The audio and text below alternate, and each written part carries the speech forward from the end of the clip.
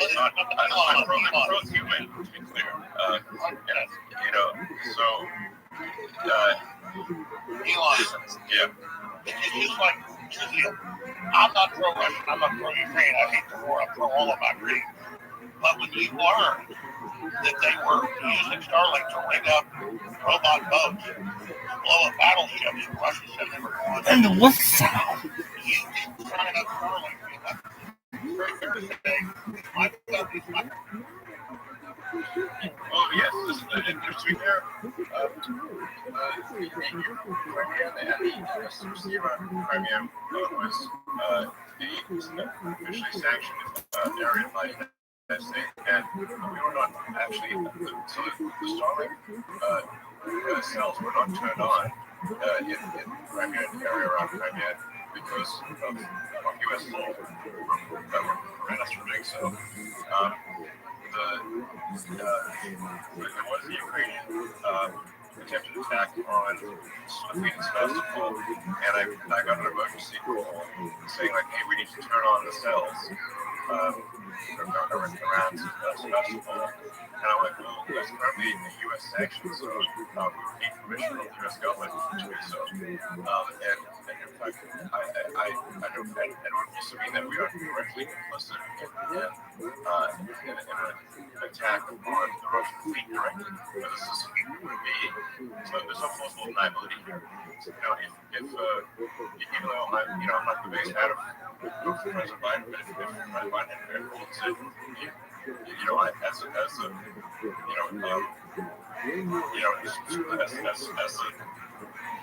as I'm asking you to turn the cells on, I would have done so.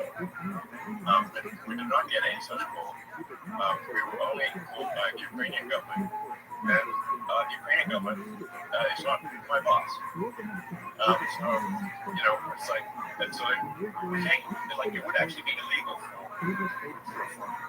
for me to turn on Starlink cells at the request of a foreign government, like in a sanctioned territory sanctioned by the United States. That would be a violation of U.S. law. So it's like, yeah, the media misrepresented it as I turned off the cells. This is not true. They were never on. So, and if I turned them on, I would have broken U.S. law. And I would get an exemption from the State Department and express written permission from the president. And that's why Blinken. Yeah. So, and I do think we need to be cautious about escalating the war, and we need to find a path of peace, and not sacrifice the power of Ukrainian and Russian youth, and ultimately for nothing. A few miles of territory, which is currently what's been going on for the past year. With the sentiment, let me go to CJ and I'll go to you. Let me go to CJ and I'll go to you right after. CJ, how are you? Yeah, thank you so much, Mario, for hosting this. Elon, my name is CJ Pearson. I'm a 21-year-old conservative activist. I currently work at Quaker University, and Gentleman made a really important point a little bit earlier about how Twitter has made it super accessible for conversations like this to happen and engage in discourse. And Alex, I think, also made the point earlier that if you look at the the viewership that they've had, you don't really see them reaching all that many young people via traditional cable channels. And one idea that conservative activists like myself have had, different Gen Z conservative producers have had, is having a Gen Z moderated debate or town hall with Republican primary candidates exclusively streaming it here on X. What would you think about something like that? Do you think that would be a way for America's next generation to hear different ideas that obviously are very encouraging other culture pieces? Well, actually, I don't believe in exclusivity. But I think that not doing it on the X platform makes no sense. Things should be done on the X platform because it's the most widely accessible platform. It is where you will see the X platform the most reach. The X platform has by far the most reach of anything. Although, like, I don't know, this conversation, I don't know, might top out at maybe a few 100,000 people live, but it will probably go viral afterwards, and I don't know, probably up to 10 million people listen to it. What was that relocation of usually space went 18 million listeners from memory. Yeah, definitely. So I think the main thing with platform is that there, on an average day, there are over 250 people on the platform. That's an average day. Some days it's more like 400 million, and a really crazy day could be like 500 million. So, I mean, at times we're starting to approach 10% of all humans who are online on the platform. Well, Elon, not a big problem. We're obviously not active in China. It's like, in China, we're some international phones, but not domestic phones. And I believe there's also there's not one Russia. So that's I think we exceed 10% of all humans at times on this platform. So it seems crazy to ignore this platform. Because then you're just going to reach more people. Well, Elon, bottom line here, the proof is in the pudding. You just realized fruit. He was the only massive platform self-free. People are hungry, it's exploding. This is the example for the world. And we're trying to stop war, we're trying to create a brilliant future. This is what it's really all about. I'm very honored. Alex, before you're honored, just to give you an idea of how Spaces works, just in the last couple of hours, that was meant to be an interview with you, but Elon jumped on every day. His brother, we just had Vivek jump on, and Matt Gates just jumped on.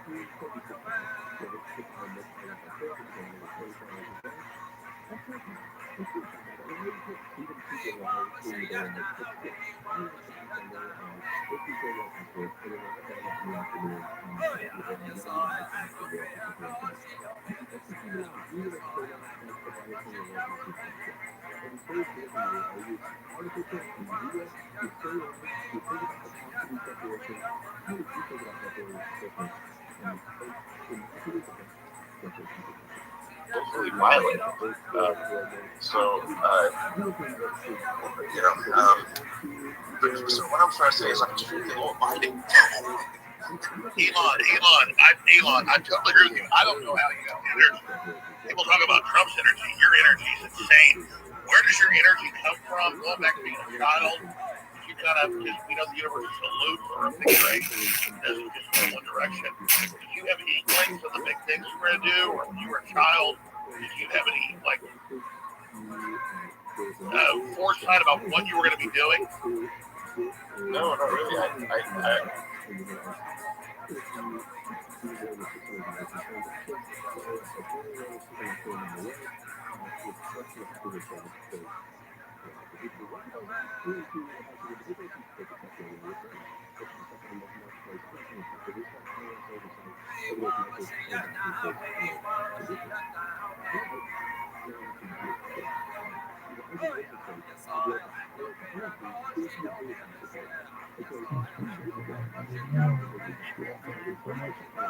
Like every time I just think who is it?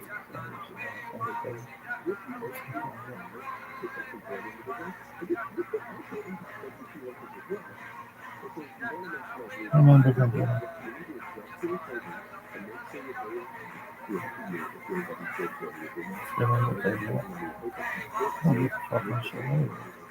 You shut the fuck up. I am so fucked.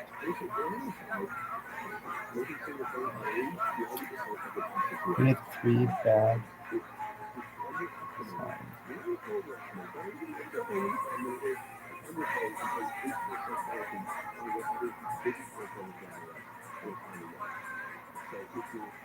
Yo, dog.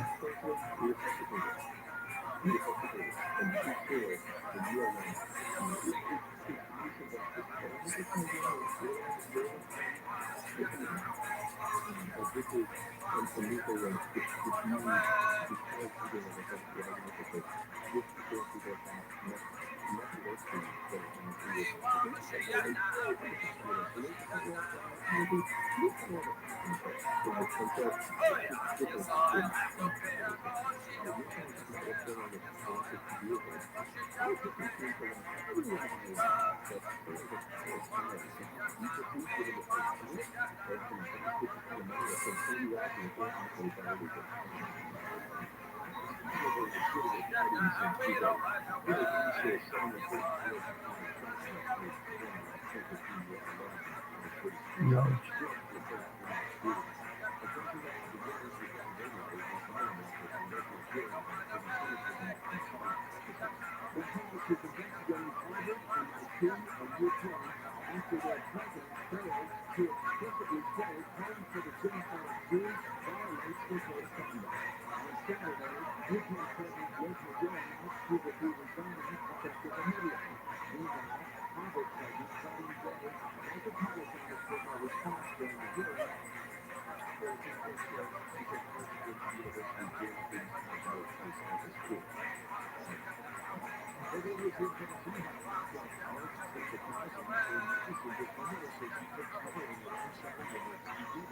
Because you're obviously a genius. We're here talking right now. Don't predict the future. Be the future. Yes, the best way to and that's I'm getting to with this, but the best way to predict the future is to create it. Yes. And I do want to. Jason Calacanis is here, and let me go to Jason quickly, so I'll go to you in a bit. Jason, a quick question to you first. Would you have Alex Jones on the All-In podcast? Sorry to put you on the spot. Well, I have him here now, so would it be okay if I asked him? Go ahead. Yeah, but Elon's far more fascinating. Please ask Elon first. Alex, my first question for you is, I'm curious if you'd be willing to answer 3 questions about the Sandy Hook parents. Oh, great. Yeah, sure. Go ahead.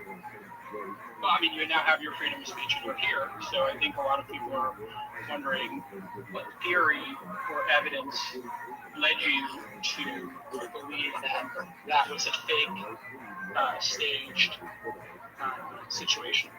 He's already answered these questions. Yeah, every time I do I already answered this like 40 minutes ago. Yeah. Let me answer this. Everything I say is misrepresented. You'll say I'm saying it again. I believe it happened. And I'm sorry, and I apologize, and I'm done. Okay. And so, what did you get wrong about that situation? You've investigated these situations many times, right? That's kind of what you do as a journalist or an entertainer. And so, what did you get wrong there? And then, what real world harm did you do? Next question. I respect Elon. I answered this question. I said it's about the last time I'll ever talk about it. I'm not going to live in Groundhog Day. I believe Sandy Hook happened. I've been through hell over it. I was not the guy that first questioned it. PR firms blew it up and made it my entity. It's not my entity. My entity is humans of the future, Team Human, what Elon Musk is doing. I'm never talking about it again. That's your answer. All right. Okay. So, what would you do differently in the future? When you're going after some conspiracy theory like this, and do you believe that when you go after these conspiracy theories, they can have real world harm? I.e., your fans not going through parents. Yeah, I get it. If I can comment on what people are saying on the internet with something that's 50 million views, I will be blamed for their questioning. So I'm very careful about that now. I didn't realize I had 30 million viewers a day back then because I wasn't looking at the analytics. But yeah, I've learned a lot of lessons. The media and PR firms will misrepresent what I'm saying so that attach themselves to me and play victim. So I'm not talking about it. I won't even say the name of it. What I will say is I'm at X right now that's blowing up and taking the planet back to humanity. And real Alex Jones, people should follow it there and hear what I actually say. I don't talk about school shooting. That is not who I am. That's what PR firms. Jason, I should say that the same issue was the first thing I raised with Alex. You did answer it at length at the beginning of this Spaces conversation. So I think you may not have heard the answer. I didn't hear the start of it. I was alerted to this towards the end. Right. I think it can. I'm not saying I'm not whether I agree or disagree with this answer, but it was the very first thing that I asked when I got on this Spaces conversation. Just as it was the first thing that you asked. I think it's for people that care about whether there's sort of empathy and whether somebody has been cruel or mean or something. That's like the first thing they're going to ask about. And so that was the first thing I asked about. And it was answered. Whether somebody can agree with that answer or not. And no matter how many, I did ask it. No matter how many times I answer it, it's never good enough because I'm that guy. I'm not what they said. I covered the internet questioning it. I've already said I'm sorry over 500 times. It's 3 or 4 times a day, but it's always the same question. I'm not that guy. I wanted to say the name of it. Yeah, I think people actually will eventually get tired of you answering the question. What is that? 5,000 years? For someone who started out this listen to the whole Spaces, they probably are actually tired of you asking the questions. I certainly am. Patrick, you did. Can you hear me? We can, yes. Fantastic. I don't have any questions. I just have a comment to make. The biggest thing is that I heard Jason's question, and I know Alex answered it at the beginning with Ron. Opening it up with them. I had Alex on, I don't know, Alex, it was a couple months ago or something. You were on. We had a great exchange together. The best part about this is the following. I applaud Elon for, the fact that, just a few months ago, he said he's not going to have Elon on and he's not going to have Alex on.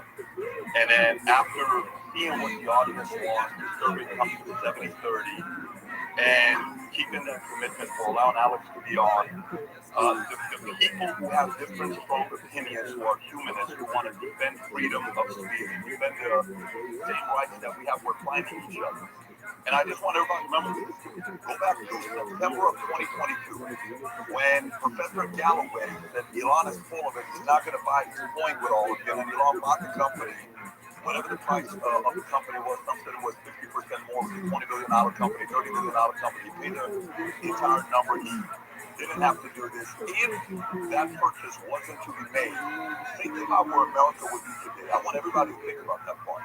It's been 13 months since then. It's pissed a lot of people off. The fact that Elon, I applaud you for standing up to folks who you're saying what you're saying to advertisers. What do you have to do? Be a slave to them? They have to constantly put that fear in you. We applaud you. You got a lot of people backing you up. Alex, it's great to have you back on. Pushing the envelope. You could be wrong. Everybody could be wrong. It's not like all of us are always right. We have the ability to be wrong, and we are, and people can challenge us and move on. And you know, they can make a decision. I don't like Alex, or I like Alex. Great, no problem. That's the freedom of, you know, you have to pick and choose to like somebody's views or not. But the biggest factor here is somebody has the courage to use their resources to buy a platform like this, to give everybody else the freedom to debate, to argue, to give their thoughts, to give their opinions, and then at the same time, if you're wrong, you admit to it. If you're not, you stick to your guns. But the best part of what's going on to the world right now is we are finding each other. Fighters are finding each other. And that has got to be a very scary thing to people who oppose the concept of freedom of speech. So I have no question for Alex. I have no questions for Elon. I just wanted to jump in and applaud everybody, even those who debate, even those who agree, even those who disagree. Future looks bright. The right people are finding each other. And I applaud all of you. That's all I wanted to do. So, Patrick, beautifully said, brother. Remember, Patrick, I apologize for standing up on your show 5 years ago. I remember that. Patrick, question for you then. You've been here a few times and you've uploaded Spaces and X. When is the show? I think you've got 2 million subscribers on YouTube. When will the X version launch? When will the X version launch? I've never had a conversation with Elon. We've never had a sit down. I totally support what they're doing right now. What we're doing is we're starting to upload all our episodes on X, as well as we're putting it on other platforms. But the rest of this is going with the app that we're making. I'm a point of view guy. X marks the spot. X marks the spot. X is it. No, I totally see it going that direction, but no, I mean, look, look what's going on right now. Look at the slide. How many people are on right now? I don't know what the number is. 118,000. 119,000 on a Sunday. I'm sitting in my backyard right now watching my 4 kids play soccer, and we're able to jump on and have a conversation. This is insane. The power of what's going on with this. This is the future. I think this is just the beginning, and the right guy is driving. So, future looks bright. Yeah, this question is for Mr. Musk and Mr. Gates. So during the 2020 election cycle, we saw a lot of people either deplatformed or noted for making claims of election fraud. Now, at the time that those claims were made, there was no way of knowing they were true or untrue because they hadn't been litigated yet. So going forward, as we're coming into a new election cycle, Mr. Gates, is there anything being done legislatively or in the House to ensure that that doesn't happen again? And the same question for Mr. Musk. Thank you. The strongest, I think, influence on that censorship regime right now is the Missouri Rabbi litigation and the injunctions there that have been resolved, and some sort of the public humiliation that we put some of the senior DOJ and FBI leadership through as they had to fess up to the nature of some of these emails and contacts. We've brought the journalists that have been covering this show more tightly forward to kind of repeatedly try to set that deterrent. But I think that it's not just about elections. It can be about any number of the things that the federal government wants to control the four corners of discourse on. And these are the people who would have banned Galileo, and yet when people want to share evidence or experiences or concerns, you can't have the Department of Homeland Security and CISA working alongside NSA and FBI on those projects. Otherwise, people start to fear that if they're not proactively censored, they run afoul of some sort of legal regime. And it's also sickening to just track the extent to which a lot of these senior lawyers oscillate back and forth between big tech and the senior positions in our government that decide these things. So Republicans in the House should be taking a stronger stand. In my view, we should be putting riders on the funding for CISA and FBI so that anything that would occur there would be so clearly outside the law that it would draw sanction. But instead, we are continue to govern by these continuing resolutions that don't gate resources away from that censorship. Well, actually, Congressman, you mentioned that about the FBI and CISA. This has been a huge thing that's come out of the Twitter files, and it was a two-way street. So while you're tracking what the government was doing in 2020, basically censorship, really leading on with regards to the hardware laptop, which we released in October 2020, this is actually a huge question for X going forward into 2024, because Elon, you said that we want to be in working in conjunction with the confines of the law, but the question is if that law is being enforced by the law enforcement agency of the FBI or the DHS, and then they come to X and say these posts need to be censored, this information needs to be censored because we've determined whatever it is. How does X make that determination? Well, if we believe that something is not in accordance with the law, then we will ask a judge or jury to make a decision. We don't have much of that is the best we can do. I just want to... You just got to get Sorry. Yeah. I just want to be clear that the X platform will try to be as neutral as possible. And to be as open and transparent as possible. I think we'll achieve maximum transparency. I think we'll be fully transparent. Hopefully by early next year,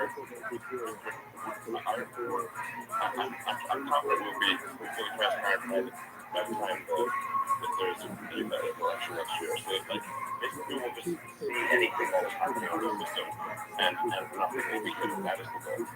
Well, if those agencies, though, the FBI, the DHS, etc., they reach out to X, or I think they call them defensive briefings in 2020 regarding, which eventually culminated in censorship of ROTHSCHILD, if they started reaching out again, would that be something that you or the team, and I understand you want to answer now, but you would consider making contact? We will be as transparent as possible. And frankly, if I think the agency is breaking the law and demands on the platform, I would be prepared to go to prison personally if I think they are the ones breaking the law. Red Hat, that was me. Great, thank you. Hi everyone, I'm Josie. I'm a libertarian and X, and I'm a revolutionary historian, and I do outside media work at podcast.com.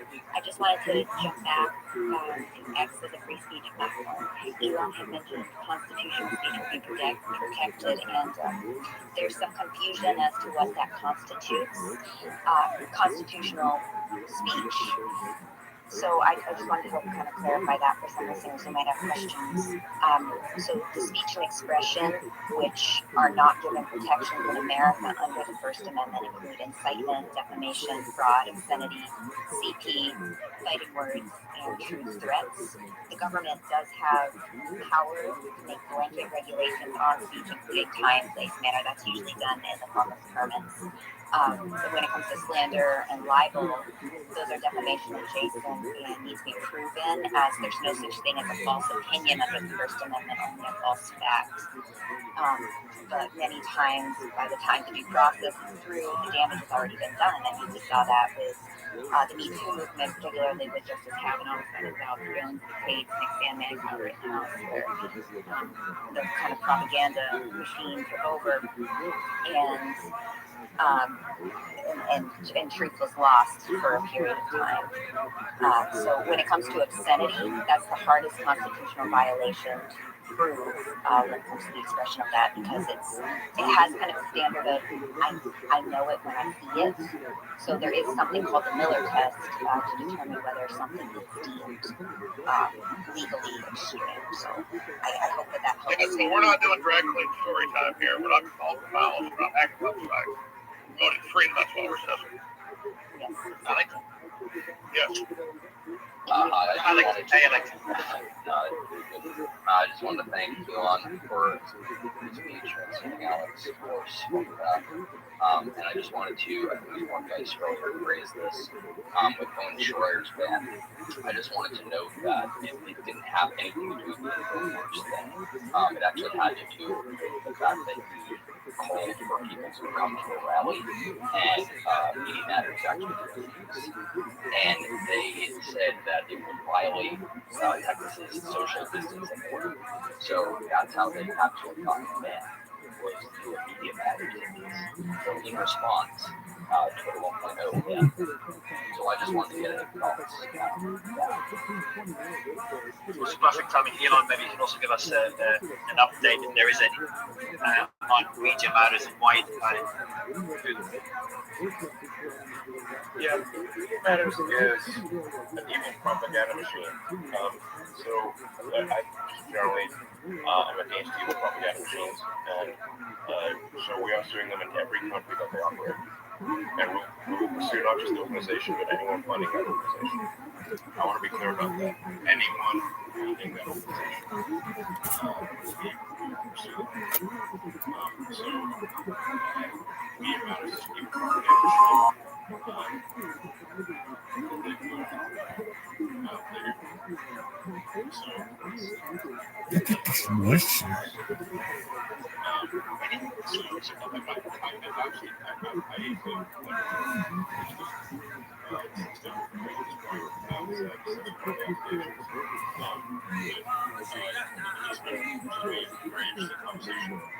I suspect this entirely represents the situation. I hope that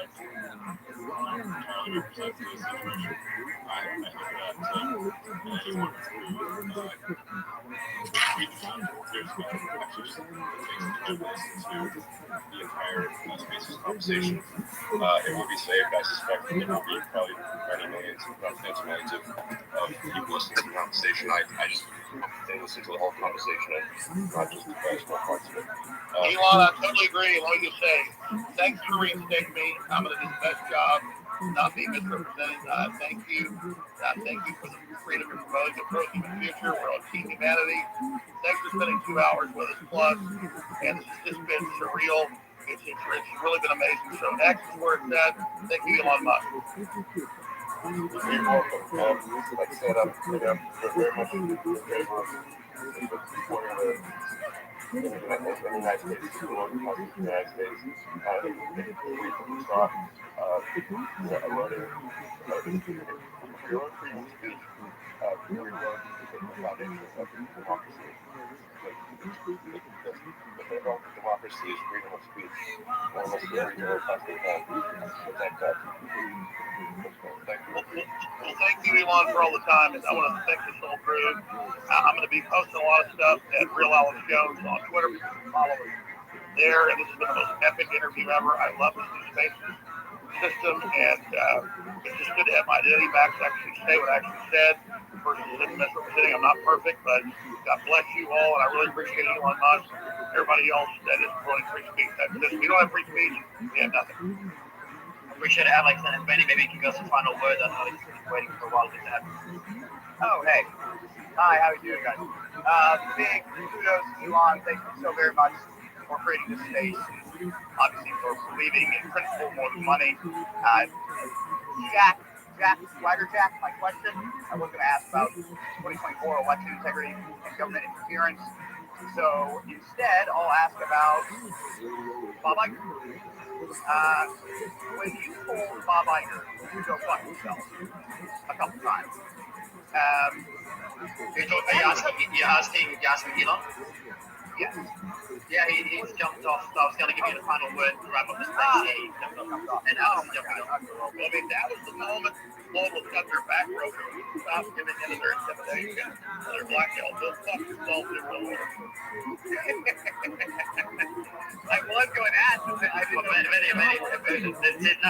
You just missed it, but to give you an idea of the space, we started off with Alex. You know, I messaged you, I jumped on, you did. Then we had the Take Brothers come on, we gave Matt Gates. That's the thing. I was trying to be patient, and I was trying to be patient. I appreciate it, man. That was good to have you. Just like Patrick said, David, I'm here with my kids. So, unlike Rabbi, I'm not going to miss live on this. But you might hear it crying baby.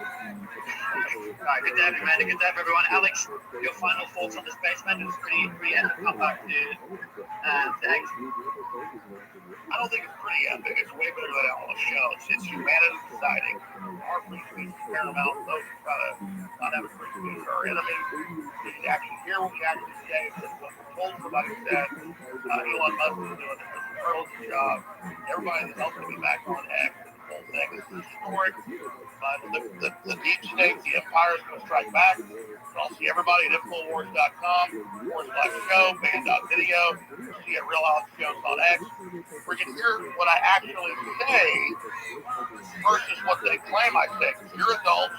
You deserve to actually hear what people are saying versus what they're told they're saying. So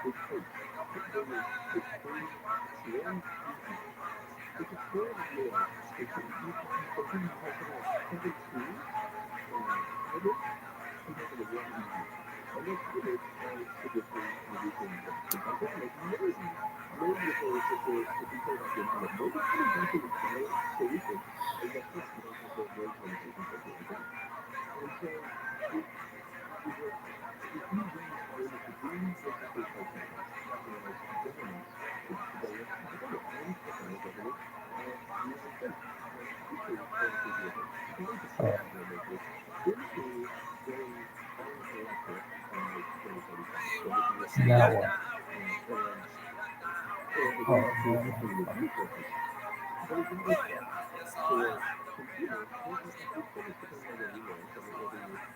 Go ahead and do whatever. Let's see what fucking happens.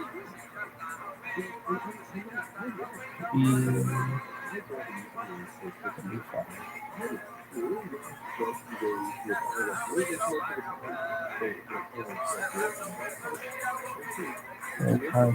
That's our first challenge, yeah. That should be there. Still get these 4 out of another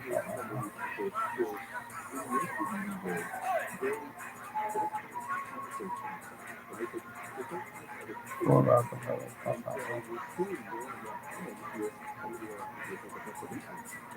I'm like, yeah.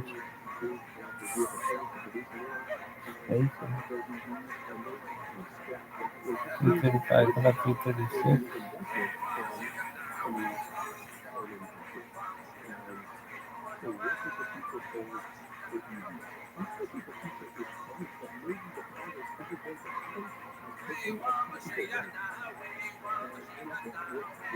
High first challenge. What the fuck is an high first challenge? Oh, 3 and it was 4. Why'd you do that? Just so you look like that, wasn't it? We already see that. A higher level of understanding than you can comprehend. That's right. Huh? Making sense. You're wrong. Are you done? That'd be my question.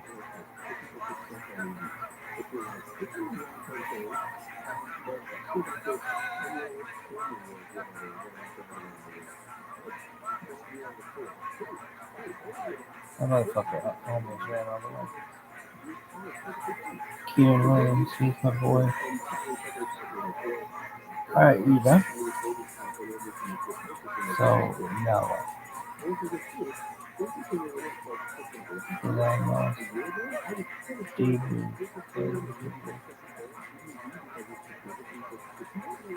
yeah, the talks that not allowing discussion of their accounts on the state. it's fascinating because Elon Musk, you know, he saw free speech and he brought back many accounts, you know, myself and many others. And we kept asking about stats and fan accounts like Jared Taylor, Rick Fuentes, these here, were regular people. As he said, we are engaging in lawful speech. We're not breaking any rules or any laws or anything like that, but I guess we could discuss that on the space. And it's pretty pattern in a safe space, really, in which we could have very, you know, very interesting discussion about free speech and, you know, how we're able to talk online, can't talk, and why. I think it's important not to answer those questions, but given how the Facebook was quarantined in a sense, that wasn't really able to happen, unfortunately. But I mean, it's not surprising, I guess. But it's disappointing because I expect to have some discussion or dialogue on free speech or talking free speech for like an hour or so. If without Jones, who was banned for years, really. As well as, you know, we're talking about Schreier, he's banned as well, he still is banned, and we're still banned. We can't talk about Fuentes here, other accounts that are, engaging in lawful speech, and should be allowed back on the platform. We're talking about general amnesty or any kind of engagement, you know, some sort of unlawful, you know, expression of speech or something like that, or platform. Not for the place that I have no way. Yeah, look, I didn't talk about these things. The issue was, I knew that basically when it comes to Nick Fuentes, I wasn't able to mention him by name because I would have got dropped. And so that's why I asked it in a more general manner. I was like, look, you brought these three people back. Obviously, it's not a free speech platform at the moment. Where do you foresee that when do we get to the point where it's a free speech platform and it's within the parameters of legal speech? So that includes Nick Fuentes and many of the people back. So that's the way I have to frame the question in order to allow me to ask the question and also I don't get dropped off and ask those questions because I didn't ask Israel Palestine. Now I knew asking Israel Palestine immediately I wouldn't have been able to ask the question. I would have got dropped because I know they were waiting. They were watching out for me to see if I asked the Israel Palestine question. Just because Jackson kept getting dropped. It seems like from the impression I get. So yeah, that's the way I handled it. And then my next thought, I tried to jump in fast. And then I know they were like, oh, let me go to the other hand and I'm going to go to you. So I was like, okay, cool. Like, the aim is to stay on there so I can ask the relevant questions. I can ask the more questions. So I had 3 more questions I was going to ask. One, the fact that I escaped, and I was going to link his actual post from today. The second question I was going to ask was about his lawsuit against the ADL. And the third question was about Israel Palestine. So those were the unfortunately there was issues, but anyway. Well, hey, the point though is that you shouldn't have to be you guys out. The point is that you should have the ability to talk and ask questions that may be controversial, but then, you know, get into the thinking and not be afraid of asking questions that are forbidden from space. If we're having this free speech, and Elon Musk is there, showing to restores there, many other family accounts that have brought back and advocacy and free speech or expression, media matters, all these places, right? We shouldn't have to restrict it. You know, you never can't talk about a space like that. It should be an open space, not a safe space. And, you know, Elon Musk took some questions from, you know, he was taking some questions from other people before the past. He's taking, I'll show you some questions that we were asking about TikTok and all that. And we should, I guess, have the ability to ask tough questions about free speech, how dedicated are free speech, things like that. I'm sure he's getting back to the platform, I'm sure they leave out as angry or ADL, whatever they may be. But we could have discussion about other individuals and try some shows. Even though we have some free speech, there really isn't not really complete free speech on here, and we're still being gatekept from some discussion about bank accounts like these here, Nick Fuentes, Jared Taylor, even though I'm listening to these who are still banned to platform for engaging in lawful speech and breaking the laws, and have a kind of packed discussion about something. I just thought it kind of ironic. We can maybe free speech and hear both sides out, but then you can't get both sides out, and you get shut down when you try breaking stuff up. Or you having that normal thread dropped out. You could say something's made. Yeah, I mean, this was the issue, you see. But let me go to The next guy. what he's going to say about what happens as well when I'm driving. Jackson, thanks for joining us. I mean, what did you think about the space? Like, what were the issues? Well, the issues were that they didn't let you speak, and when I tried to ask,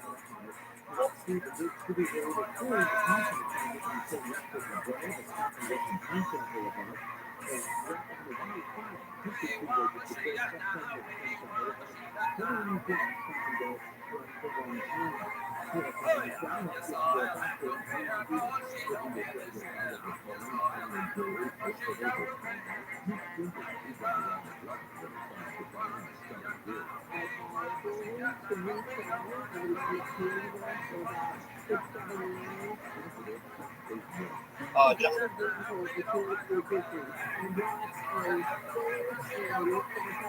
Bring it back up, and then we'll go to Simon. Oh man, was I upset? Yeah, that's going to be viewed by tens of thousands, sorry, tens of millions. And I knew. So you saw Jackson come up, and he's like, had to just really make the question relevant to try and get it, and then you got the Starlink in Gaza. And then I knew as soon as you said, Solomon, I've got 3 questions, you were only going to get 1. And so I can see what you were trying to do there. You were trying to build up, keep it relevant to the topic, and then just drop the Netanyahu question or whatever it is that you were going to ask. But that's so disappointing and frustrating. Because it was clearly like it was the elephant in the room that was going to have tens of millions of views. It's like Alex Jones's return, and to just be able to sneak in like a real answer around the elephant in the room, which is the. Look, I was dropped immediately after my first question because I said I got a few questions. And then if you lot, I dropped, and then I requested to go back, I couldn't get back in. And then it said you wouldn't even, I think too many people were requesting to let me in. And then I managed to get it in. And then I managed to contact them and people got me back up. And then I was about to jump in and they were like, oh no, you gotta wait. And I was like, oh, like if I jumped in, they would drop me again. And I wanted, I think that's what I'm doing. Jackson told me to say, yeah, so what I was saying was that they, so like 15 seconds into me asking Alex the question, Elon joined, boom, removed. Then they let me back in. I asked Elon a question about, the atrocity denial on the platform and whether that's allowed or not. And I asked that question because I was going to follow up that by saying, okay, if you're going to ban people for atrocity denial, which is the premise that you maintain the ban on Alex for, then shouldn't Israel be banned for denying a bunch of atrocities and making up a bunch of atrocities in Gaza? Didn't get to ask that question because, again, I was removed immediately after asking the first part. And then Mario's team, because the way the space works is, you text them on WhatsApp, the producers, not Mario. And so I texted the producers, I was like, yo, why do I keep getting removed? And they said, do you promise not to ask about other banned accounts if we let you back in? So they admitted to deliberately removing me. And I was like, and I just posted that screenshot of it on my Twitter so you can see that for yourself, the messages. And I was like, I wasn't even going to ask about it. I'm not going to ask about, it's like, it's like, that's I don't have the bone to pick with that. I was asking about Israel, whether or not the platforms can upload this stuff firmly for everyone in equal manner. And then, so I said, look, I wasn't even going to ask about that. Let me back on. They let me back on. Elon dodges the question about Starlink for Gaza. I have to ask it twice. And then I asked it a second time, and before I could even hear his response, I was removed again. So it's just, whoever that co-host, I don't even think it was Mario. I don't think Mario gives a fuck. But yeah, what the fuck is that douchebag fucking easy to kick that guy out. He's ruining. You know how much clicks and views that shit would get if we started talking about Israel and Gaza? Yeah, it was such an opportunity. I can see where your question was said. You're getting ready to drop the Netanyahu question, and BZ just chucked you off the stage. I figured it was BZ. I didn't think it was they wanted to avoid the Israel-Palestine question completely because Jackson was dropped, Suleiman was dropped, and believe it or not, Laura Loomer was also dropped. So he wanted to avoid that entirely. And they won. That's the whole freaking thing. They won. Yeah, well, let's listen to the crass and Pugs moan and groan about some bullshit for another 30 minutes. No one wants to listen to that. No one cares. That's not going to bring any attention. Well, Jackson, did you hear that? Yeah, did you hear the trying to prevent globalism? Yeah, that was the other thing. I kind of missed bits and pieces because I was getting removed. So, but I heard that, and it's like, okay, so Alex, I just had an hour-long conversation with Alex on his show. It's like, so you guys want to talk about the globalists? You want to talk about this anti-human depopulation ideology? Let's talk about it. Let's talk about what Ukraine's doing. Let's talk about what Israel's doing. It's like, you can't just say the boogeyman without actually addressing the material reality. And it was just the worst time on things he said 100 times. Yeah, exactly. And look, you know what it is? The issue with this is some important questions that need to be answered. Obviously, I talked about the background, and I told you guys in my other questions, and immediately got dropped. And then I came back, and those were my questions, and I tried to do it, and I was like, oh, sure. And then I was like, no, I'm going to go to someone else. And then I got a message saying, like, maybe a turn. I was like, okay, I'll take my turn. Like, look, as long as I get the questions, that's all I'm talking about. So I waited until, like, they were going to go to ABC. They went to them, and then I said that they didn't even ask the important questions. Because I literally was going to ask about the video and the fact that it didn't make sense about it. I was going to ask about the lawsuit with the video, and then that's when I was about Palestine. And again, that was happening with the fact that I was going to ask them, even said that about the evidence. I was going to be like, what's the evidence? And I was going to be evidence for them. Things that make it awesome. But unfortunately, we didn't get those questions in. Which makes no sense because it's the number one question. It's the number one thing that we're talking about. And yet, we don't want to talk about it in a non-controlled, direct-controlled manner. It's going to blow up. And that BZ fellow, the Zionist cunt, just messaged me and said, I did not remove him for your information. So it was either Mario or him, right? That was 100% him. He's just trying to cover his ass. Yeah, there was only one co-host, so. The first time I thought maybe it's a glitch. There's so many people tuning in, I gave them the benefit of the doubt, but then they literally admitted to deliberately removing me. And that's also why they didn't really want to know US or something about other ban accounts, but that's why they glossed over you. Because they told me, we'll have you back in the space if you don't ask questions about other ban accounts. Come on, man, we had censorship on a free speech debate on the return of Alex Jones to discuss the elephant in the room, the most important topic in the world today. And yet, the censorship either came from Mario or Beasley. And if he's saying it's not his, then it must be Mario. I'm just saying, let's bring that story. Honestly, this is the most important topic. It could have had a material difference in the answer to that question in children's life. It really wasn't, and there was that opportunity, and it just got taken away. Instead, we talk about things we've heard talk about 1,000 times. It's so frustrating. Why was there only one co-host? That's what I don't know. They brought Benny at the end, towards the end, yeah, but there was only one the whole time. Yeah. Right, they brought Benny, another Zionist, right-wing Zionist cop. Great. So even why would you have BZ? Honestly, why would you have BZ on that? I get the co-host if you're trying to do a pro-Israel thing. But why would you have DZ as the co-host to that? What's that going to do? Unless he's like his permanent co-host, Simon. That's why. But even Alex Jones was hitting the fact that the 40-headed babies were complete lie. And then immediately after he said that, Elon's like, well, House is known for putting up heads. And then I'm like, I was writing the comments like, can you provide this? Like, what are you talking about? And he just kept going on and talking about how much Miles loves to cut off heads. I missed that. There was a conversation around that. Yeah, immediately after Alex announced that, he goes, well, yeah, Alex loves to cut off heads. And the worst part is, like, that's us trying to be as civil and, benign in the manner of how we're asking our questions as possible.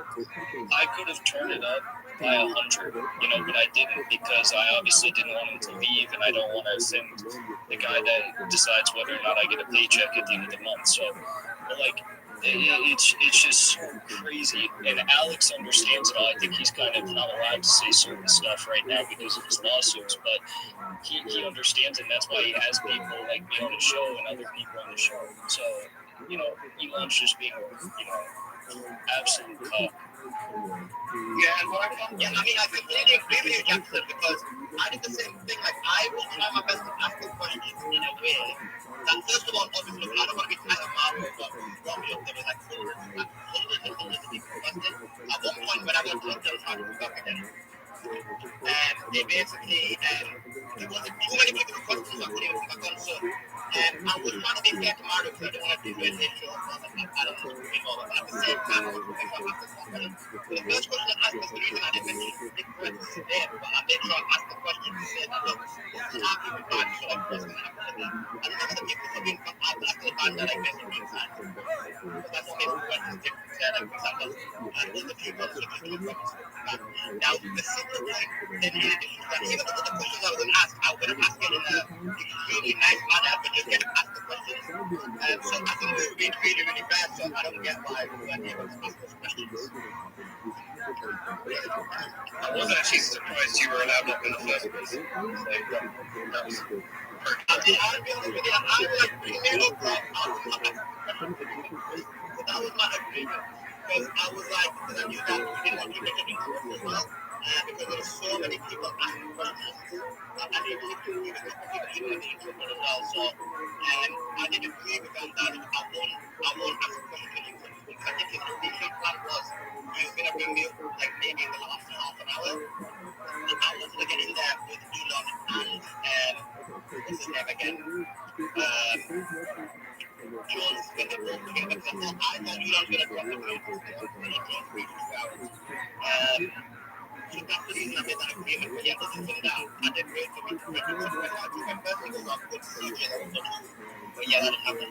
I mean, I didn't happen, but then again, I didn't get more time.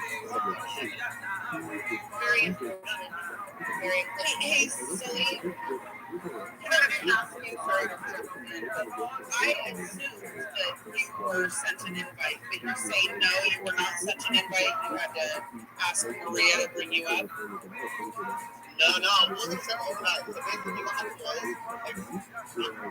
well, I'm not sure if I was going to be invited or not, because I know Mario didn't get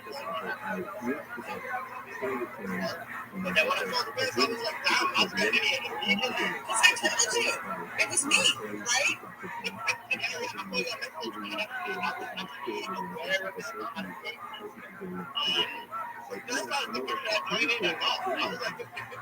So I was like, should I join in or not? The numbers are quite low anyway, the numbers start going up. And I was like, look, this is going to be, and then I actually knew I had like David running through them as well. And I was like, damn, I need to get in here to ask them more questions. I'm not like the top person who wasn't just doing it because like now this is something beneficial. As soon as I found out like there's going to be Musk and Alex Jones on whatever possible video that they're going to be on, I was like, yeah, I need to get in this. And so then I was like, so the show had already started. And I was looking at Mario and I see my message, and he was like, yeah, I was like, bro, I'm talking about people that maybe now. And And I go, look, I want them out. I put my hand over them because that was my opinion. Because I agree with it. I didn't. Can I just point out, I don't know if you were in the space at the time, but there were some speakers that were up that made absolutely no sense. Why would you bring up the Greg account? I love Greg, but why would you bring up the Greg account? Now that Greg does not effing speak.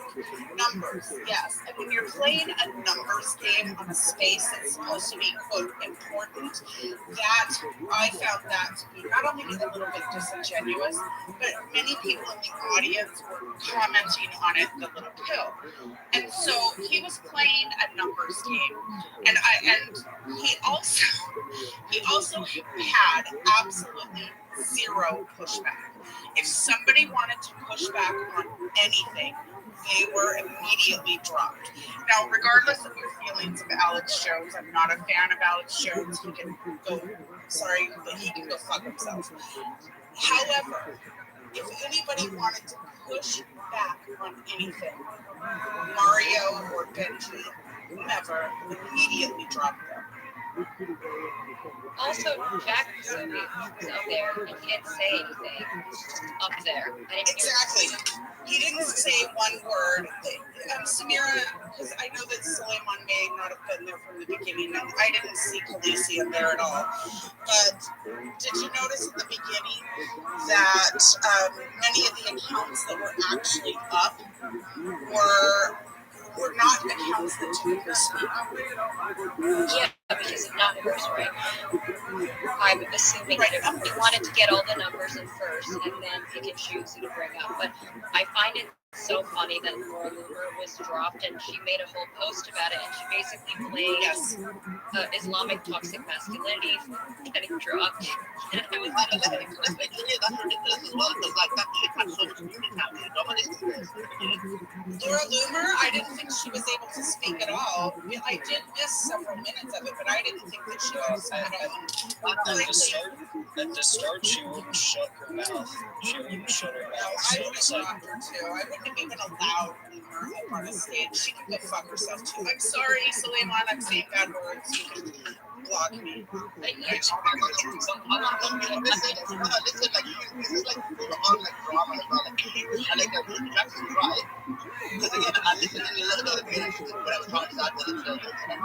Woman is the beginning of the space, but it's all about her, like how she's standing, how she's the most sensitive, how she's getting used because most, for example, made the rule that there be no genocide in the platform, and she's been asking for genocide, she's not the platform. So if anything, she's the least sensitive person on the platform, right? So like all but in reality, she talks so much, it's just that when she got an opportunity to talk, she talks nonsense. That's all it is. Let me just talk to Anna, go ahead. Hi. Yeah, well, if you've been to any spaces with Laura Loomer, you'll know that you'll have to cut her off because she'll take total control of the space. So I don't think it's in any regard to trying to censor her. It's simply because she'll take over the whole space and she won't let anybody speak. It's totally obnoxious with her. But with you guys, I think that many people wanted to hear what you had to say, and it's once again a very bad look for next and for Elon to censor you. And but we are getting used to this. Like you said, they have taken over the community notes change and the pro-Palestinian account. We all know that they are limiting our reach a lot, and we don't have the same privileges. So it's really not a big surprise what happened today, but it's once again very, very disappointing. We wanted the confrontation and we wanted to hear what you had to say, so not a good news. Yeah, let's go to Storm. Go ahead, Storm. Hey, I was there from the beginning, and they did have a different co-host. They had the Elon Musk parody up for about 3 or 4 minutes. So there was no. I think he realized, okay, I'm going to do it for the numbers rather than profit. But Laura, I think, was dropped because she just kept trying to take over. And I think what left is when, when Elon came in, Alex was just all about him, and he mentioned everything, and he kept repeating himself. So it was really kind of disappointing, when he was just trying to kiss ass, and that's exactly what happened. But I will say this, when you were talking and got the question, I was very interested in the way that Musk answered this. Because when we talked about Starlink, he said if Biden would have given him a call, he would, have complied. Yet now, with this new election coming up, I'm curious, if the government called and said, hey, you have to turn over all of this information, would he do it and be compliant with the government? So it was almost like entrapment, and the way it was answered, it kind of got my attention as red flag. Did you hear any of that, Dylan? So it seemed like he was just saying he wanted the okay from Biden. I did hear that question. So they want to cut it. Yeah, make it so legal.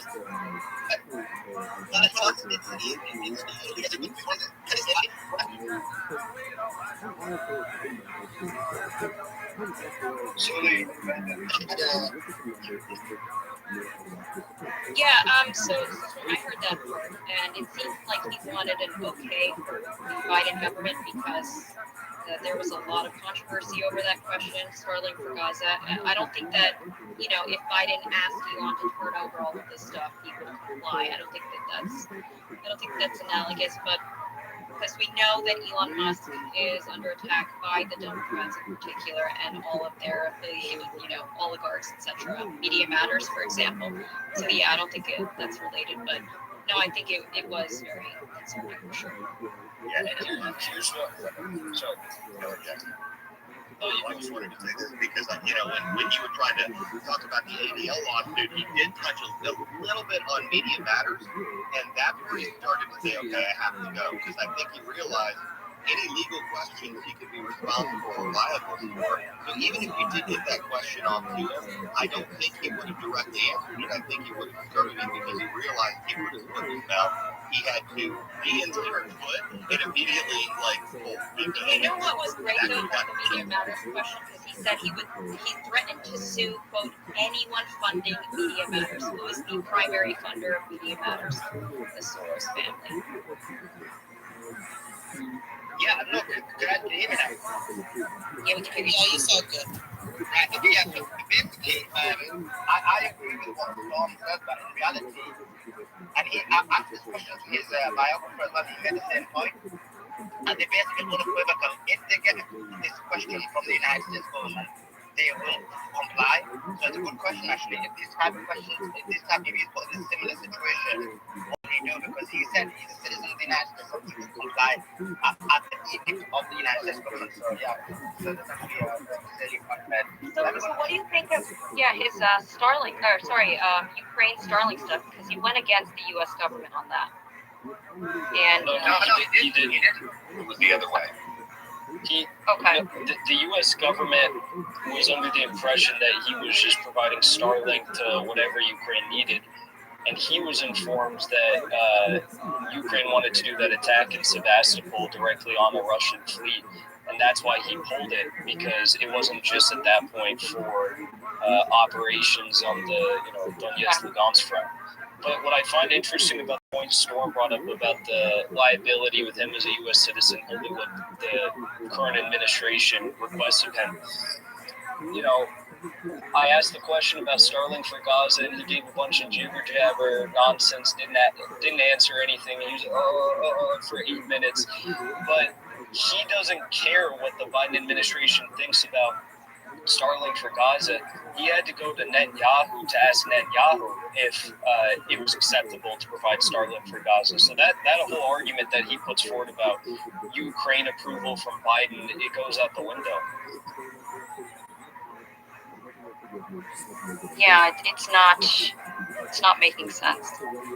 But no, I didn't know that about the Ukraine thing. I knew that I saw something about Russia making a statement regarding Elon and whatnot. So no, he's been very clear. He said, and I did ask his author. He said, "Look, I made a mistake." And basically, all that happened was that they asked him, the Ukrainians specifically asked him to turn on Starlink for the attack, and he said no.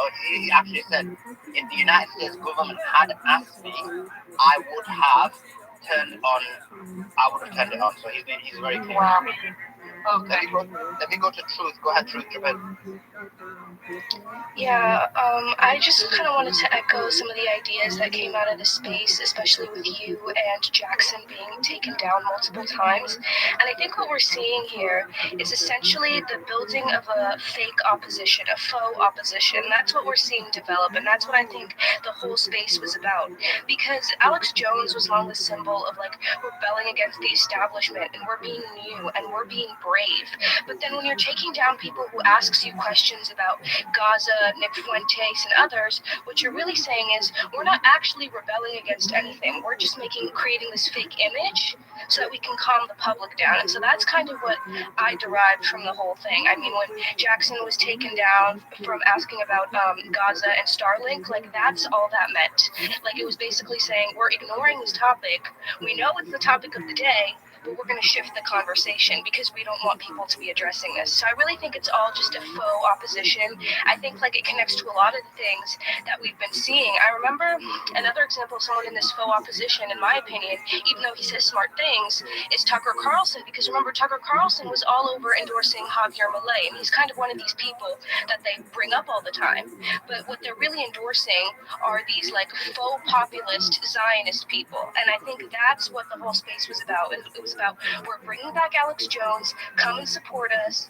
We're rebelling. We're taking everything back, but you're not really taking anything back, are you? It's really just a game. And so I think that's what the whole message of the space was. I think they were clowning everyone. Truth, you know what? For me, it was what Simon said, I think, that the irony of let's celebrate the fact that we've got Alex Jones back, or getting rid of these barriers around free speech. And by the way, when you come up and speak to him, these are the topics you must avoid, otherwise it was ludicrous. The only reason I was listening to it is because Suleiman was on there. And Sarah, you have a little potty mouth. Let me tell you what happened to you. Since you've been with us. Angry. I was so angry at that space. I thought it was glitchy, and the reason why people were asking and being dropped. And when I sent Slim the message, I was like, your best friend Andrew Tate is on there, and then he came up, and then he was dropped, and then he came back. So I just assumed it was glitching. I didn't realize that there were, and I've seen screenshots. I've been sent some screenshots from people that were on the panel that were told specifically that they could come back onto the panel if and only if they did not bring up certain topics. And that's no way to run a space. If you ran a space like that, Khaleesi, I would DM you. If you ran it, Suleiman, I would DM you, because that is no way to handle a space. It was a space full of adults, and if they have to answer tough questions, well, tough SHIT. It's a safe space. You know what? Message from Sarah said, I said only mention the crossing scenes and tell Andrew Tate that how much you love him and blah blah blah. But no, but that I felt that was no way to run a space, and I thought that the people that he was, or they, whomever, were bringing up solely for their numbers was ridiculous. I got a quick question. Jackson, as well for the next message. Were they telling specifically not to mention certain people or just anyone? No, I think it was anyone, but I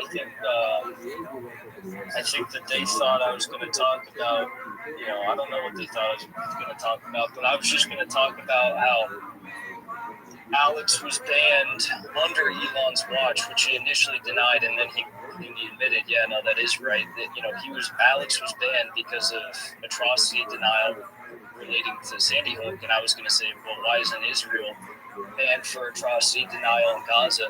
So that's all I was going to say, but the message was clear. I didn't even get to ask that part, and they were worried I was going to bring up certain people who've been banned permanently from the platform. Can I ask you, Jackson, why were they worried if you bring up certain people's names? What was the point behind that? I guess, well, we all remember when, they had on, Joe Rogan had on the Jack Dorsey and the representative from Twitter 1.0, and they asked the question to them about Alex being censored, and it didn't go well because then they had to admit why they're censoring certain people, and it wasn't a good look. So I think they didn't want to have to answer questions about why certain people have been banned. I remember when. I mean, if I had to guess the reasoning behind it, I think what it was is they didn't want Elon to be asked so much other tough questions. So that's the reason back there. If I had to guess, I'd say that's the reason for it. Also, he's in the middle of this lawsuit. He doesn't want anti-Semitism. He didn't want to be asked about things like. That's what I think the biggest thing was. Yeah. Everyone's like tagging him, posting it, doing polls. Every day there's a poll on Nick Fuentes. And because that would really, because Alex is up there spewing trigon from the media. I'm like, come on, Alex, what are you talking about? Yeah, no, this is, I think Alex is back, but it seems like it's a different Alex. And let's not forget, Alex still has a $1 billion fine he's supposed to pay off. So it's not like he's free like he used to be. Or whatever. So it's not like the same. I don't sense the same Alex as before because he's really focusing on the $5. The Muslims control the media. I'm like, okay. The thing with Alex is like he admitted it on Tucker, and the reason why he gets so much stuff right and so much stuff wrong regarding like China and Iran, for example, is like he literally all he does for his show is reads like Rand Corporation, reads all these like deep state, military, industrial complex think tank reports. So obviously they're going to be admitting to their plans about transhumanism, but also they're going to be echoing all this anti-China, anti-Iran rhetoric. So he literally just reads or says what he reads. Well, he also has this idea that's very right-wing idea that China and Iran are both part of the whole globalist world order, etc. But there seems to be a common thread here. He does not want to be accused of anti-Semitism, and they were very sensitive regarding that, which makes sense why Jackson and Suleiman were both censored when they were asking about Gaza, as well as the whole Nick Fuentes thing. So it makes sense. That's the common thread. They're just very, very worried. Why Nick Fuentes is important just for the audience who don't realize or aren't unaware is basically what makes Nick Fuentes different to someone like Tommy Robinson and these other fake nationalists is they're actually Zionists. Zionism and nationalism actually doesn't go together because Zionism is the deep of nationalist ideas. And so what you've got is you've got this guy who continues to be banned because he's against Zionism, and you've got basically people like Tommy Robinson, Katie Hopkins, and various others who are being allowed on the platform just now, like literally before last week. So this is and again, Alex Jones is someone who again is more Zionist against it, but there's a reason why certain people have been allowed back on the platform and certain people can't, and hence why that question, the Nick Fuentes question, wasn't going to be allowed, and that's the message that Jackson had got. And also in addition to that, you also got the Israel-Palestine war, which obviously clearly wasn't allowed to be asked. What's the 1%? Hey, I'm just curious as to what Andrew Tate said when he was on the space. I think I just missed that. I mean, he was great. He was anti-imperialist, anti-globalist, anti-globalist, anti-imperialist. I don't know if he mentioned Israel-Palestine. I feel like if he had asked a question about that, it would have been allowed. They wouldn't have kicked him off. Excuse me, sorry. Yeah, let me. Suleiman. Yeah. Go ahead, Dr. Shiva. Good evening. How's everyone? Dr. Shiva. I just want to provide I think there's some on the space we're trying to figure things out. Let me give you some facts that may help you intersect a bunch of things coming from personal experience. In 2020, which was our lawsuit, iGray versus Twitter, we exposed the fact that the government, this is long before I call it fucker world, so we concealed it, including Greenwald. And I want to speak to somebody, I think Truth Them said there's a lot of controlled opposition, and I know this factually, it's not hyperbole. So let me give you some facts that will provide people context and essentially deepen your understanding of what's really going on. So on November 16, 2018, under Donald Trump, The Congress of the United States unanimously voted for something called the Cybersecurity and Infrastructure Security Act. Everyone unanimously. And we have to understand that Congress of the United States is completely compromised by Zionist forces and Silicon Valley. Why do I say this? It was a unanimous vote. If Hillary Clinton had signed that, we would have had a revolution in this country. But CISA provided the infrastructure under the pretext that we were going to protect foreign adversaries.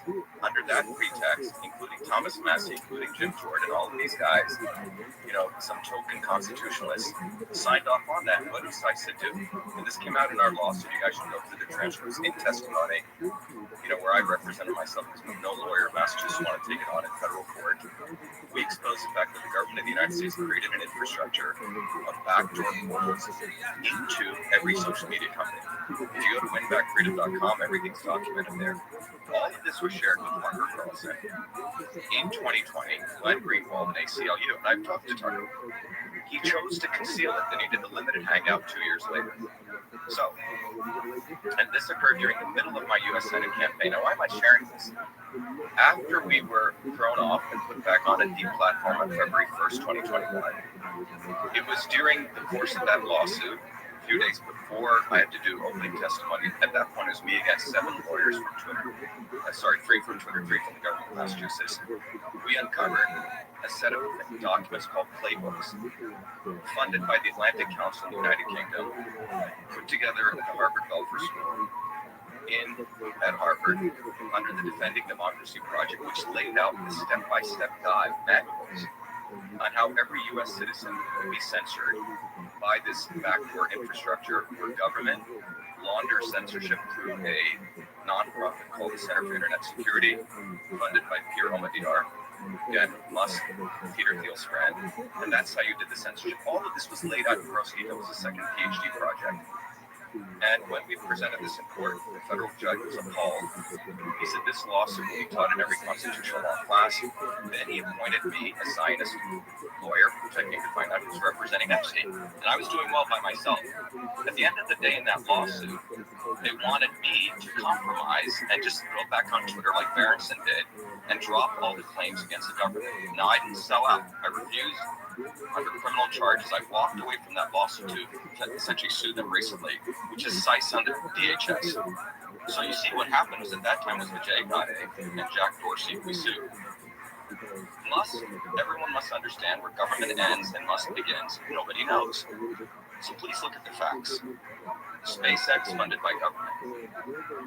Tesla would be not worth $600 billion if it was not for $1.5 billion for carbon credits. And Section 230 immunity, which is what provides Twitter and all the social media companies a 10x on valuation. So if you don't know how valuation works, a company such as New York Times, let's say makes $1 billion in revenue because they don't have indemnity, because let's say Lucas or Samir, let's say wrote for the New York Times and they said something defamatory, they can be sued. However, social media companies cannot be sued. Okay? So this is very, very valuable because they get a 10x on profitability. So if you know about companies, it's very, very valuable. You're in a different category. So when you open the fascist force, you can stop it. Substance and various knowledge like shit, this is too much. People are figuring this out. So they bought this doofus. His name's Elon Musk. That's what he is. He hasn't really created anything. He's an actor. And Musk was brought in to give a face to all the conservatives who started bowing down to him after December 2022. Okay, but for a year and a half, the U.S. Senate federal community was thrown off simply exposing that backdoor portal. And all of these guys, Rickers, Robert Greenwald, sorry, those people like him, ACLU and Tucker Carlson did not expose us. They waited until October 2022. But a guy says, oh my God, they found DHS leaks the backdoor portal. Tucker puts him on. He goes, oh my God, I can't believe this was ignored. You can see all the emails on the website. Tucker Carlson is part of the intelligence community. All right? You should get back to there. His father, all of these things are part of that I want to share. So we need to get very, very sharp about this. And anyone who gets this kind of attention and controls the narrative is part of it. So when I got put back into the speak years ago, the first tweet I did was to Musk. I said, Musk, make me your CEO, be better. You know, I've been fighting free speech all my life. That got about 20 minutes. After that, I didn't let him write because it sucked. Elon rolled back. I said, Elon, are you going to move back to Twitter? Clayton Moore, Fox, who has his own channel called Dapper. In the first Twitter space, Musk did. He said, Elon, Dr. Shiva exposed in his lawsuit 2 years ago back in court. How does that inform your position on being a free speech absolutist? Are you going to prove it? Musk says, that sounds like Big Brother. Now look, I It's like petty. the only lawsuit against Twitter. Oh wow, this guy stayed on his feet. Musk plays a game. So I don't know. Let me get back to you. That was the December 20th. Shiva, can I just interject 1 second? I'll tell you why. Because Did you have their when D? you did the Rumble show with Suleiman, we went over this. Yeah. It's great. We went over this in a lot of detail, and I do want to talk to you about this. It's just that at the moment, I want Was to that link it? to what happened on the space. That's all she wrote. This good baby. So I just want to pause for a second and go to some of the house that are up. I want to see this instant replay. If that's okay. That was an amazing run back. Not be able to speak That about was damn good. what they felt being on the space, trying to get on the space today, or being censored on the space. Mario has always reached out to me, okay? And I follow this. Who's this? I don't know who that was, but look, I don't think that is the case. Dr. Shiva, we really appreciate you coming on, and we'd like you to stay with us. Well, Jackson, why don't you talk about what you don't want to listen to this? Why don't you listen to this? Because I'm moaning and groaning for like some time. You're groaning about what? The fact that you don't get attention from everyone else is? What is your problem? Let me finish this. It's just more down and learn, okay? The bottom line is sit down and If you guys have Truth Matters, Truth Matters, go ahead. I think you guys can have Jackson. Dr. Shiva, you're more than join us anytime. Please don't feel that you have to leave. I just want to go to Truth Matters so she can chime in. Go ahead, Truth. Yeah, I think this is just a further highlight of what the space was today. The space was the introduction.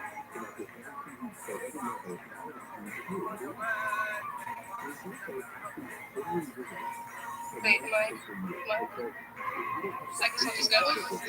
Basically, I think the space today was an introduction of a new kind of opposition. We have everyone on the space talking about how they're anti-globalism and how they're anti-WEF, but the reality is none of them are anti-anything. And Nick Fuentes, just to be clear, will not be coming back on X. I mean, we can add Elon Musk as long as he wants, but Nick Fuentes is not coming back because he's an actual nationalist, and that's not allowed. The only nationalists that are allowed are like these faux nationalists, people like what's his name, Javier Milei. He's supposed to be a nationalist, but he wants to go back to using the dollar. Don't really know how nationalist that is.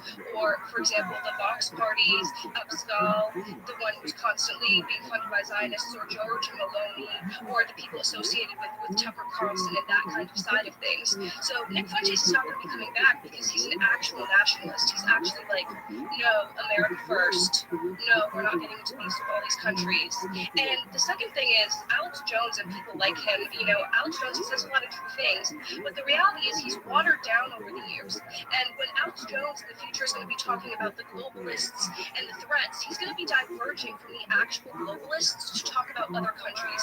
So when we hear in the future Alex Jones speaking, we're going to hear him talk about things like China, and he's going to be China hawking, or he's going to be Iran hawking, and he's going to be talking about how this is the axis of the globalism, and they all need to do the global, but that's not the reality of the situation. That's not the the reality of the geopolitics. It's NATO versus BRICS. It's playing right now in Gaza, and it's playing right now in Ukraine.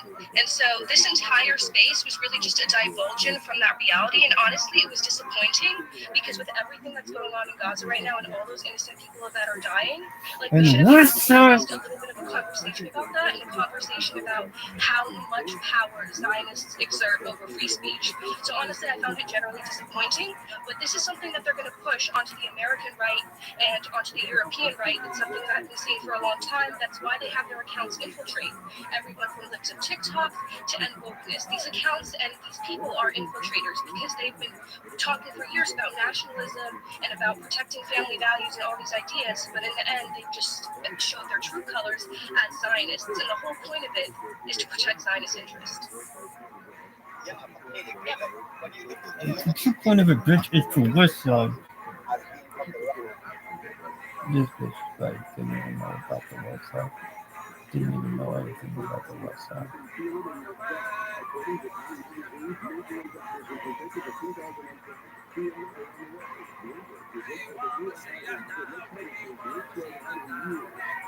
Treat Paul. Arcos challenge Yoshi.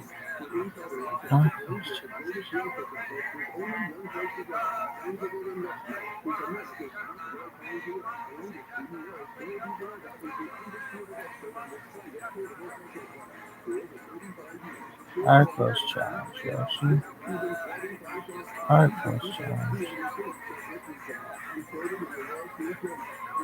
Trade Paul. Yo.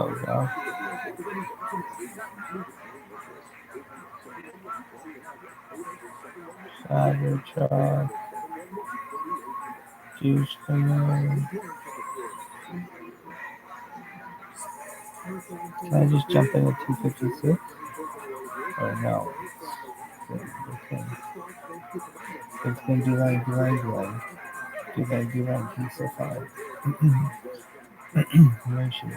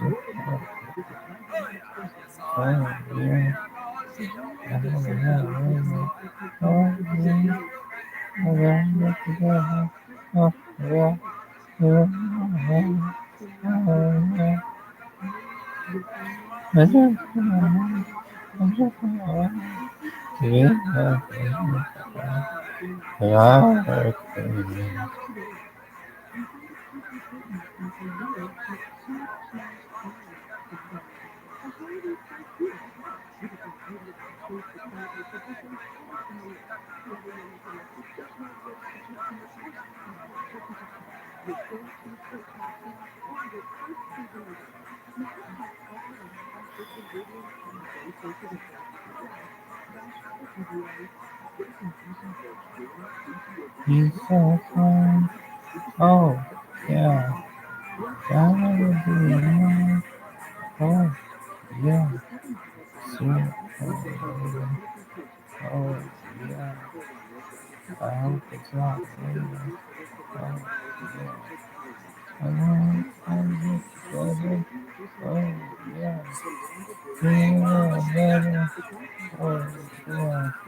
Better. Oh, yeah. I just can't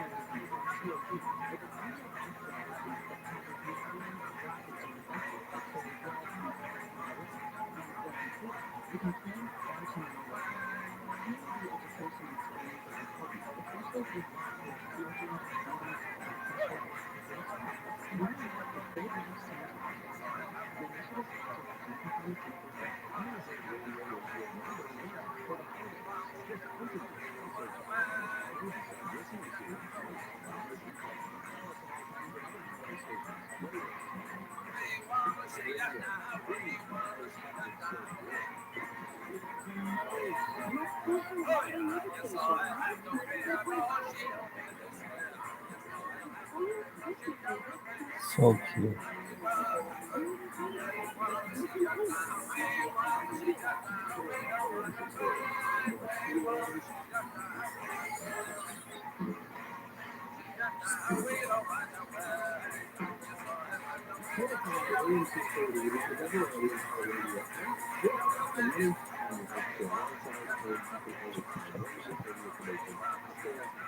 Oh yeah.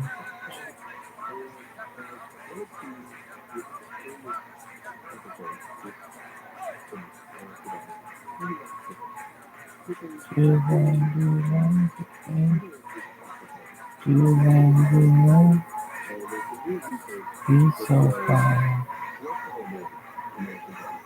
Oh, the big hit. We got a big hit for him. He's a bit of a pussy though. How big of a pussy is he? Still want to tell his pussy is. Kevin? Pussy?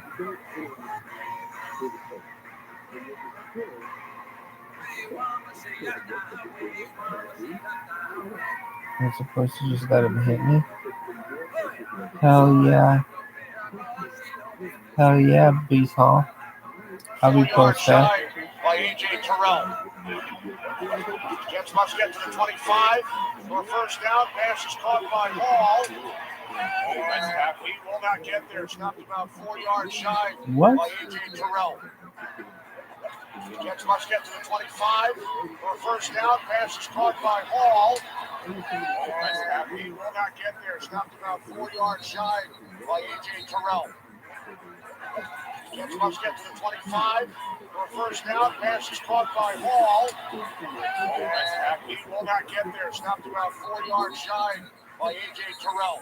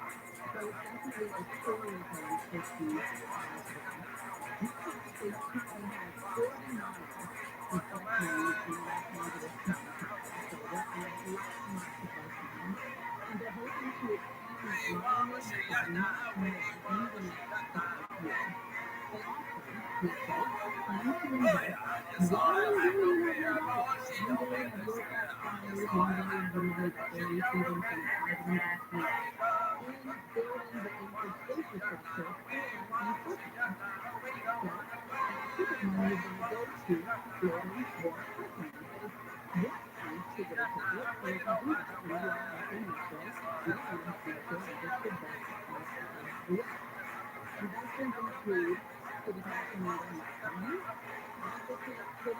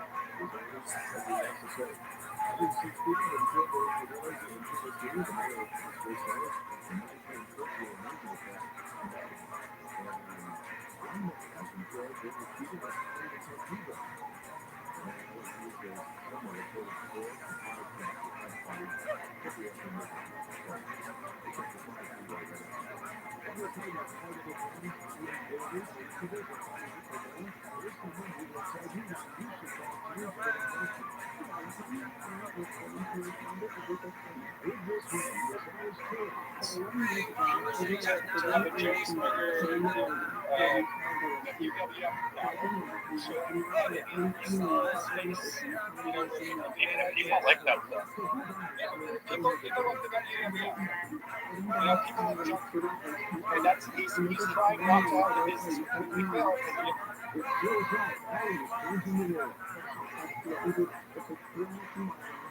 App Store. There's something about how we can save it to our desktops. And I mean, obviously, if you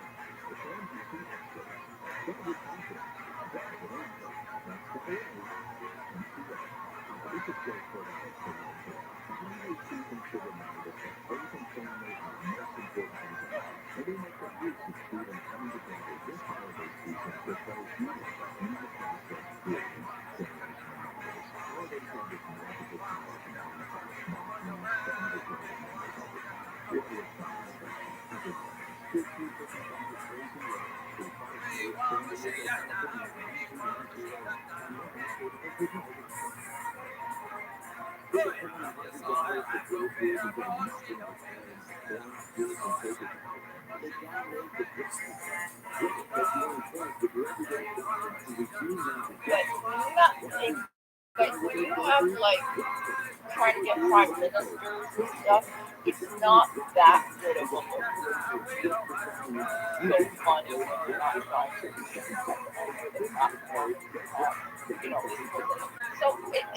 I can see both sides, and I agree with you. Sometimes it's entertaining, but I think if the intention is not, then who's the joke on, right?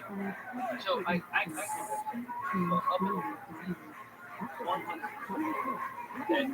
so that with Elon Musk. Elon Musk tried to tell him and Ross Circle goes, but there are reality, right? And then Elon goes back and he kind of starts to go, sure, like he's not just because you have money doesn't mean okay, Henry Ford was anti-Semite. Okay, have a good question. I'm not going to entertain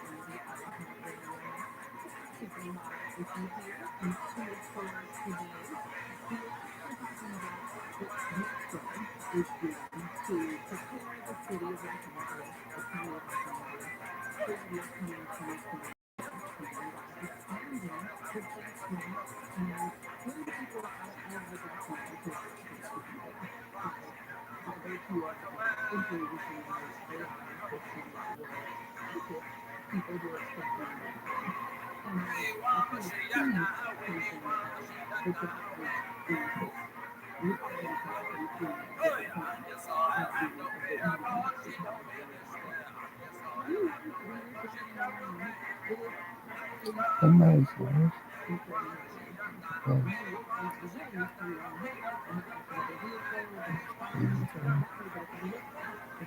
On the west side, on the west side.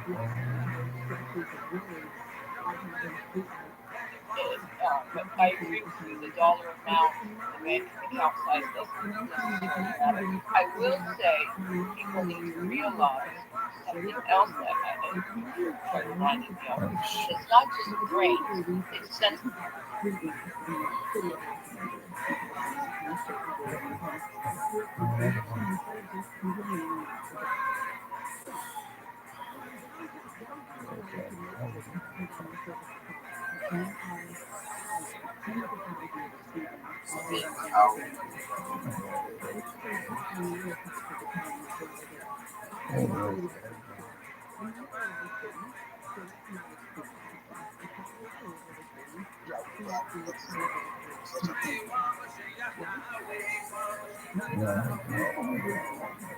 No, actually, there should be like that.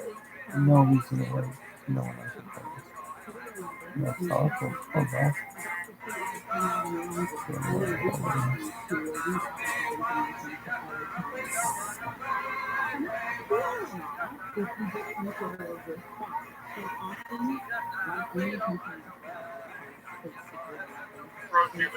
Beautiful humans. Humans in America, humans in Africa, and everywhere else. Yeah, that's Vivek, that's your phone, Vivek. I'm not able to mute you. Vivek. Go ahead, Elon. Sorry about that. So, well, I feel great. Thank you. Sorry about that, guys.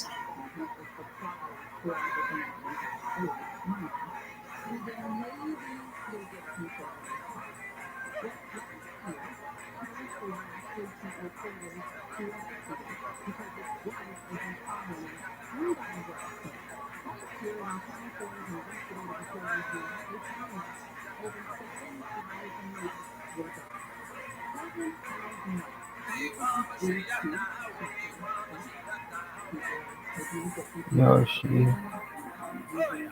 Listen.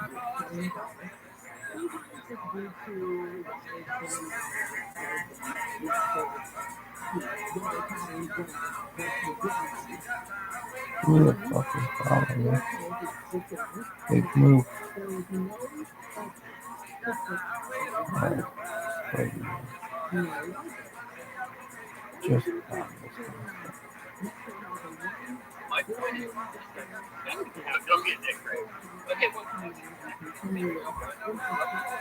so the point that I'm making is that in capitalism, success is long-term, not short-term. Success is not just what you've done in the last 10 years, it's what you're going to do in the next 10. Right? So people have this fallacy. You made it to the top, you must be doing it. Okay, sure. That's fine. Right? But just because you get to the top doesn't mean you're going to stay there. Right? And so what he did, he went out and hustled. Right? And you can watch the video for yourself. Okay? Yes, he was like, yeah, you're going to fuck yourself. But if you look at his body language, as soon as he said that, he was extremely nervous. His hands started to shake. But he grabbed his glass of water. His facial gestures got like jerky, got like this, got like that. He looked good. Probably because he has Asperger's. So, Frank, can I try to fix this other way? No, I'm going to finish my point. No, I'm going to finish my point. The point is that you can be successful today. How many people have built fortunes only to lose them? More people that have them. Okay, just because you build a fortune doesn't mean you can keep the fortune. He put $44 billion on it. And he is blowing it to shit. And he goes, oh, yeah, really? When I was in class, they were like, oh, yeah, this is going to go fucking crazy. When the bankers call you, knock on his door, right? They say, hey, what the fuck you do? What's going on with this? Or even collateral. He's like, oh, that never happened. See, 2008, right?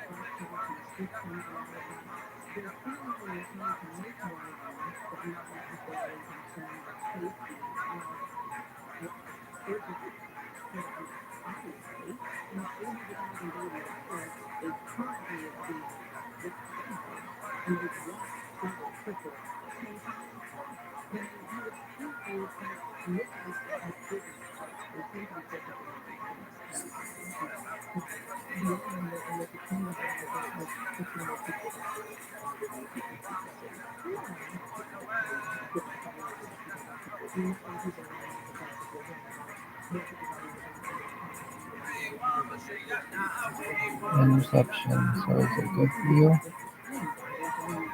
Oh, good comment. Already know. So.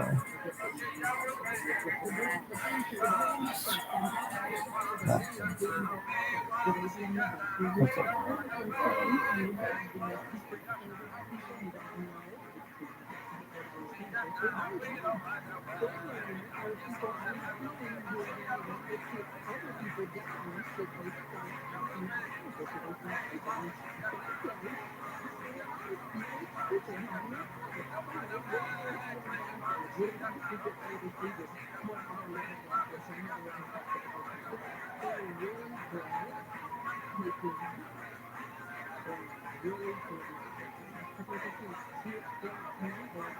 Censorship.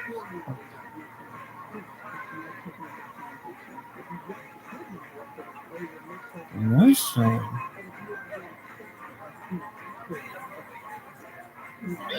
Anyways, all of the things typically companies that he's wasting time on this one. Well, so I'll push back on that. You said he's wasting time. Him being probably the smartest person of our generation, in my opinion, thinks that the free speech fight is the most important thing he can do with his time in America. So I think that in his mind, and that should say something to us. The right to have public discourse is the most important thing to him. The only thing that says to me is it's worthwhile to listen.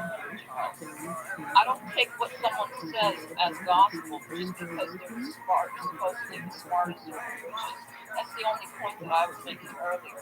But you're right, he does deserve 5 minutes to realize that this is the shit that he's not. He's pretty darn smart. Right? I don't care what Gates says, I don't care what Zuckerberg says.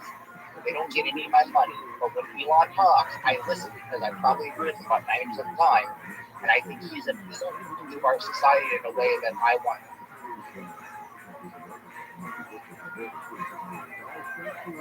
I guess I just don't follow people like that blindly. I rather rationalize why I listen to some people more. But if tomorrow Elon said some stupid shit, I would not be. I think a lot of people would be. Oh wow, let's think about this stupid shit, and I just won't. I give people the opportunity to be productive and right. That's as far as I can do that. But he has that's it. I mean, it's not because of anything else. It's not because he's this and that. No, he is a human being. He can make an error. He can say something, tomorrow that we don't know, and it won't take away from what he's done.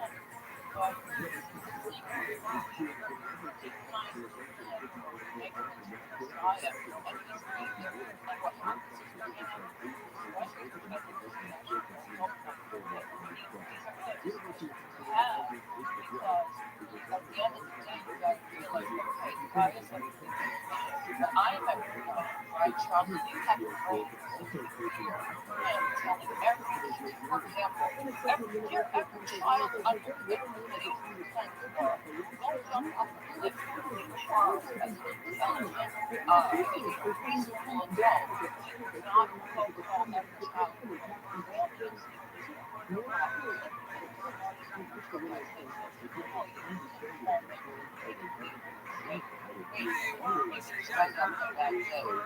Something's going on. Let's not go with that. So I'm just saying, so far he's not, but he has to earn it like everyone else. Correct. And I think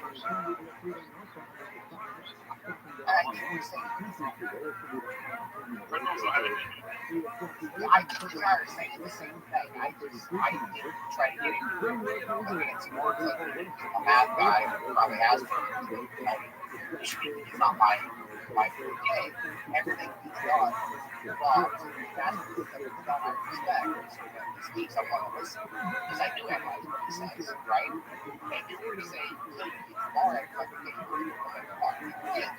right? But the thing that I think a lot of people might look at is you have to have people who your voice and say it all the time. I can't get there because I opinion. So when someone says what I want to say, say listen, I want to so far that's the things that I want to say.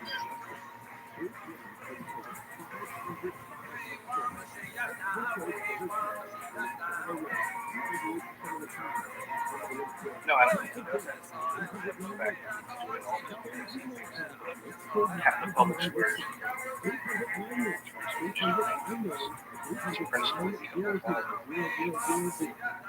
I don't know personality.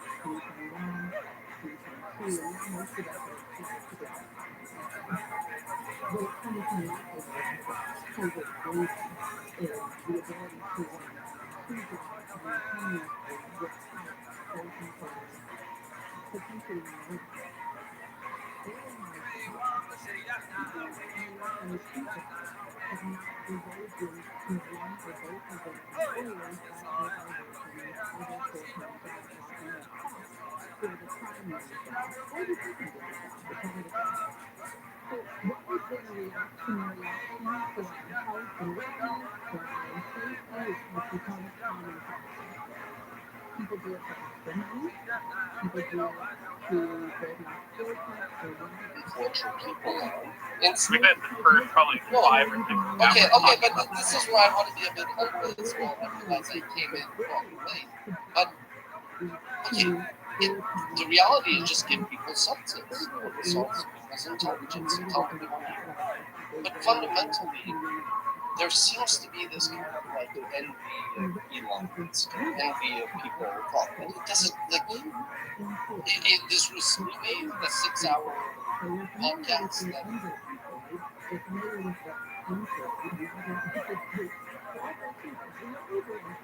Huh? You've got me on the top right. I was on the train at once.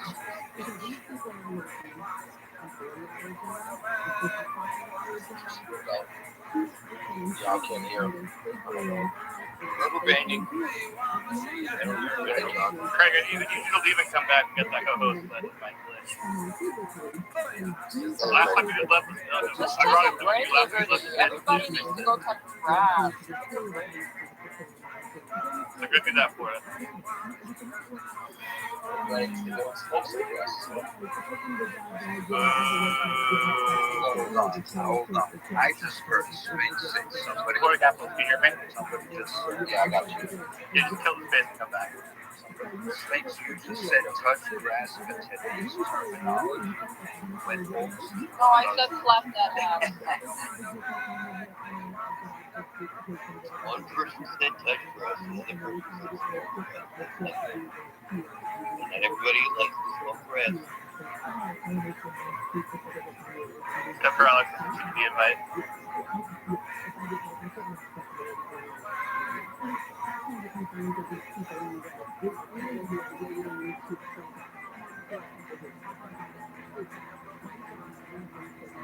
Before we go, Sean, help. Want to do that, and I can. I'll gladly. Thank you very much. Samuel, are you there?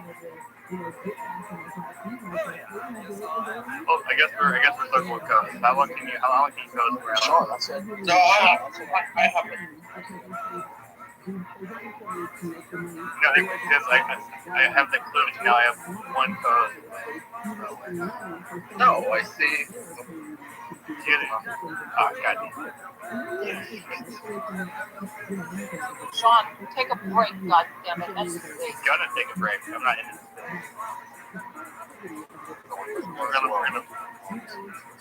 I'm trying to help the heroin addicts. Oh, I guess I don't want to get clean. Okay.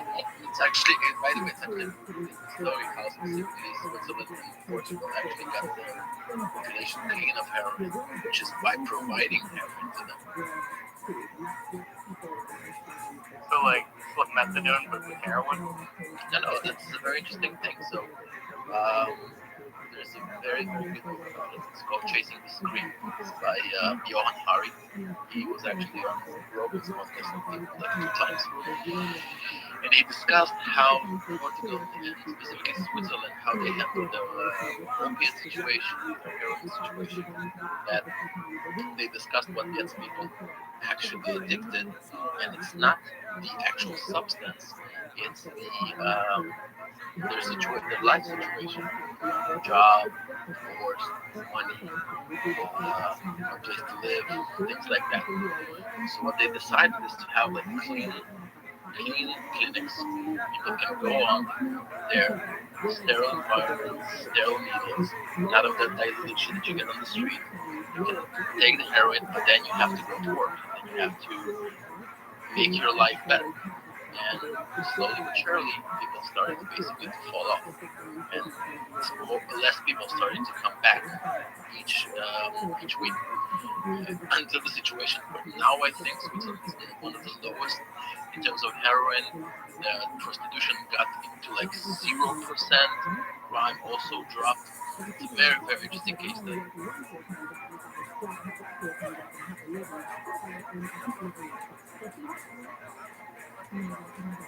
Moisture. I see, I'm speaking to myself. Okay. Yes, John. Clark, please. Hey, I don't know if you guys were still talking about the whole Elon Musk type situation. I just think it's a little silly to question how smart he is.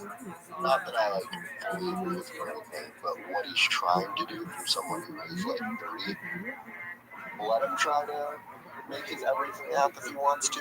If it's about money, if he can somehow implement, because he talks about crypto, at some point he's going to try to implement that before it fails, or selling Teslas through the fucking app. I don't know.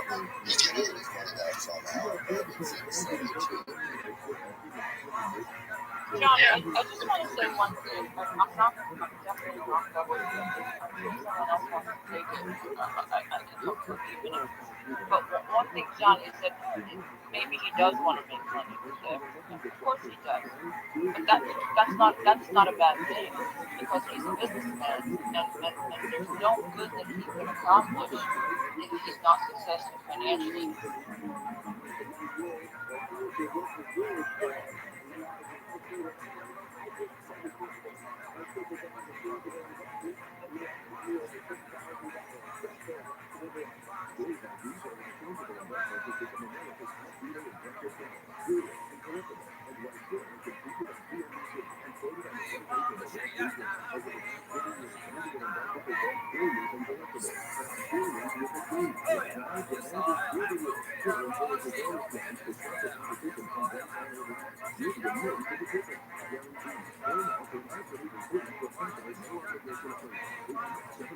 Advance as a company, like whatever it's doing with everything out there, whatever.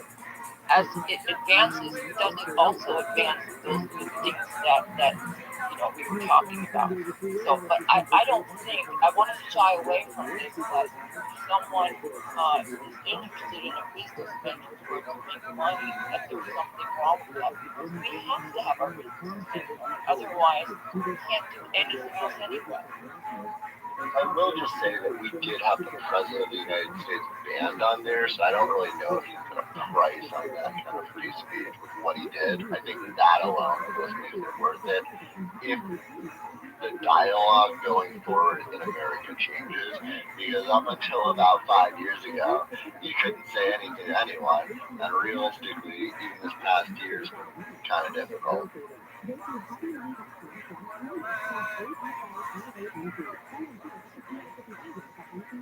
Yeah, I agree. My question, I don't want the questions that he got asked. Like somebody said that he banned Alex Jones from the platform, and he said that no, he was already banned when he purchased the company.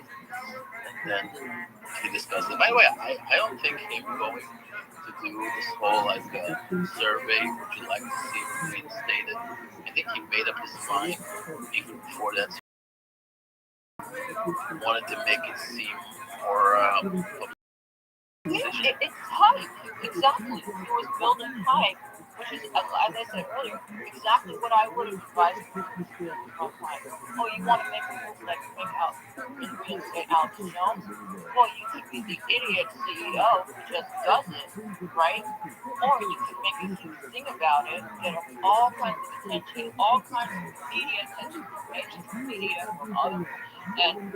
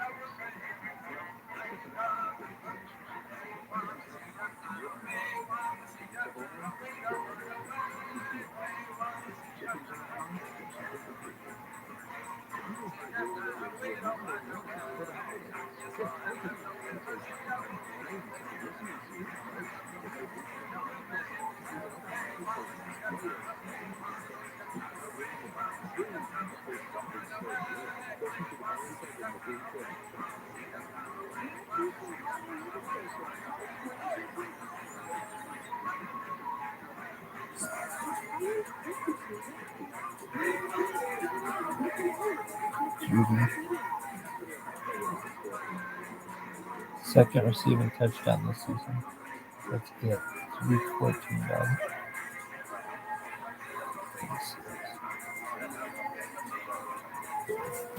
Look at this athleticism. Now, when I was really contemplating how athletic I was, this is really what I thought of.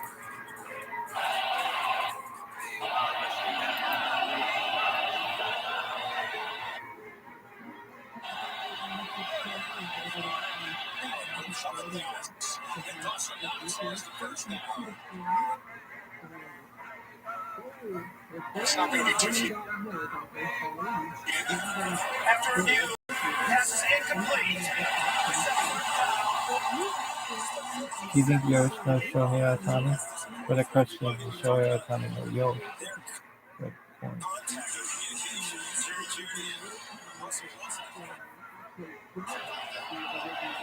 Seconds left in the half. Don't forget Buffalo deferred to in the third quarter kick. They'll take a shot.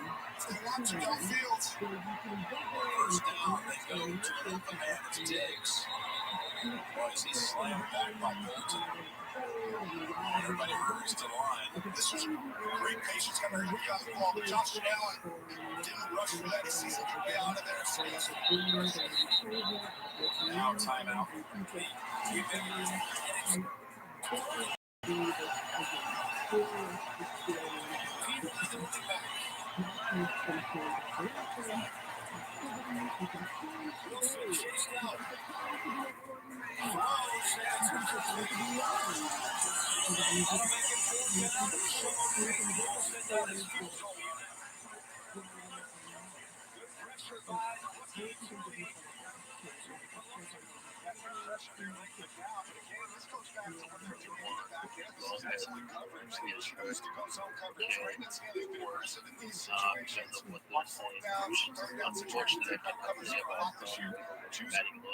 Just to go with coverage. He does a great job of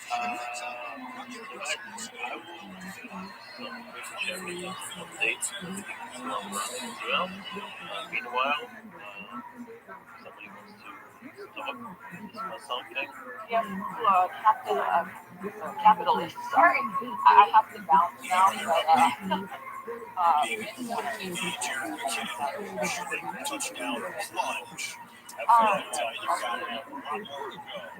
By the way, I felt like when I first saw this, after breaking summer, it's called 50 tackles offense in the last couple of series. Got that trolley. Be honest with you, I'm later to keep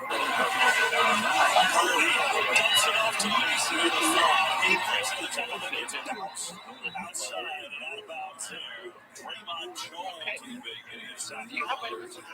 brings it third down. A nice job there by Purdy. Seattle just gave him a real soft, too high safety look, soft zone. Tried to get that in-breaker on the right side off the play action. Rewind presented by DraftKings. 70-plus yard run that did not go for a touchdown. That one goes for 23 yards. He's got 120 yards rushing, one catch for 8 yards. As Purdy's not going to get that one off the cap for anyone else. Pass rush gets home for the Seahawks today.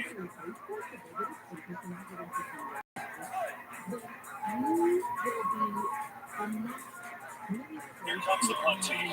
And it's a great blitz stunt design inside. Watch, they use Bobby Wagner. They go a 3-man stunt.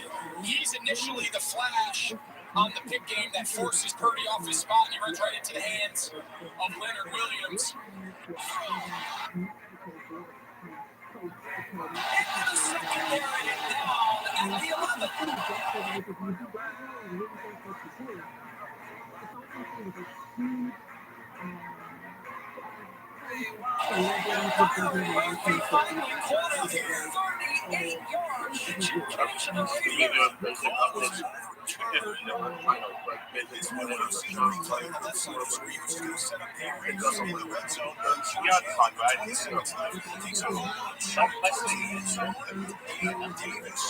Was the intended target. Pushing and shoving going on at the end of the inside of the red zone, 1st and 10.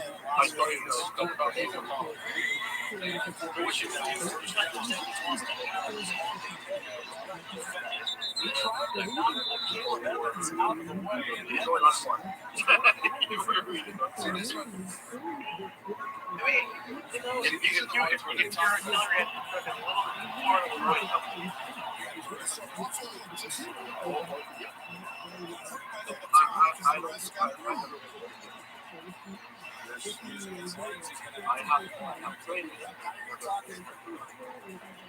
If you go quickly into the playoff, if you get that 7 or 8 seconds now. If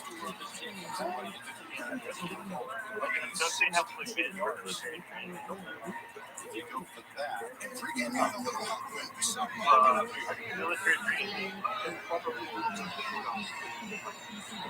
I doubt the Americans there.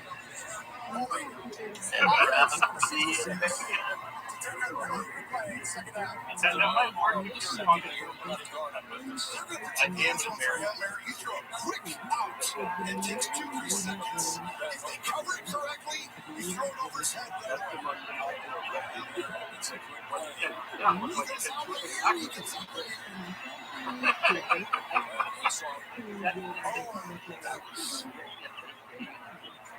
Wasn't there, so make sure you get this out there. ViralRabbi, make sure they have some time. You want to give a text this you like that?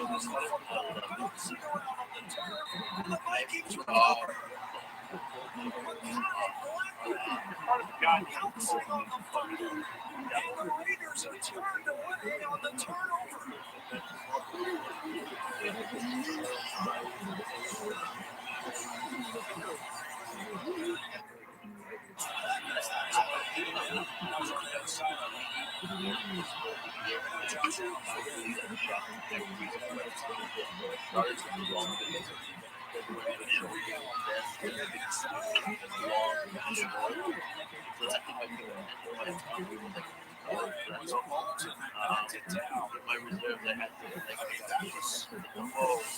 Great job by the offensive line. Anytime, perfect throw. It's never time to get down there. Had a chance for a touchdown and boom, like you said. Yeah, he was there on Shakir. That would have been a touchdown if he was the other way. It's like boxing out basketball. Like the run is back, yeah. So you had the first half of the score, Buffalo 14, Kansas City. Yeah, even A was actually first half highlights on Friday. There we go. 4:25 Eastern kickoffs are in. You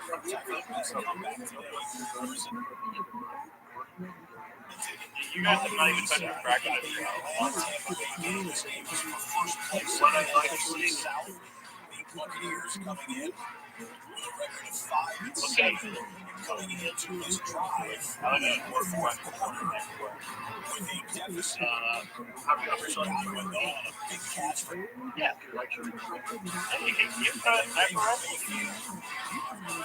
so crisp on this drive, goes to Cade on the corner of the end zone. That would be the go-ahead touchdown and the eventual game-winning touchdown. A fourth quarter come from behind game-winning drive for Baker Mayfield and the first place Tampa Bay Buccaneers. Look at that NFC South standings board. All of them sub 500. The Panthers mathematically eliminated from it now, but the Buccaneers have the tiebreaker over the Falcons and the Saints, at least at the end of today. And so the Bucs, the back-to-back reigning defending NFC South champion, stand at the top of the division after the best comeback of the day, presented by Visa.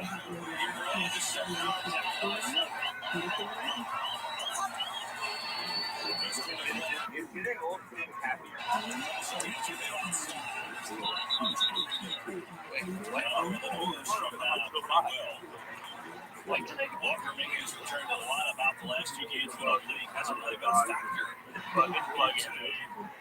Just 5 catches and 5 yards so far. He had such a great rookie year last year. One of the top rookie offensive players in the entire league. 5 games, over 100 yards, only 1 this year. Of course, injury and missing some time is playing out. So getting him back healthy, it's going to be a big part of this offense again. Go a long way. Going to stretch here for Seattle.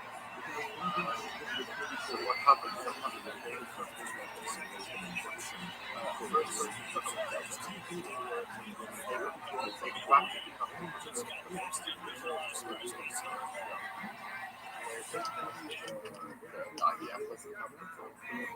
Reaching on Harper, there's the Brownie. You're going to see him right here at right tackle. He just beats Damian Lewis fast.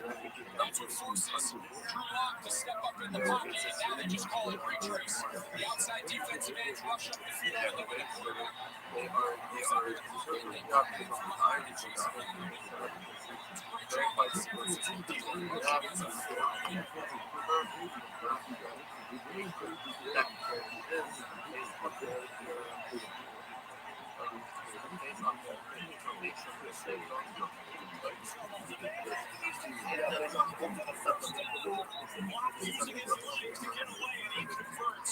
15 yards. And we said this is something that Drew Lock can do. He's an underrated athlete. This time, Steve Wilkes decides to bring pressure, does a great job avoiding and buying time, and then Tyler Lockett, she's able to run out the backside of the coverage for a big first down conversion on third.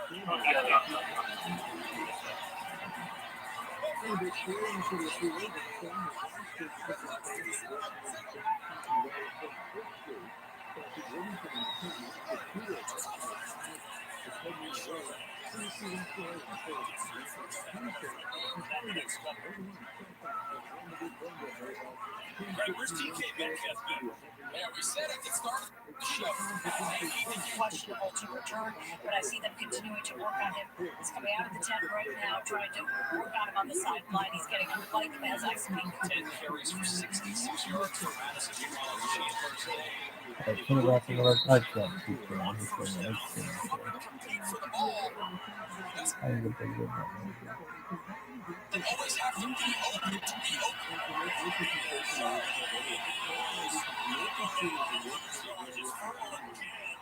With the sack moments ago. Steal a few yards and get to second and short to help his quarterback. But let's see if they get him on the move a little more. I know he's so comfortable throwing those nakeds on the run. And they're mixing in that zone read. One of these he's going to keep. To remodel and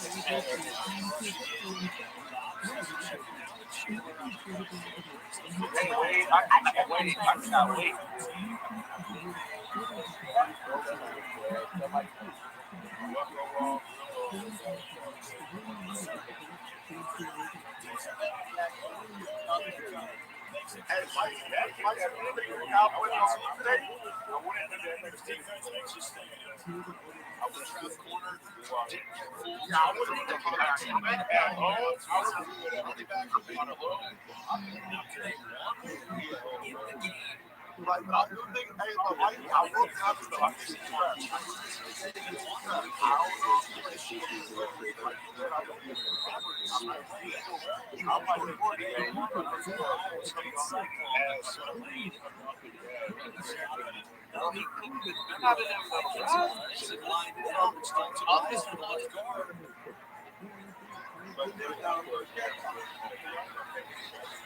Reisner limping off. Eddie already out today. Energy is inactive. Austin Schlumpman will come in now and play left guard. Dalton Reisner. So Brian O'Neill go off earlier. That prompted David Quessenberry in to the right tackle spot. They can't have any more injuries up front. They don't got any more guys dressed. So they're almost out. You can put Hawkins in it. Tackle.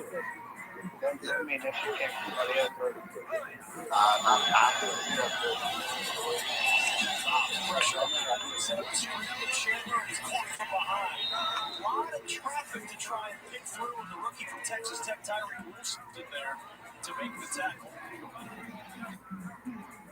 Well, watch Diablo all over the halfback. Right there.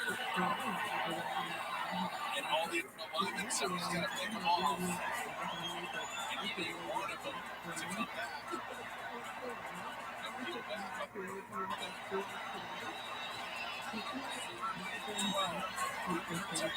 Chase stops on the run. Says he's contacted the basket. Complete malcoolness.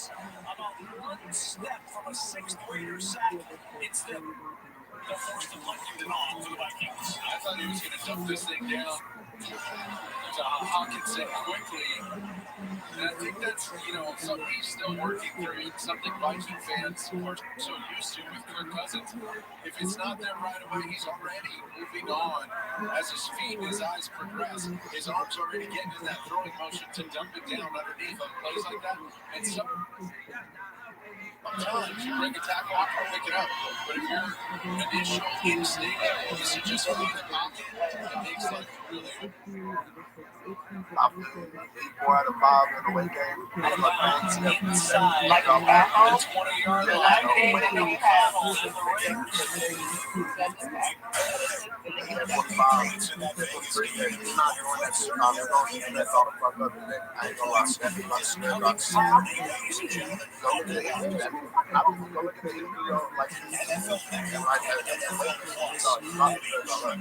That's of NFL games this Saturday. 1 o'clock Eastern is the Bengals host Atlanta. The game is going to close out against the Steelers.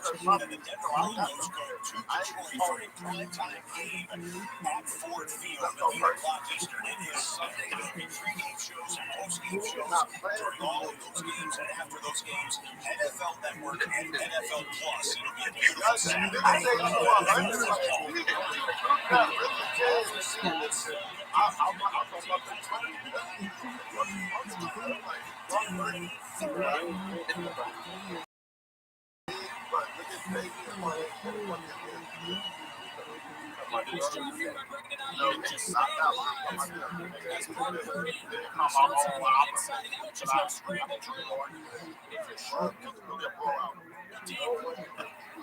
If your team from Sharpton Lodge wants the job here by George Kittle. We know they love to blitz Jamal Adams. That's kind of his role right now in this scheme. And George Kittle, he can catch the ball. He's a great run blocker, pass protection. One of the most well-rounded tight ends in the league. And that's what allowed Purdy the time to flush left. You give Ayuk the chance in the scramble. 35 yards on it.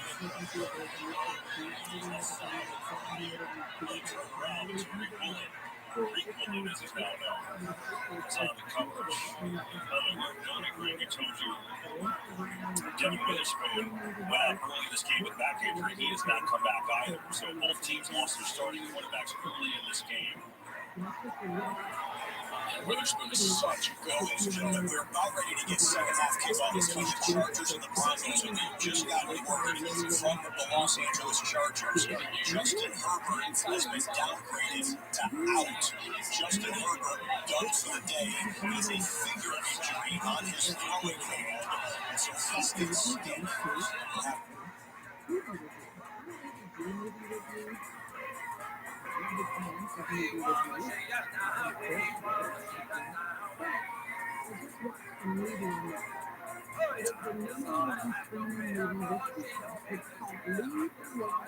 The defense pretty much on every play. Man, talk about a weapon in the run game. Just put that on a t-shirt. I just scored defenses.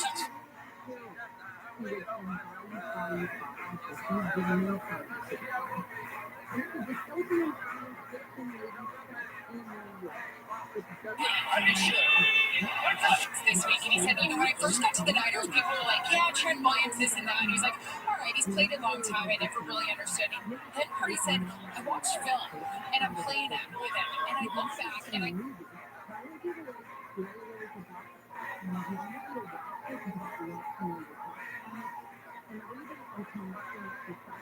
we see this face just going at it and creating this alley for Christian.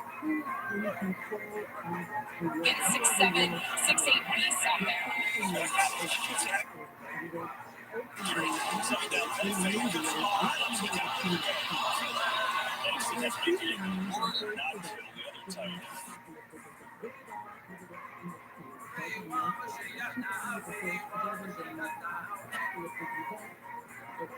They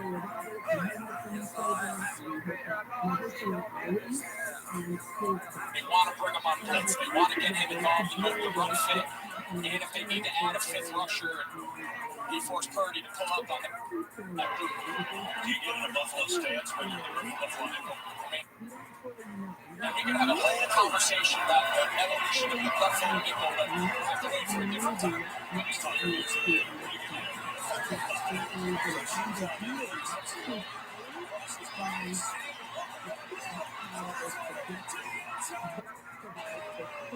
down inside the 9. What was that? I'll tell you what that was. That was breaking the cardinal rule of quarterbacks. Never throw against your body. On the left sits to Deebo Samuel. Let's take a look. Yeah, all right, so that right knee is down. So Deebo won't get credit. Watch, he gets flushed. Deebo just stays alive and makes one man miss and then just runs over the Seattle defense. And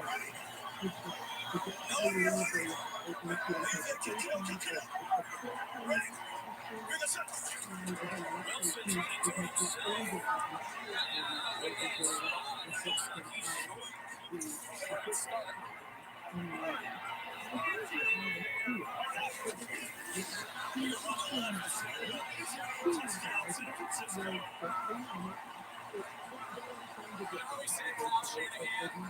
Told us that he doesn't necessarily design when he gets the ball, but I think he went down his list and he said, all right, Deebo made a great play, got down to the 1.5 yard line.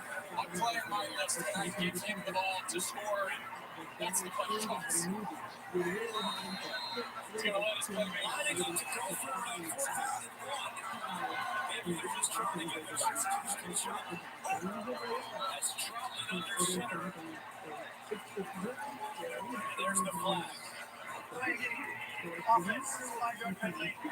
So yes, there's a storyline that's going to live on for a night. That's guilty of emotion. Down the middle. They've got the completion to Knox. He's pummeled by Reed. There's the first half quarterback numbers. Also the touchdown pass and touchdown rush. Yeah, he came up with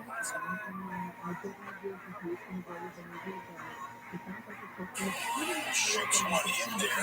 That's Jacoby Myers. That's first down. Sticks. That's what he's going to have. Obviously, at the game situations. Going low to get past the first wave, and he's got to regain another 10-plus yard carry. That goes for 11. And that puts Cook now. He's got over 100 yards from scrimmage in the game. 109 yards.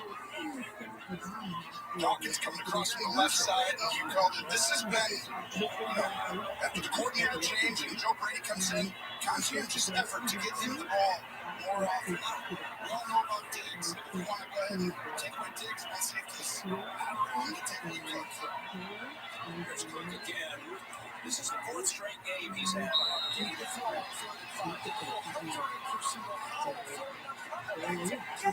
Here's Trey Tucker.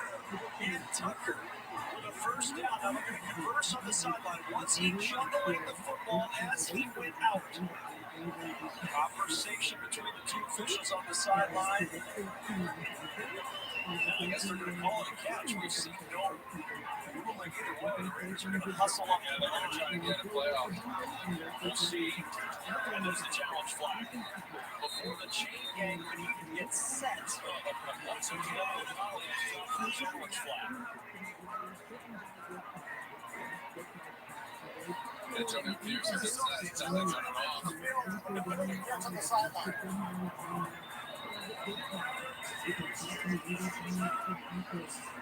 Well, with the debate between the two officials on the sideline, it's not a bad challenge, you would think, for Kevin O'Connell. Let's see what he sees here. Well, they're trying to take a shot over the top to Trey Tucker way down the field, like a big post down the field.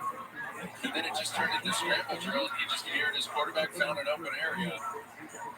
Now, did he have control? That's going to be the question here. It's control in 2 feet. That's what we're looking at on the sidelines. Nino was watching in Los Angeles. A breather as Holmes waits for his opportunity in the second half. So let's see who that first half had 3 catches for.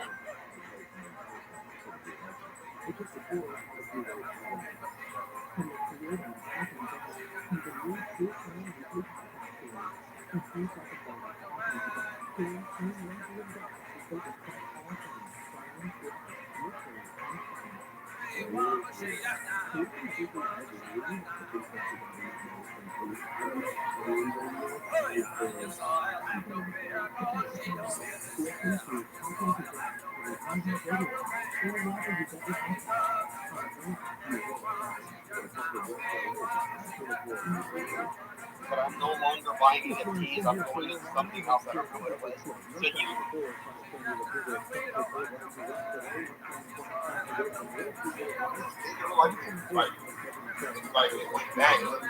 It's a good one, son.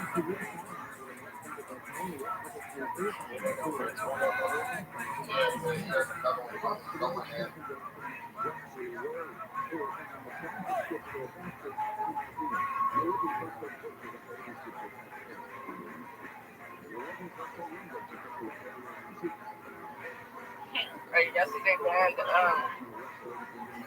Philly security from the game tonight. That nigga out. Yes, sir. He look like a killer, ain't he? What's that? Like an Italian killer. But he's about. I need to have. This is actually fuck.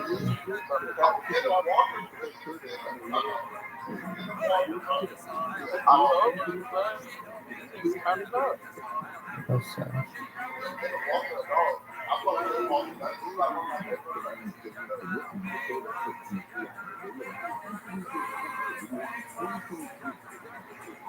Seahawks touchdown. Top of the Cowboys go down.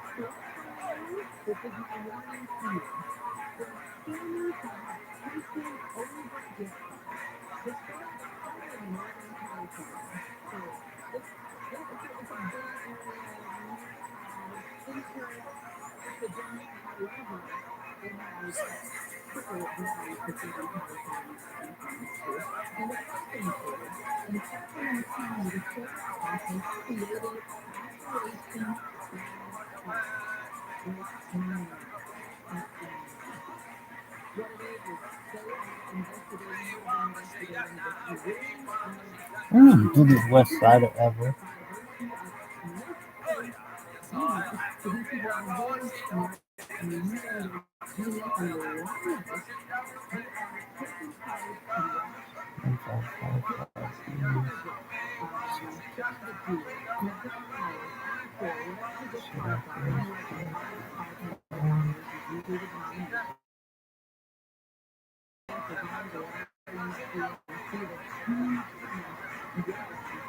It's really close.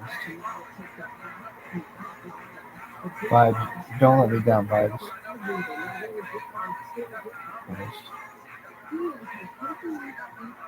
Christ. Motherfucking Christ. You think it's because it's a West Side thing? Yeah, only possible. What the fuck is going on here, you piece of shit? God Damn motherfucker. Piece of shit. Fucking piece of shit.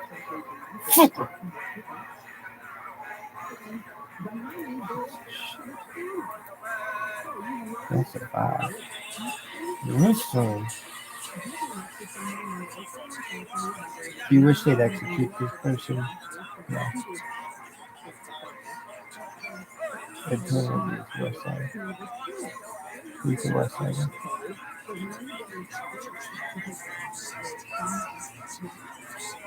The West Side. At 100 West Sides. 100. He had 100 West Sides. No shit.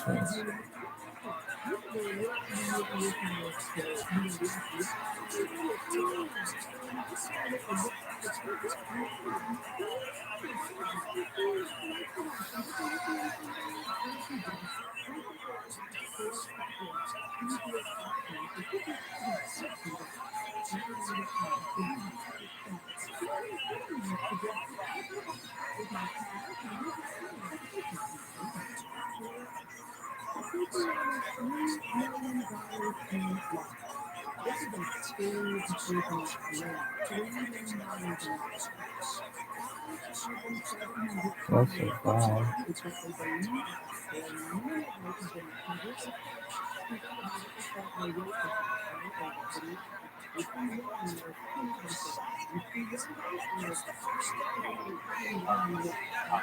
They didn't blow the whistle.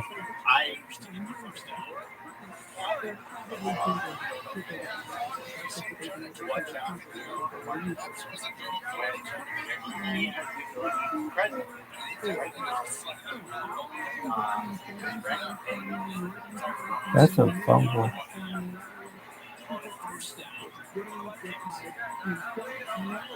So with this, I think it's just the operation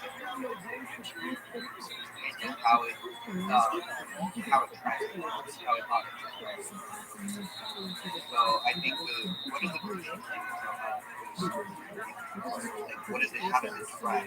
Is it tracking grade? Is it tracking the actual money? Is it tracking the contract? Tracking all of it. That's a vibe. And okay, I was going to say, and is the one that has Fitter is the one that has captions.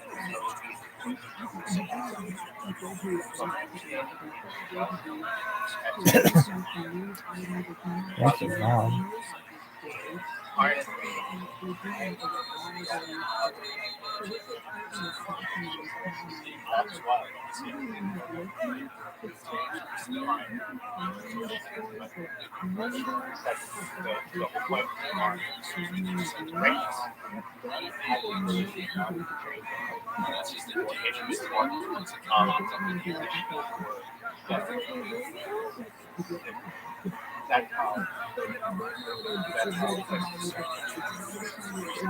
Quad box.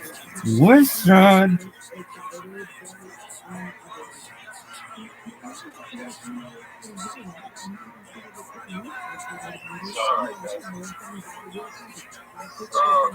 I'm not perspective that we're trying to like pull requests to be seeing anybody out there.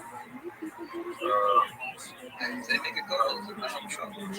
Well, I need to talk to anyway this time. Sit down.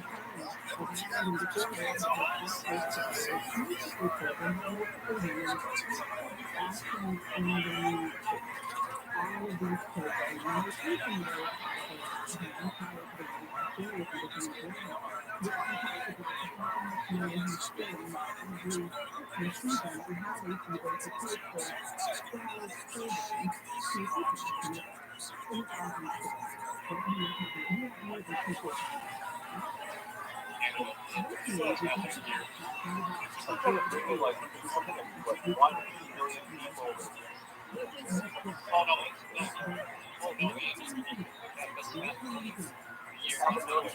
You look at how many people in Canada and how many might not see a lot of losses in America, but imagine what's the population of Canada? well, it used to be almost about 40 million. About 40 million, yeah. So it's like you got just 1 million.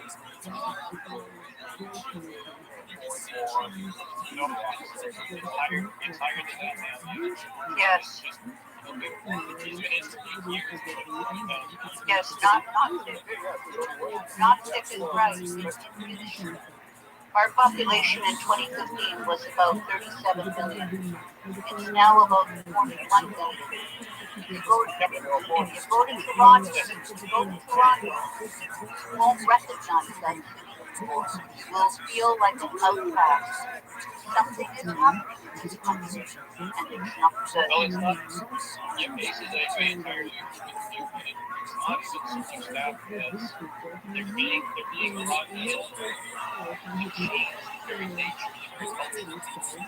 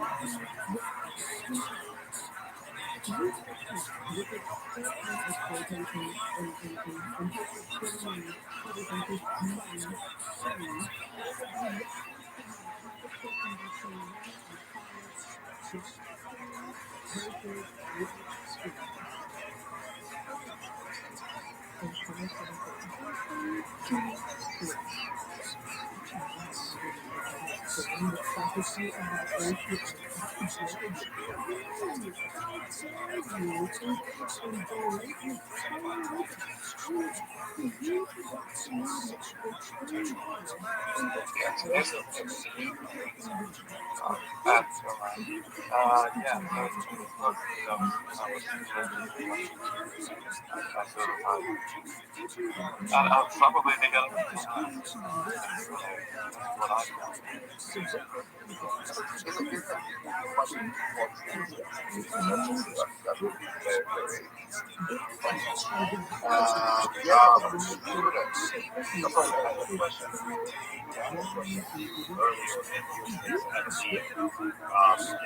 your space when we're talking about Zionism and Zionism. And, to be honest with you, I've never really looked into Zionism or what Zionism is before October 7th. I don't think a lot of people have. So it's pretty strange.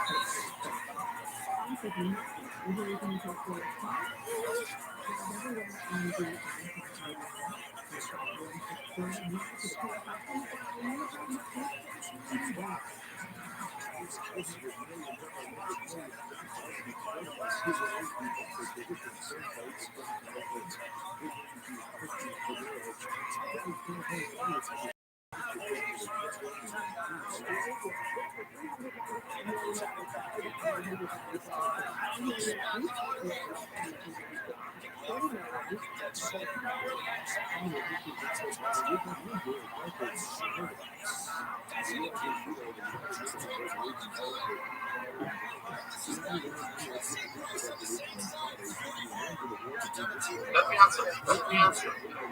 Oh, that's fine.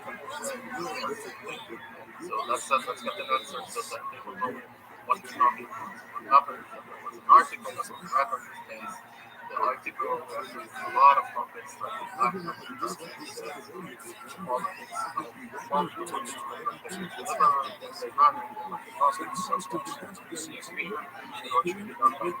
so this is what was said, explaining that the law is 27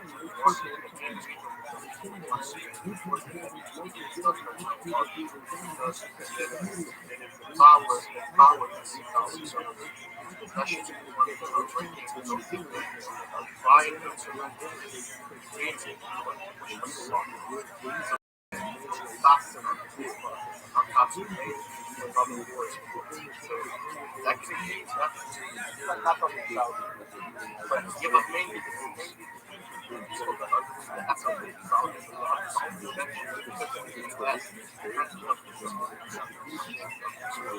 so they are trying to prevent the cycle of this proper that's a work is done and there is a response to start you can go back to the that's a good thing. Everyone can work or that's a lot of work. From the same level, from the same type of work, it might have to go to the left the RFC, you can go. It's a different aspect.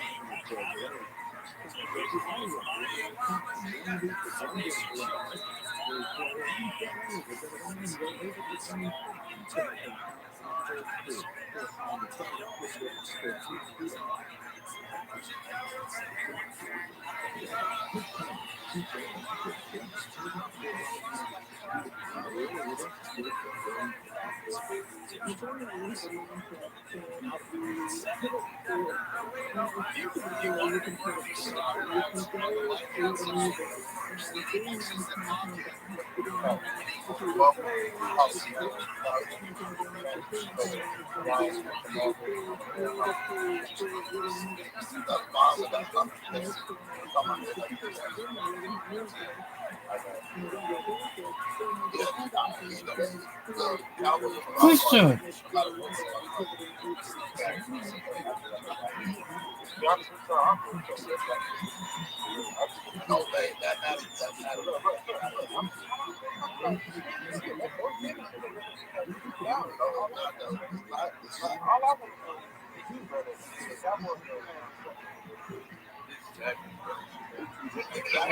can take. Oh, I'm sorry. Go ahead. Yes, they also, if you want to ban, they got a private sector with that but they hurt you like I'm just gonna open the fuck.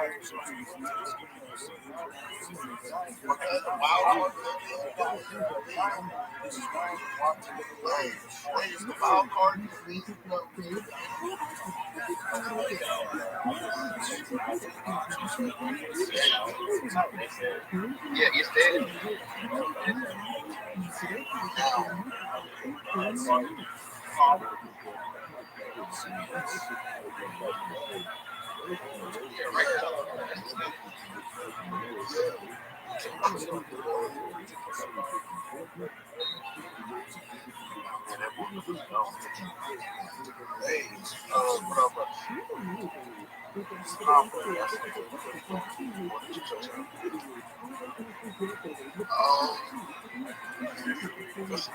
Honestly, I'll play Ross. I think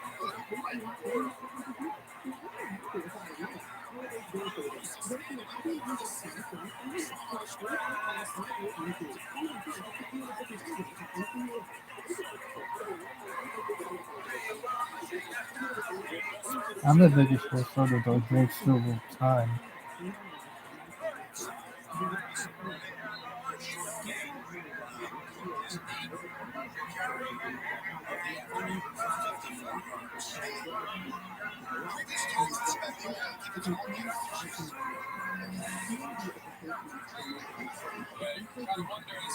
Jackson Scott, it's color Jackson Smith and Jigba.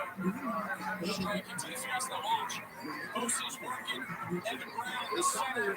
We showed you earlier where we're going to guard Anthony Bradford. Just about to take his shot to Texas.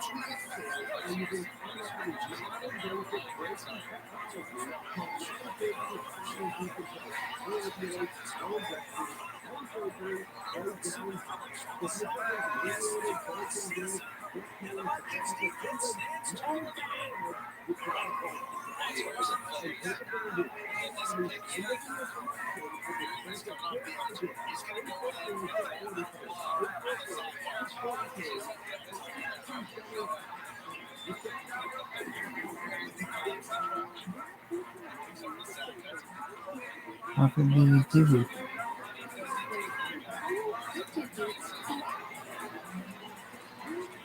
There's very much like a website.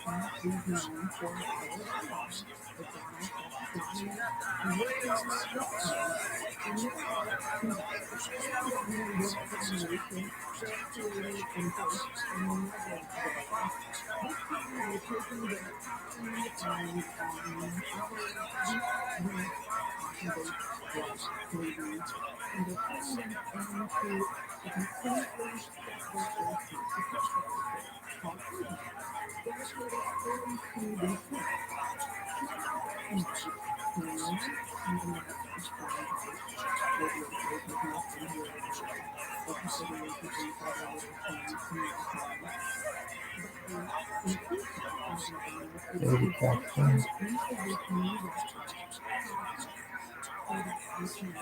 The Celtics.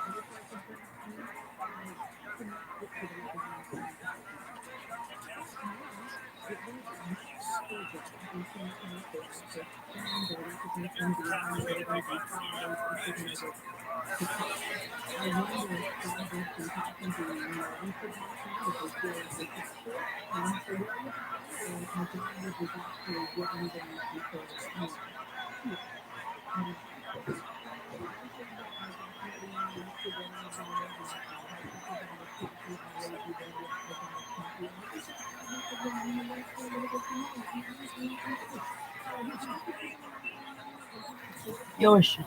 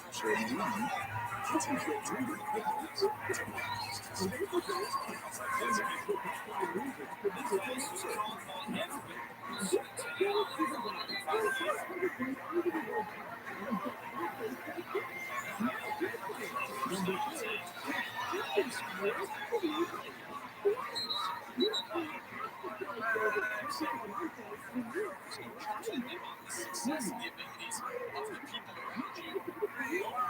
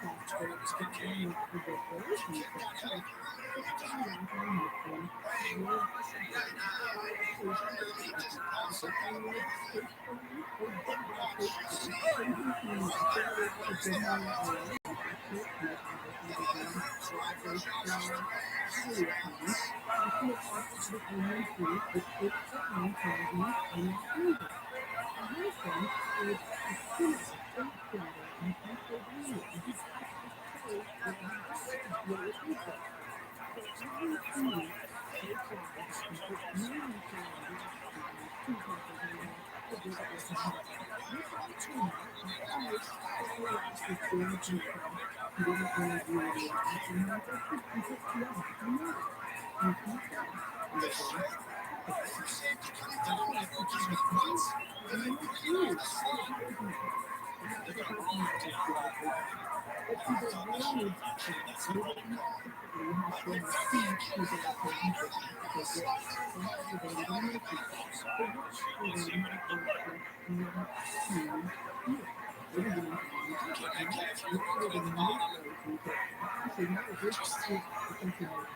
really give him a chance to compete for it.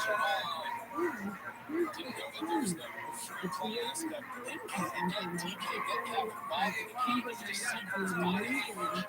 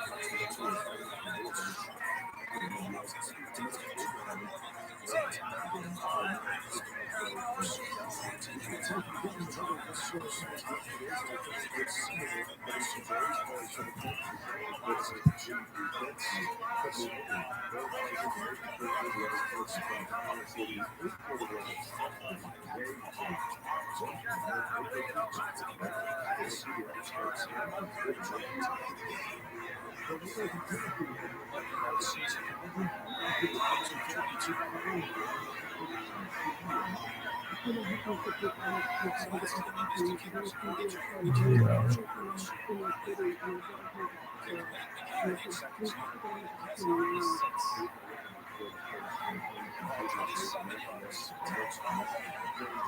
His easiest time to go. It's the same.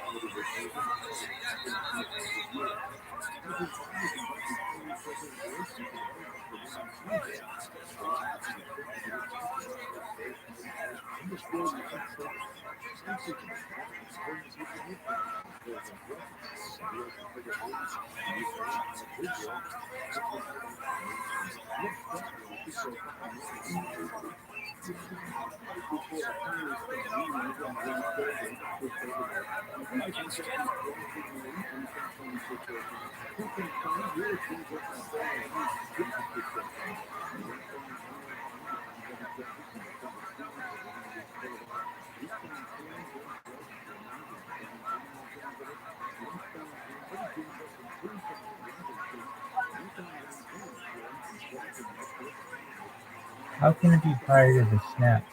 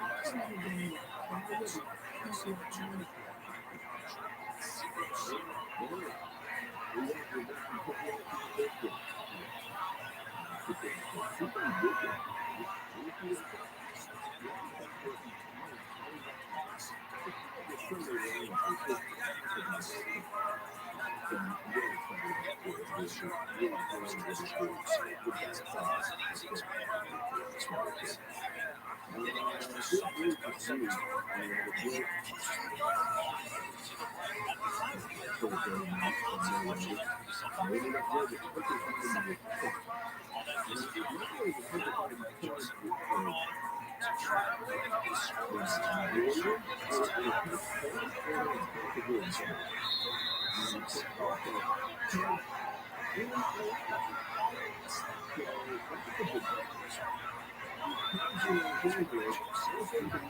think that's it.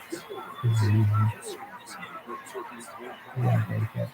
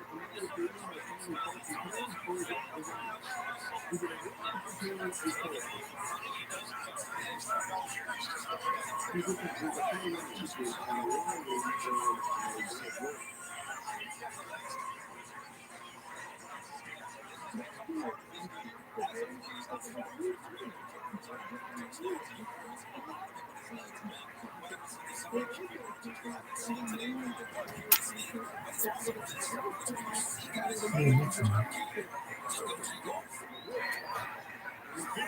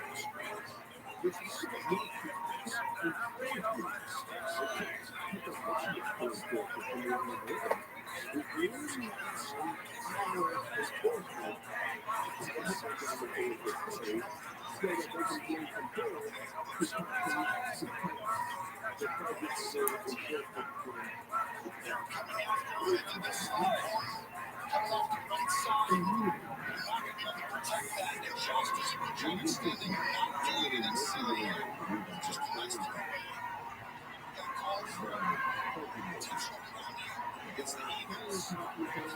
Trading up next to us.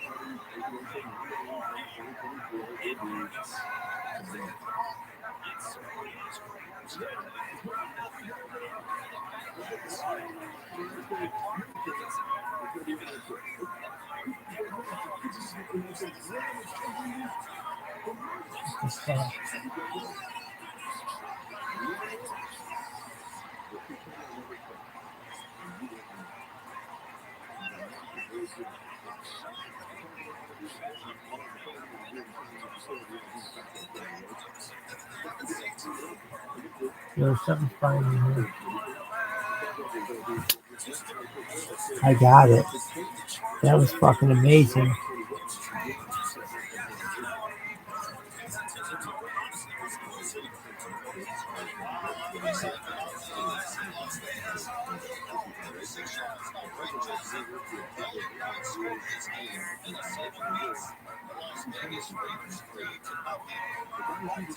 Why isn't it working? I don't know.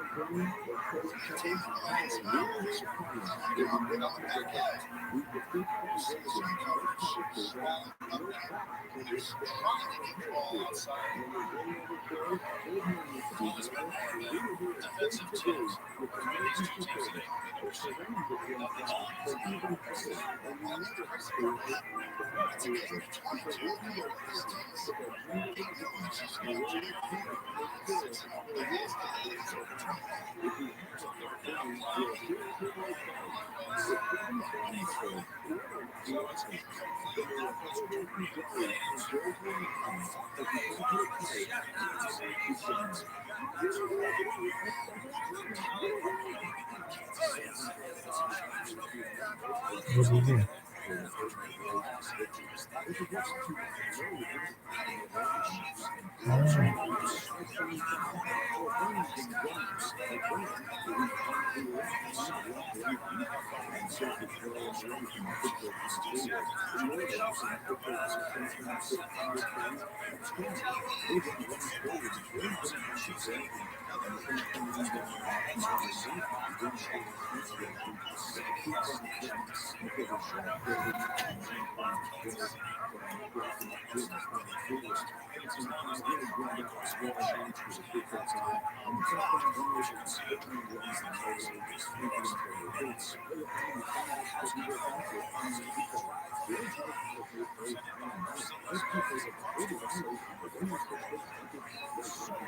Yoshi.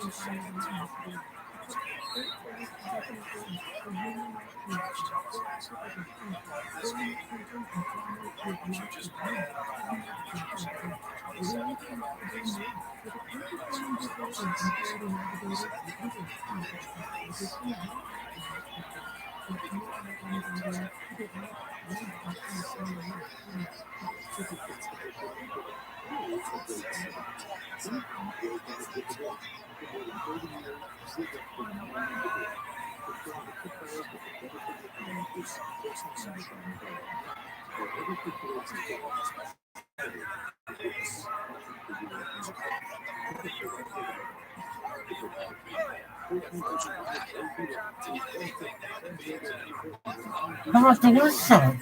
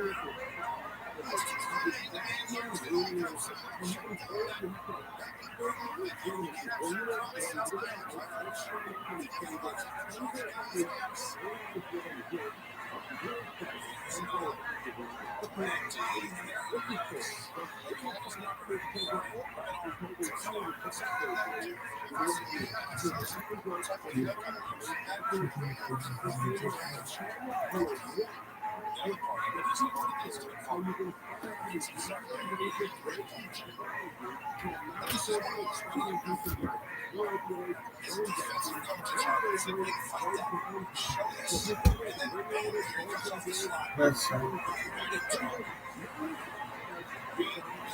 I guess that's the only one on which I'm live on Instagram.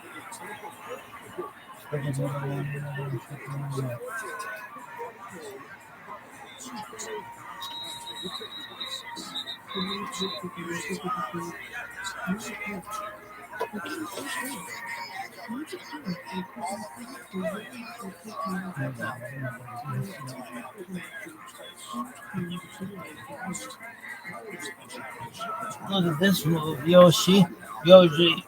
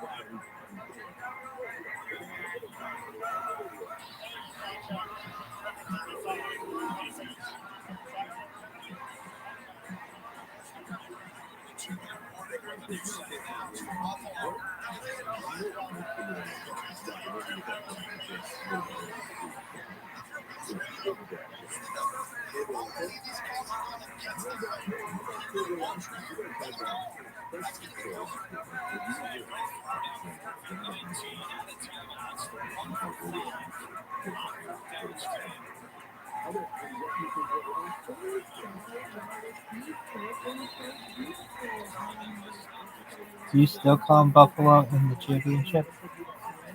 In the Super Bowl? Yes. Why? Why not?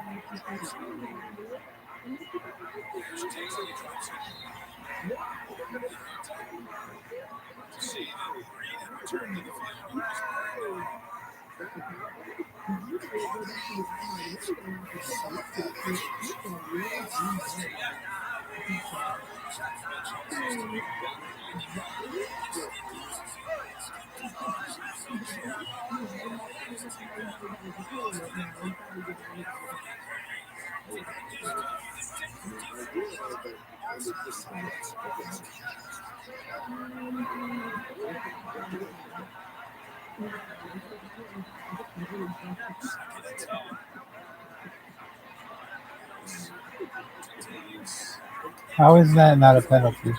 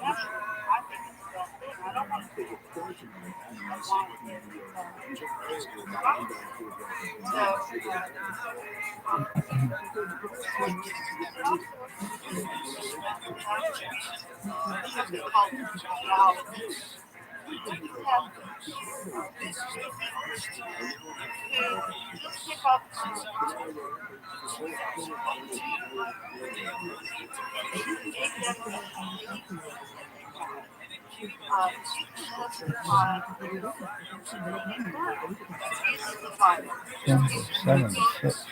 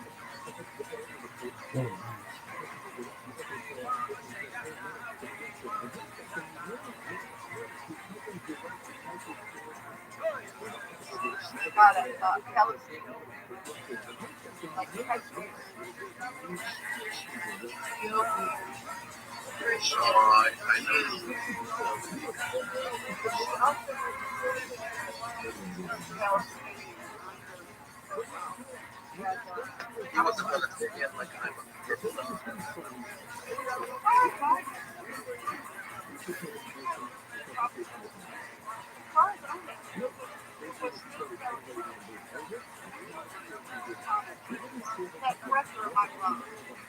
days Jesus was a scholar that was studying, and one of the greatest Tanaim was very smart people. Okay? Very smart. There was a period of time named Tanaim. Call them that. It's like prophets, it's like 16, the judges, this is a period of time of Tanaim. Very smart people. Okay? Tanaim wrote the Tana. There are books and the Tana. Everything is over. And Jesus was a very smart scholar of one of the biggest Tanaim. Things need to be said. Okay? Yeah?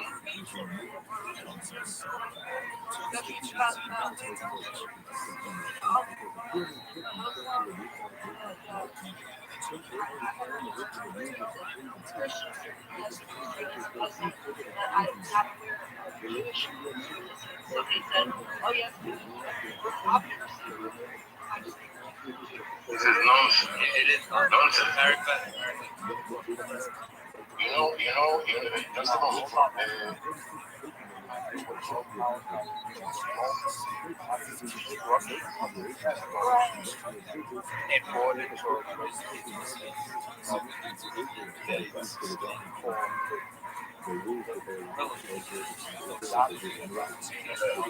Just a moment. Jesus, same people, changed that name, that original name, Palestine, because they wanted to eradicate. They wanted to do.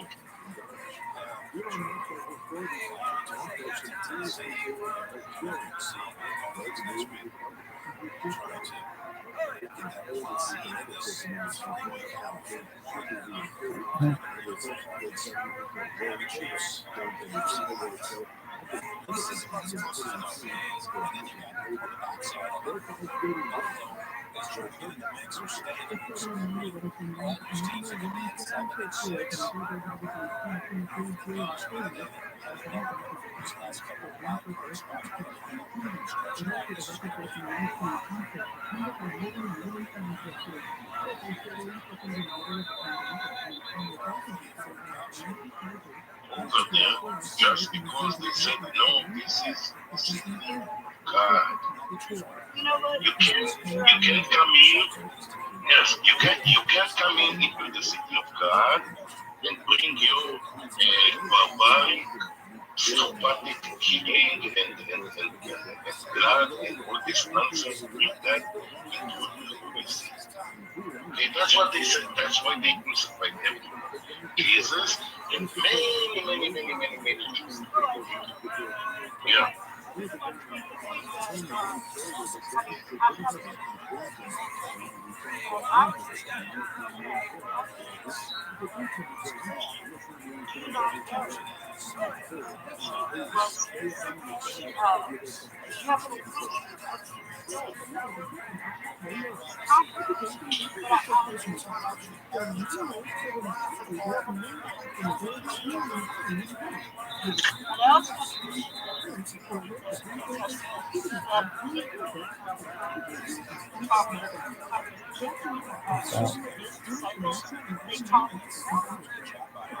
So America,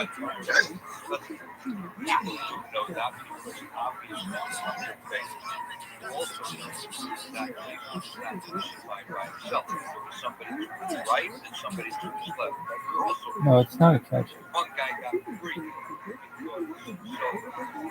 Oh, maybe it is. No, that was actually the method of killing of the time. Even according to your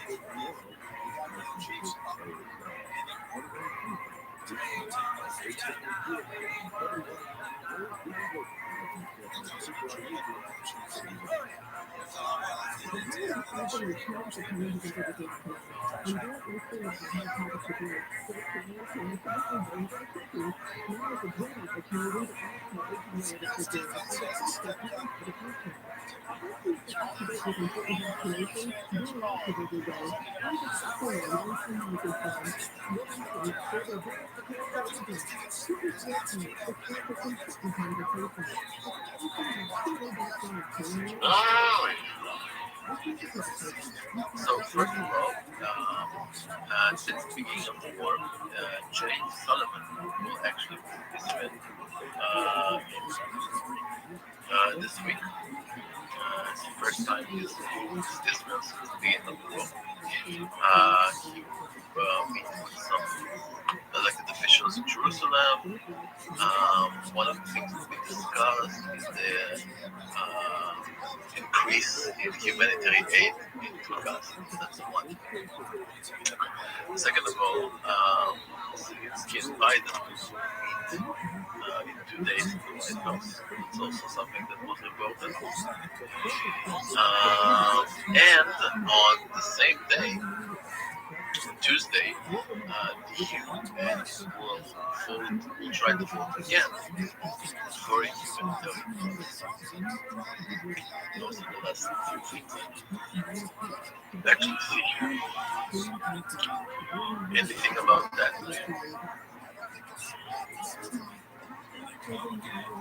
Now, yes. I can just say No way. but give us back all the hostages. Now, where are the hostages? If you don't want to give the hostages, no ceasefire. Period.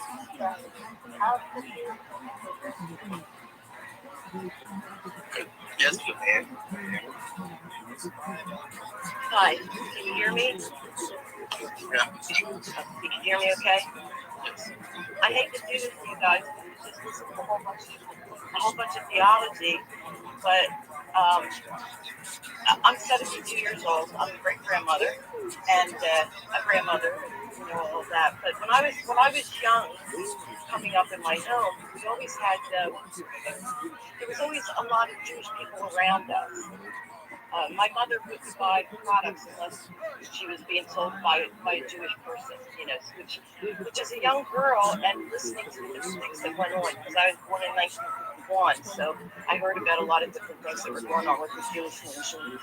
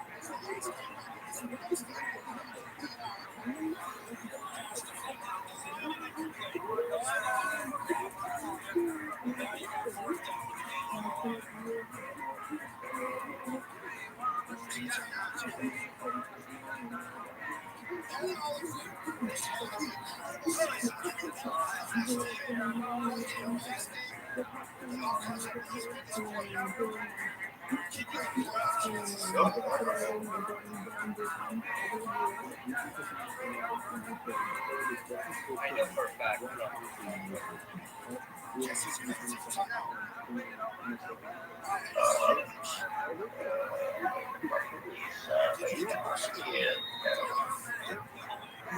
That there's the bankrupt United States corporation. Trump is still commander in chief of the Republic. This is the whole Q operation. Put your damage out on the CIA, I should go. their sheep don't walk. But tell me one on this. Y'all got all the time. Well, there was this one thing for Elon Musk. I was just Yeah, I a fan of. Yeah, well, it's not stupid. I don't know that it's bullshit made up because people were too fucking into themselves to recognize that Q-Star was a fucking science maker. And where did it come from? Because somebody made a joke because people could AI hide. Somebody picked it up and made a big thing out of it. I had spaces with people in AI that's been nothing to worry about. I do that a little bit. Well, I'm sure that's what the AI would want you to think. No, there's nothing to worry about. We can solve general AI problems. Now, I'm all busy. We discovered something really dangerous, and my name is definitely not guilty. It's not this. It's all fine. Don't worry about it. AI's not going to kill you. Matter of fact, the fear is in you.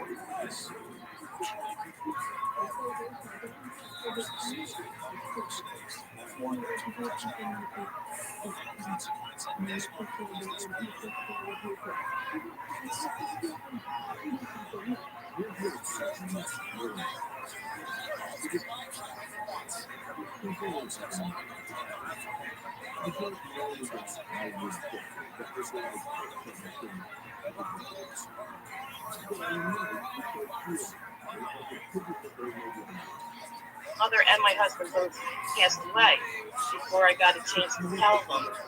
But when my results came back, it said that I was 46% Jewish.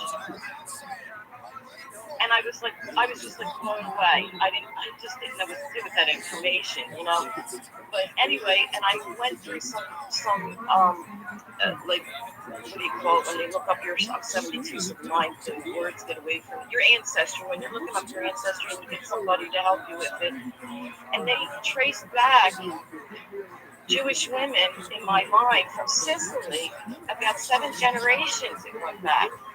So my mother and her brothers, they all went to the grave not realizing that they had Jewish in them. They thought they were 100% Italian. But anyway, here's my question. It'll be for like Rob or Alex or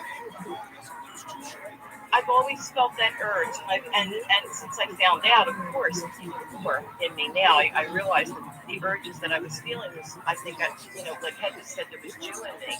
I just didn't know it, but somehow or another, my DNA knew it and was making me feel the things that I felt about Jewish people and about Israel. And so, my question is this. It's like, if I wanted to come to Israel, say I wanted to come to Israel and live there. Say I just wanted to do that, I'm taking that as an example. Where would I fit in? Like, I'll tell you.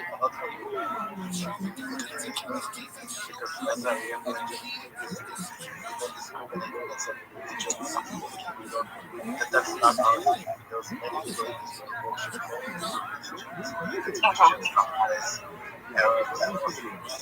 As long as you know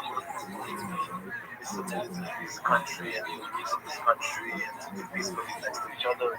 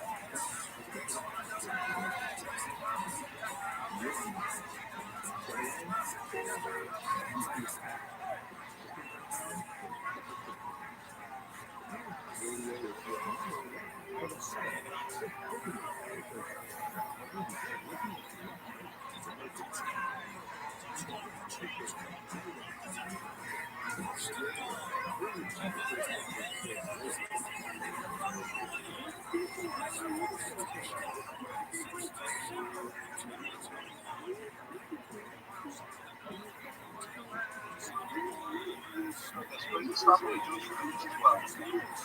Well, how much you married a 10-year-old, right? But you justify that, listen, you can do any religion, and it's okay, whatever they choose. It's not that simple. There are some bad characters there. And, part of the problem with Israel is militant Islam. Let's not get out. Let's go to state to state. Of course, we're not talking about all but there is a percentage of jihadists that feel they're superior and will not allow any other religion, any other race, and they will not share anything in their place. They are fucking people identify with the fighting. You're never going to be able to get them. So I'm a little concerned about that statement. And I want our meal to rethink that too, because yes, we love everybody. Really? How can you love everybody? How can you love everybody? I can answer. Go ahead. Of course, when we are talking that there's freedom of religion, so worship is preserved. But this is under the law. That means that you can do, can be.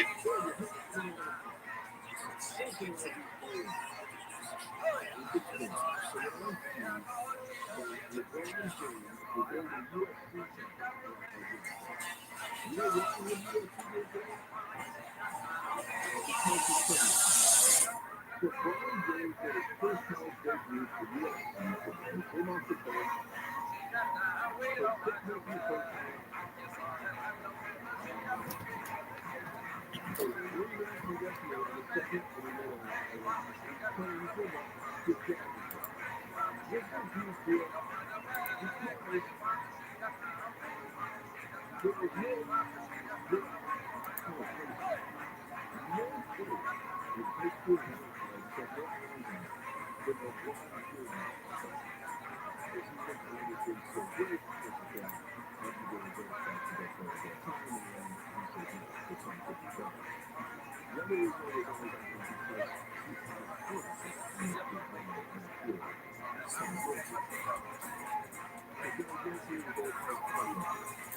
can see a ton of points on the board. And what I noticed the offense really excited about having Dallas Goedert back. He's a big target. He's one of Jalen Hurts' favorite targets. He's got great hands, and he's hard to cover.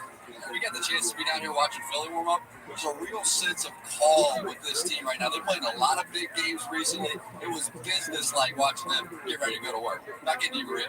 All right, appreciate it, Jack. Let's go to work on these highlights. The Lions taking on the Bears. Remember, Justin Fields, they lost week 11, even though they were up 12 in the fourth quarter. To the third quarter, we go, we're all tied up at 13, and Fields looking for DJ Moore. And Maria, give Matt Eberflus, the head coach of the Bears, a lot of credit for stabilizing the Bears. Justin Fields playing his best football of his career. Not quite the best football for Jared Goff, though. Check this out on the ensuing drive. The snap is botched. Lions have been sloppy offensively. Ball's on the ground way too much. They're turning it over. And then on defense, you can't let this guy get out of the pocket and make these kinds of plays with his feet. I mean, Justin Fields is showing he has one other gear. Like, he's going into it, goes an 11-yard touchdown, makes it look easy. 4th and 1 here. Lions going for it. And stuck for the 4-yard loss. Let's hear what Coach Campbell has to say about what he's got to do to get these guys on track. Yeah, you know what I need to push a little bit more. I just going to need to be a little more irritable, which I can do that. We know you can't. We believe in you. All right, the Seahawks taking on the 49ers. Drew Lock starting for the injured Geno Smith. He is out with a groin injury on the first drive.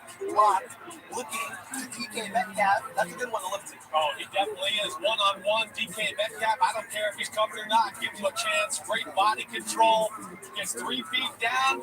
He's kind of freaky out there. Yeah, just a little bit. I mean, the 49ers can be as well. They got a freak show named Deebo Samuel. They really do. Their offense. Purdy's on fire. The run game's on fire. Deebo's on fire. Ayuk's on fire. It's pretty hard to stop right now. They get Deebo matched up with Jamal Adams down the field. That's advantage 49ers and Deebo. The fourth quarter, let's see who else Purdy can find. He's got to connect this time, though, with George Kittle. Right. Find the run game, right? Make McCaffrey up the middle, who ran for 145 today. Defense steps up. And then there's Kittle wide open. Look at the location of the ball, Sid. Right there. That's pretty good. Yeah, check out Brock Purdy there. The Niners with their 5th straight win, and Purdy 19 for 27, 368, 2 touchdowns, 1 interception on this one. But Sims, you want to talk about the Niners throwing the ball to Deebo Samuel? Well, Deebo wasn't himself last year. This year, he's a huge part of this offense, right? There was contracts, injury issues last year. When they get him rolling, it just adds another weapon to this offense with Shanahan. That's impossible. You see the motion over there. They send a little route over here that kind of gets Jamal Adams' attention because he's the guy responsible for Deebo crossing the field. Because of that, he flat-foot for a second. Deebo gets over the top.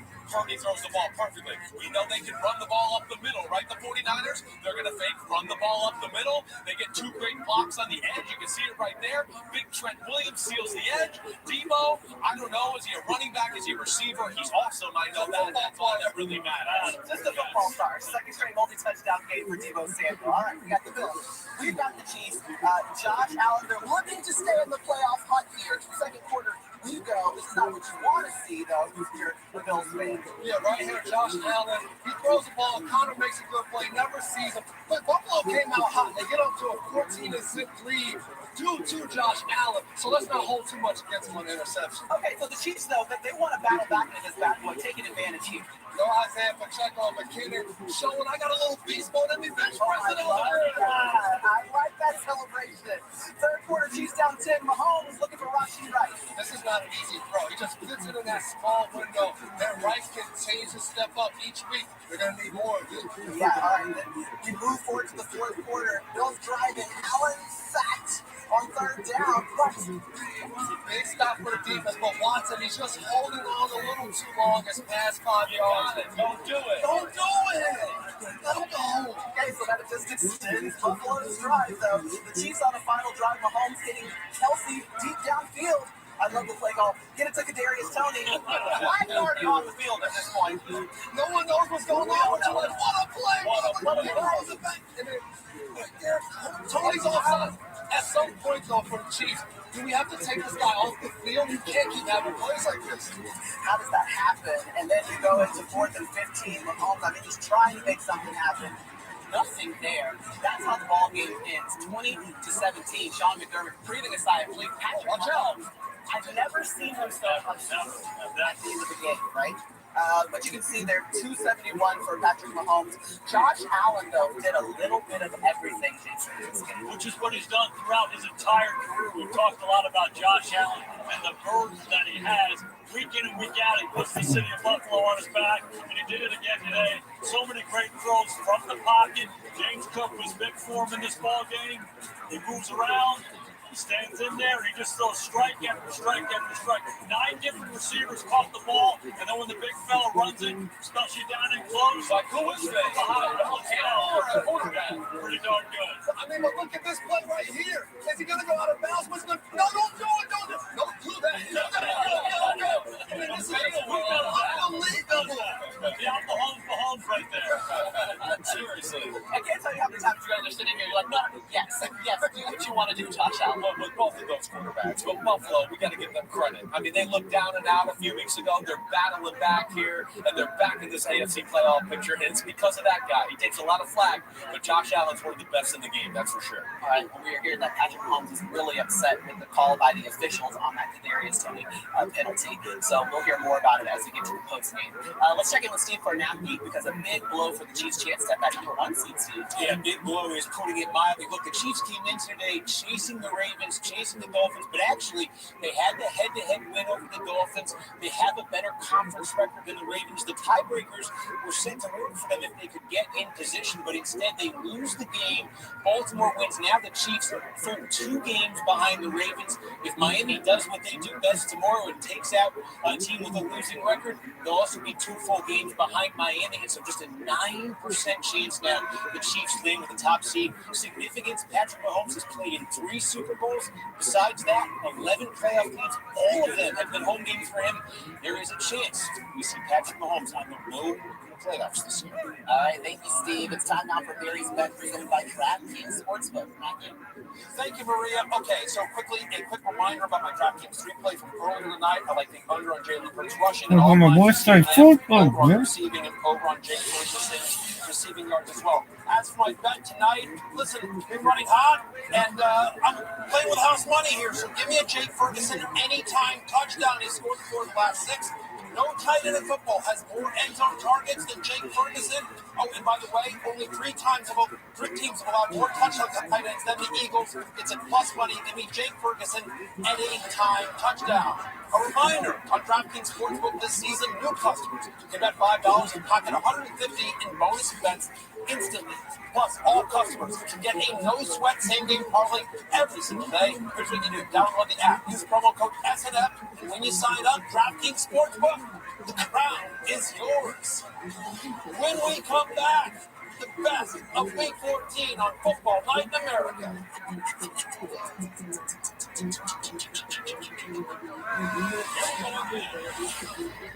The holiday season is a time for family and old friends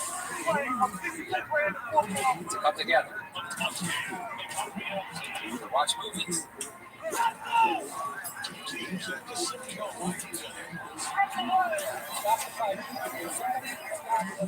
Of course, football. It's time to be that guy again. Before I met your mom, I was a covert assassin. I escaped that life, and now they found us. Who are you? James Bond? I'm still the man you married. You weren't in a band or vegan, Dan. You were an assassin for hire. Different versions of myself. Family Plan, streaming soon on Apple TV Plus, rated PG-13. There's never been a better time to get away. With a great deal on the Hyundai you've always wanted.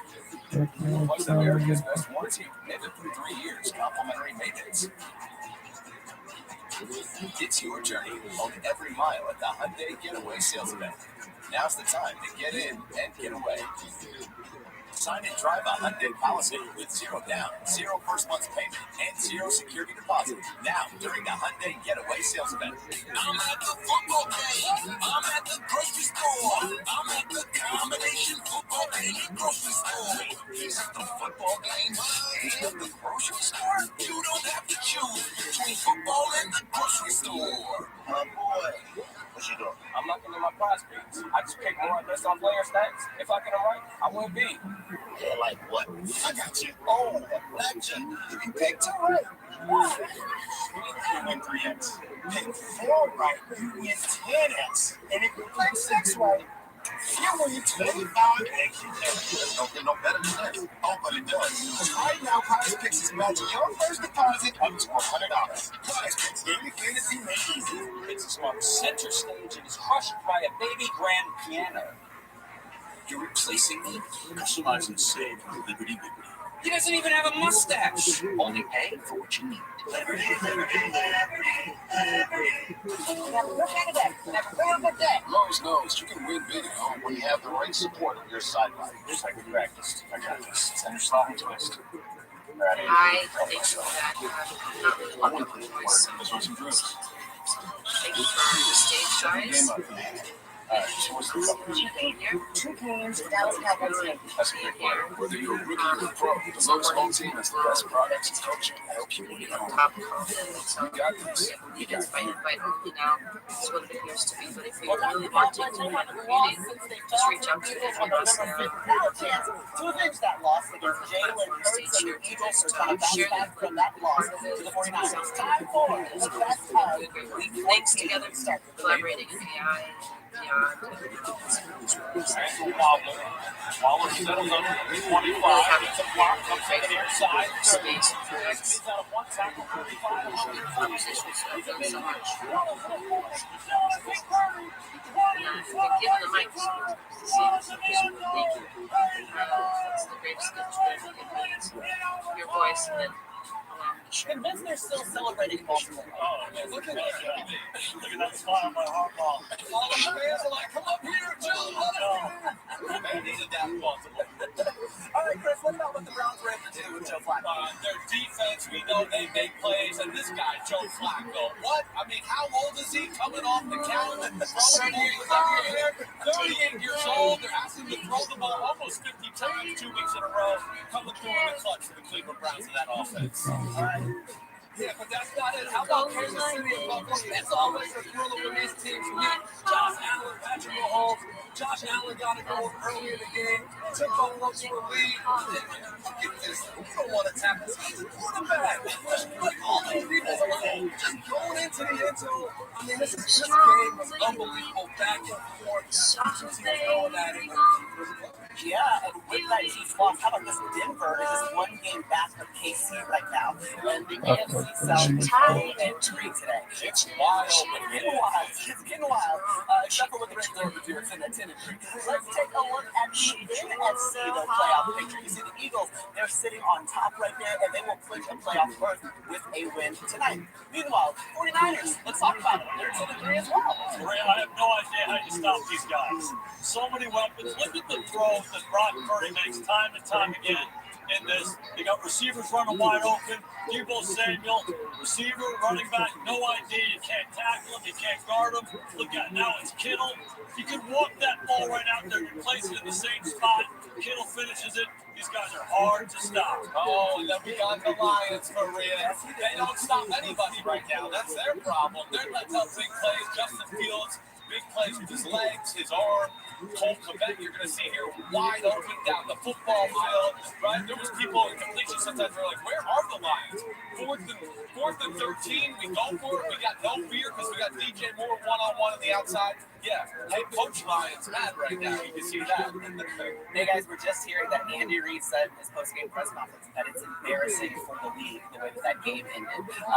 So we'll be hearing more coming out of that matchup against the Bills. All right, now we're getting set for a huge one, Steve Kornak.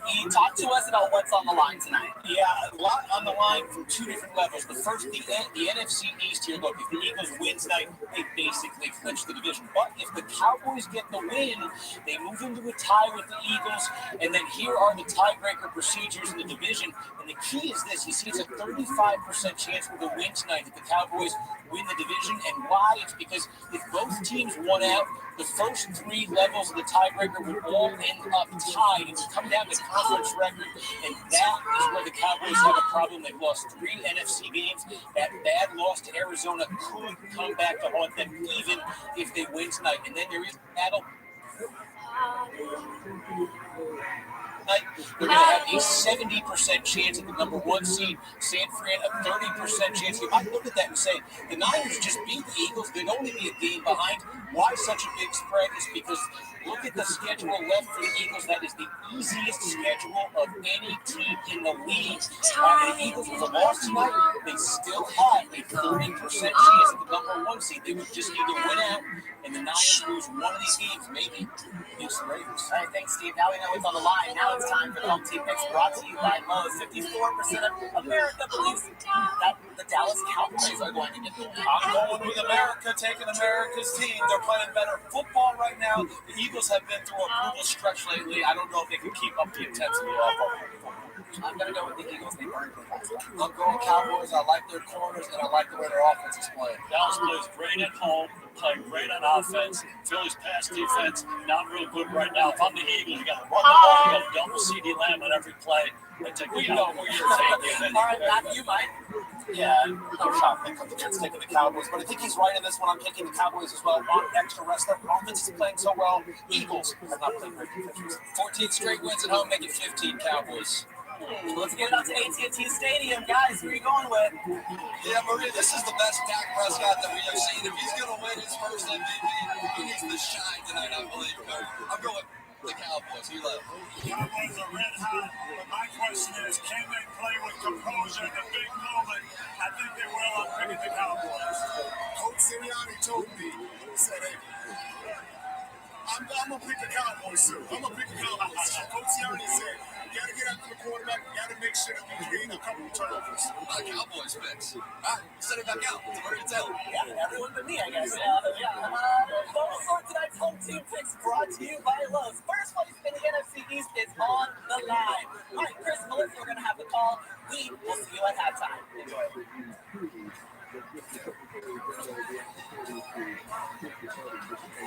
This has been the Hyundai Sunday Night Kickoff.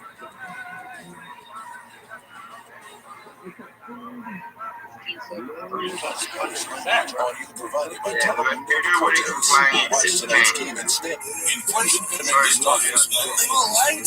American Gold and Diamond can make it right with Christmas cash. Gold, silver, diamonds, for the jewelry. It's Christmas cash for all because we pay you on the spot. American Gold and Diamond Exchange. If inflation allows on Broadway, just inside the different tighter. American Gold and Diamond Exchange in Tyler. I'll give you a follow, yo.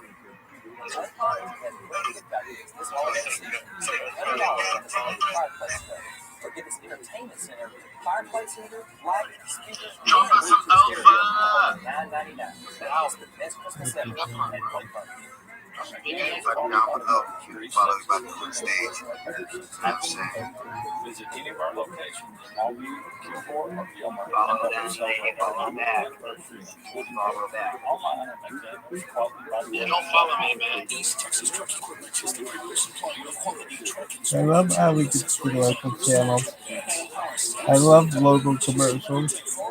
Everything you need to equip your truck, you will find at East Texas Truck Equipment. Spray and bed liners, WeatherTech floor mats, bed covers along with power steps and running boards. Go to ootd.tv to see our entire inventory. At mile north of I-20 and 281 in Longview, online at ootd.tv. With Patterson and Tyler's wrap-up the year sales event, you can save thousands. Patterson has a full 10% off MSRP on most of our inventory, from the Grand Cherokee to Ram tough trucks and everything in between. This means up to $10,000 off on Ram tough heavy-duty trucks, and all this with no payments for 90 days.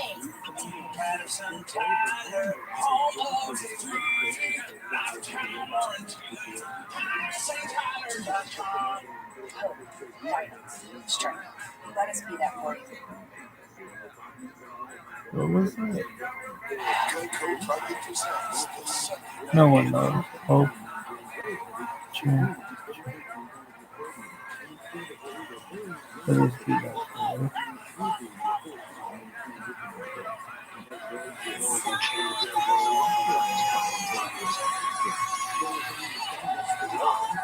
Would you have sex with Carrie Underwood? I would drag my balls a mile across broken glass in order to listen to Carrie Underwood fart and walkie-talkie.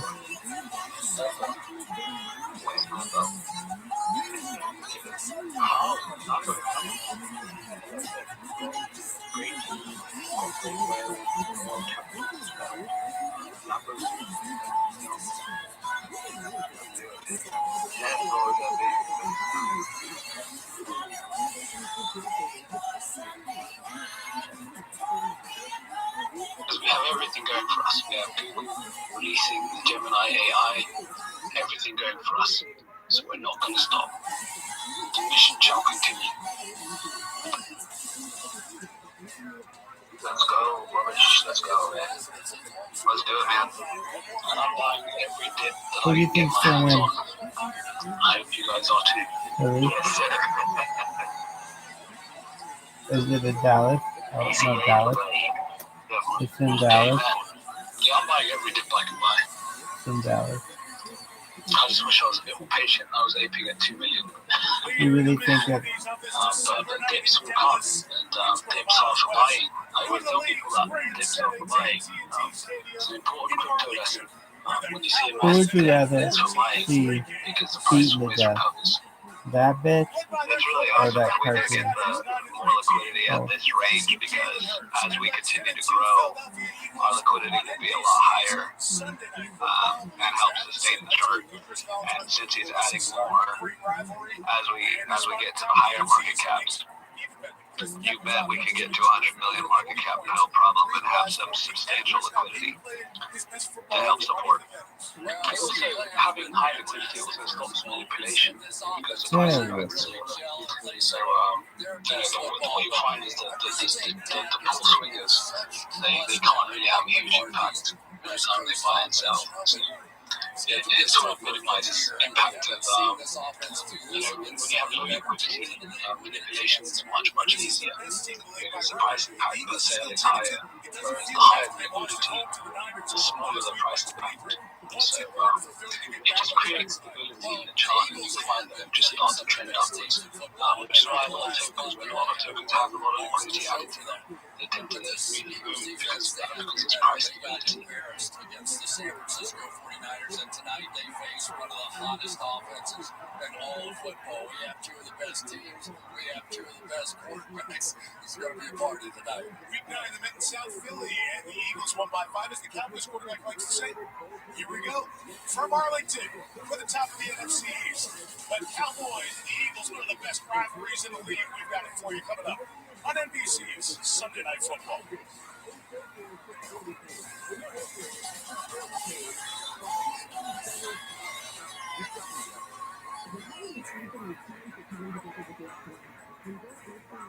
Sunday Night Football is brought to you by Hyundai. It's your journey.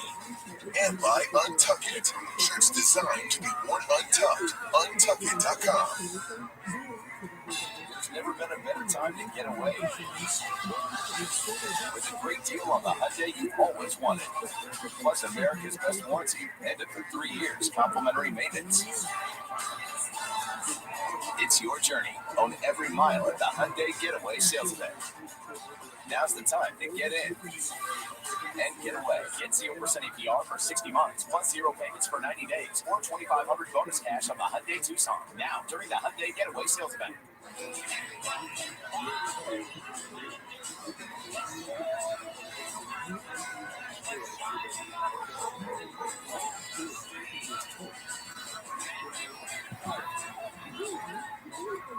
Any other. It has every ability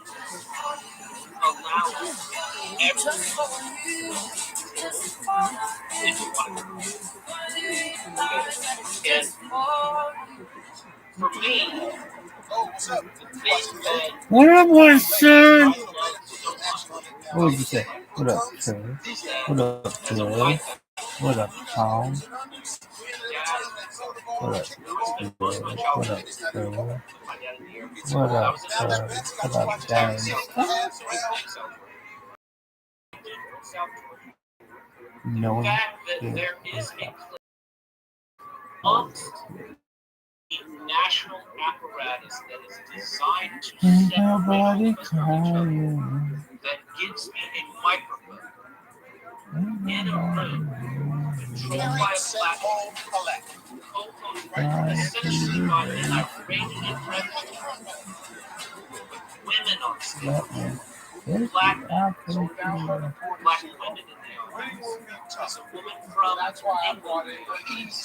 There's a black guy that I know. The fact that I get to say black guys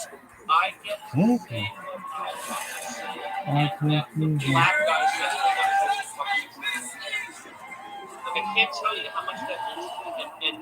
Dude, can I tell you this? No one gives a fuck. Like, no one. Not seriously, no one. The fact that exists at my bad, and that some.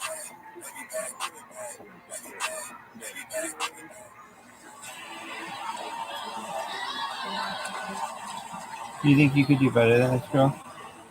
Yeah. I'm the best person ever. I did a suicide rise. But never coming each bitches. I'm never coming each. NBC Sports welcomes you to the following presentation of the National Football League.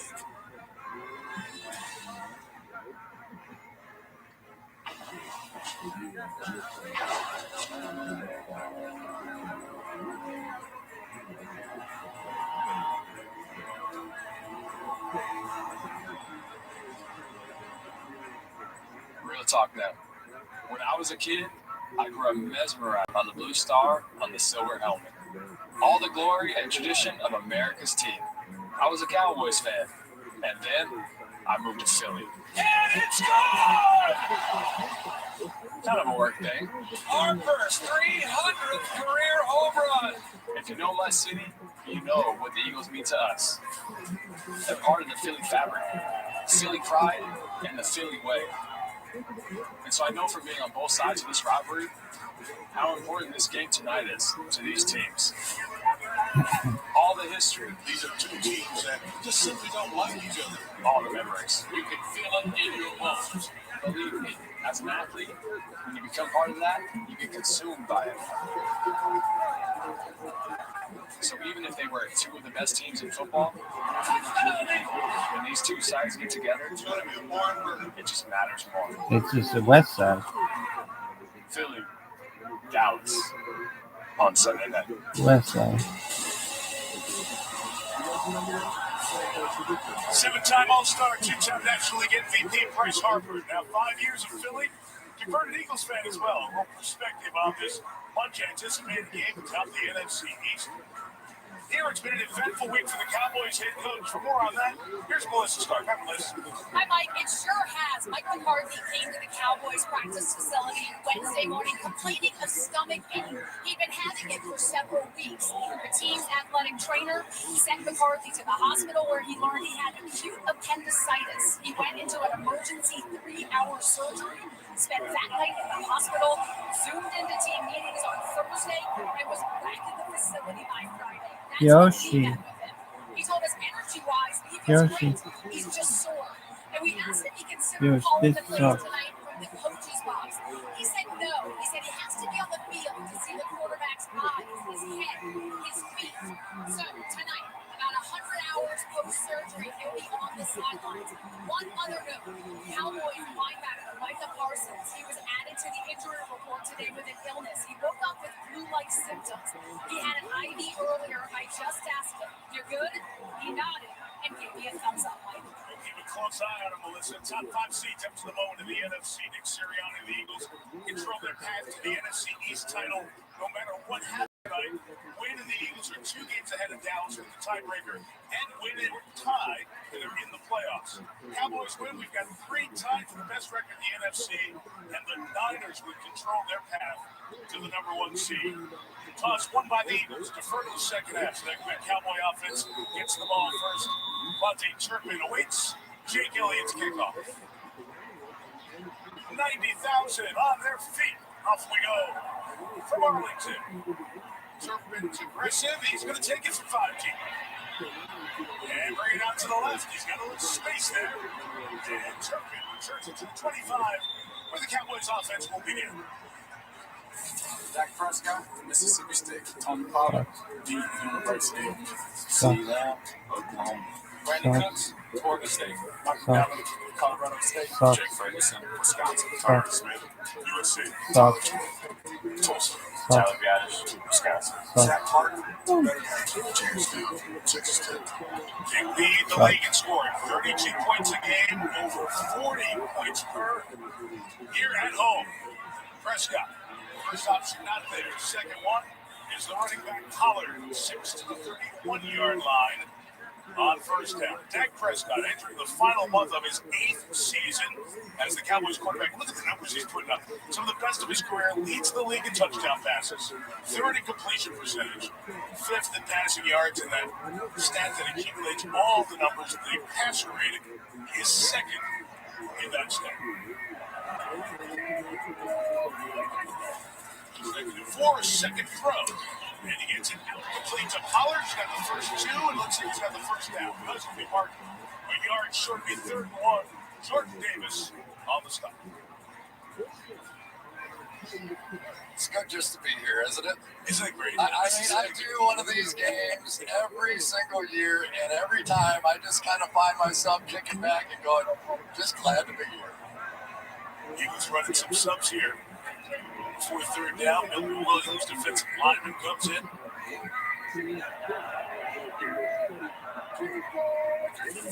So 3rd and inches, they'll get to Turpin coming around the end. The speed of Turpin down the sideline to the Eagles 43.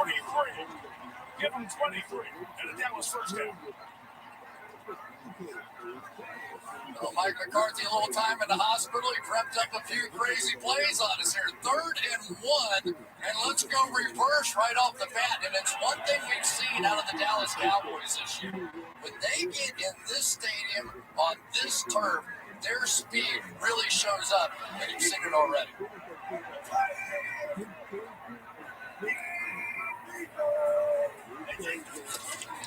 The 44, it is Pollard with space up the middle. And this Eagles defense that has seen the last 2 opponents move the ball on them. Seen it here on the opening drive. 8-12 first down. You're going to get the double teams working. These are good defensive tackles in this game. As a matter of fact, the last time these 2 teams played, there was such a focus on trying to stop those interior guys. There were some opportunities for the outside pass rushers.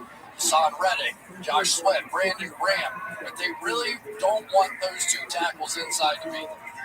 3 tight ends, including Peyton Henderson, back from injury. We go down with the carry. That's just a gain of a yard or so against the Philadelphia defense. Brandon Graham, University of Michigan. Jensen High School, Jordan Davis, University of Georgia. Josh Sweat, Florida State. Son Reddick, Football. James Bradbury, Kevin Byers, Middle Tennessee State. Reed Blankenship, Middle Tennessee State. Darius Rosa Hospital. Last 2 games, giving up nearly 1,000 yards this defense. And Dallas moving it with ease. On this opening drive, Dallas going to be marked a yard short of the first down. Westside High School. Westside. Hasn't been in on these first few snaps. At linebacker for Philly. Yeah, and right now, Philadelphia's defense is sort of daring Mike McCarthy to run the football. They've been playing with 2 deep safeties almost the entire game here. And so Dak and Mike have accommodated. That just changed. 3rd and 1, and Dak with the keeper. So not exactly the Eagles' medicine of the brotherly shove, but Prescott finds the space. He gets the first down at the 21. We got a Dak duck on that one. Just slid right in there for the first down. And It is really amazing, isn't it, how much of the game of football has come down to the Philadelphia Eagles' ability to convert on 3rd and 1s and goal line situations. And the rest of the league is just trying to play copycat. Jack Duck is that I don't know. Okay, just first down. Prescott tossing it to the corner. Is it caught? No, incomplete, out of bounds to CD Lamb. Darius Slay gets man when you call him Darius Slay on the tackle out of bounds. And that's going to be the matchup all night long here tonight. CD Lamb just having a phenomenal year already, over 1,100 yards on the season. And there's just no doubt that the best cover guy on this Philadelphia defense is Slay. His grandma can call him Darius. He'll call himself Darius in the lineup scenario, but he said, just call me Slay. You're not mad at me when I call him Darius in our meetings. So. 2nd and 10. Prescott with a pump. Take it down to Pollard. He's got space on the edge. They're very close to the first down. Kevin Byard came over to trade from Tennessee, pushes him out of bounds at the 13. 3rd and a couple coming up. On the west side, tricky. One of the big matchups in this game tonight is going to be right out here. Terrence Steele had a tough time the last time these two teams got together. And so now they are going to try and get the ball out very quickly. If Steele does not get help, it's up to Dak to get the ball out of his hands.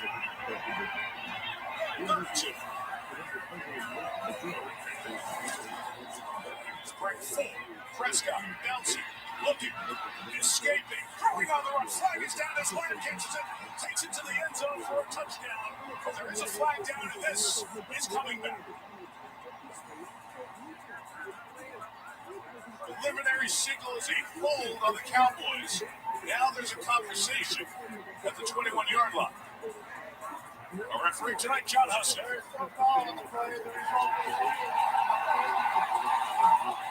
So CD Lamb caps off his opening drive with his 8th touchdown of the year, and Dallas scores first. You want to see what the West Coast offense is all about? You want to see what my dick looks like He's on going the to look 1, he's going to look covers? 2, and when it's not there immediately, he's going to get out of there. The difference in this offense lately has been the ability to get into that transition passing game, but he doesn't like the first 2. You saw it again there. After the conversation, that flag that was thrown is picked up. Brandon Aubrey hasn't missed a field goal, but has missed 3 extra points. Bounce this one through. Good opening drive for the Cowboys. 10 plays, 75 yards, 5 minutes. Dak hit 4 passes, including a scramble. And on the other end, the guy's having a phenomenal season. CD Lamb, 7-0. Dallas. All right, thank you for that. Who got next one? We got that west side thing. West side. West side.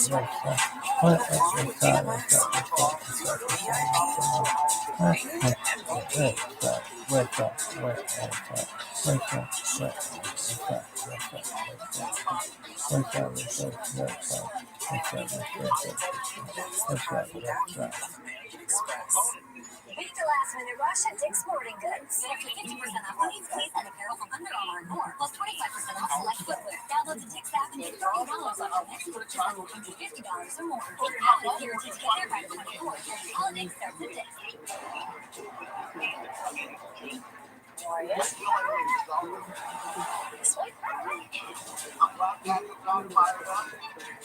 I'm looking at feet. We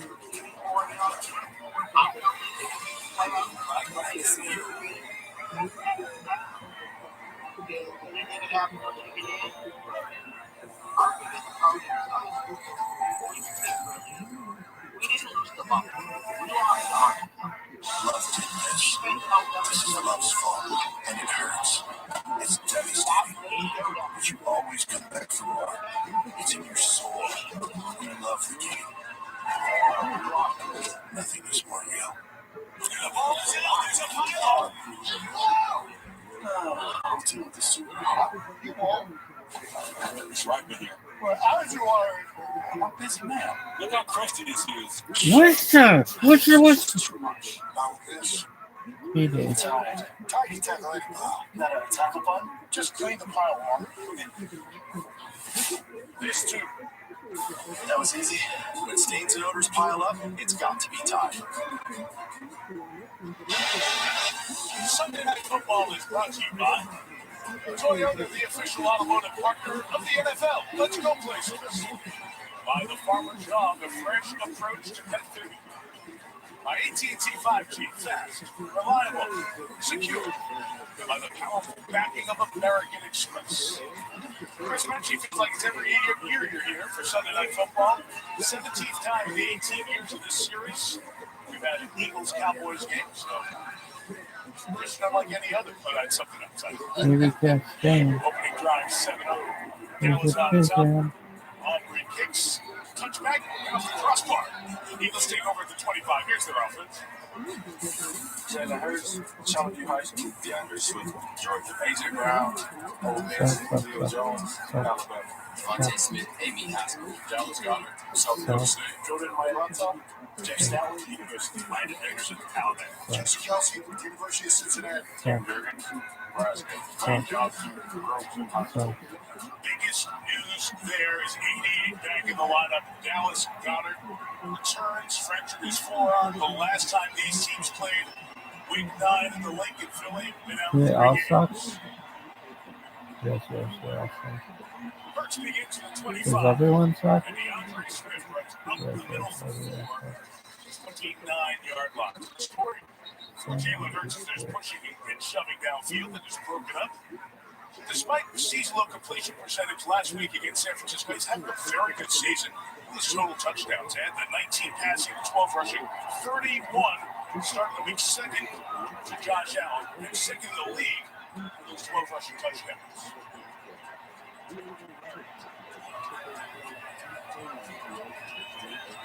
Pick up the 4, designed run with Hurts, lot of space, Kelsey out in front of him, first down across the 40-yard line. Hurts is second in quarterback rushing behind Lamar Jackson in the league. Just think of Kelsey as a fullback, which is exactly what he is on this play. They love this play so much because once you send the back out of the backfield to go wide, it's just a 5-on-5 matchup. Then you get such a great athlete and Jason Kelsey leading and Jalen Hurts in behind. It's one of their staples.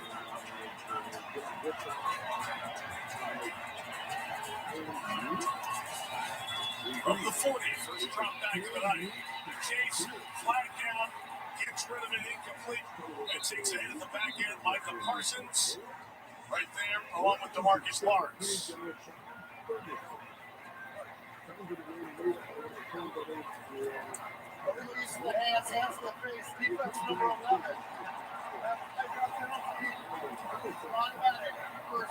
So it's on Parsons, and the Eagles will take it out to midfield, to the 45, I should say. Let's take a look on the outside, and that is going to be some matchup tonight against Lane Johnson. You can see almost took his helmet off there. It's a good call.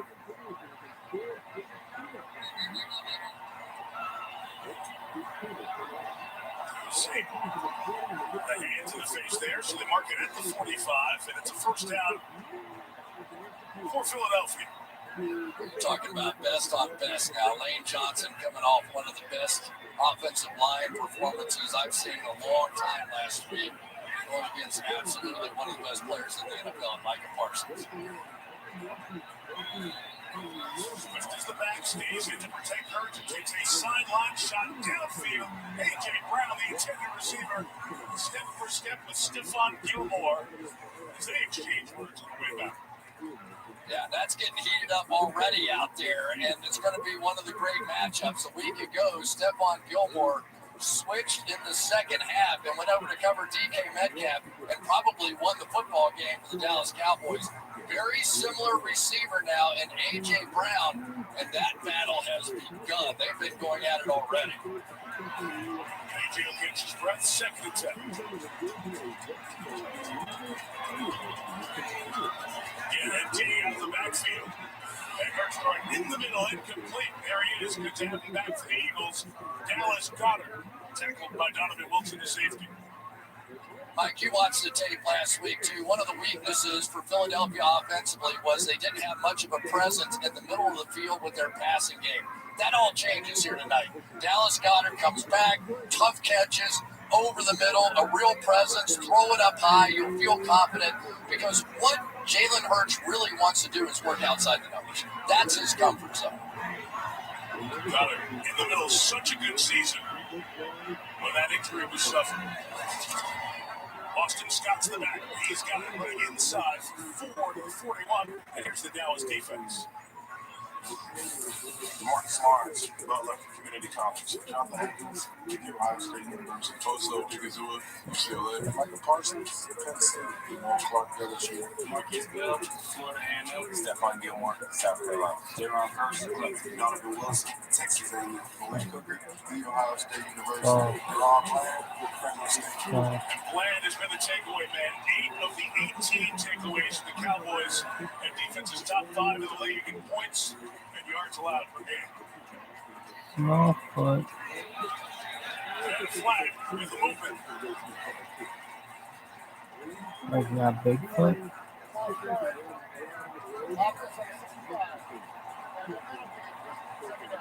It's on Lane Johnson. Let's see. We have 10 plays or so far, and then 4 for the Eagles. And one bloody nose. That's what happens. You get 15 yards for the hands to the face, and Lane Johnson said, "Thank you very much. I'll take a bloody nose." Right there. I mean, you can feel some of the battles, the individual battles of this matchup already in this. Second and 11. And it's again in the middle to complete the hard hit. Smith incomplete. Ball does come out as Smith was contacted. It'll be third down. And when you play against the Philadelphia Eagles, That's a you vibe. have to out-bully the bully. That's a You vibe. know, I mean, there are some teams that take great pride in their physical nature, and certainly Philadelphia is one of those. This Dallas Cowboys defense is no different. And they got the first strike in. Marquise Bell the hit. Third and 11. What's that? Clock running down and the motion. Flag thrown in the back for the delay of game as well. Conversation as to which one will be called here. I tell you, it was close. Jordan Mailata.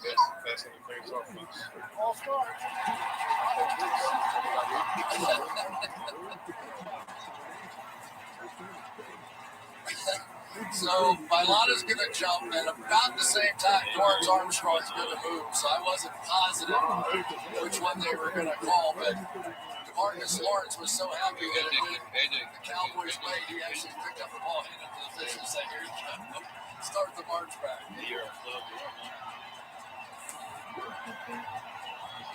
You got their pass rushers in now for Dallas.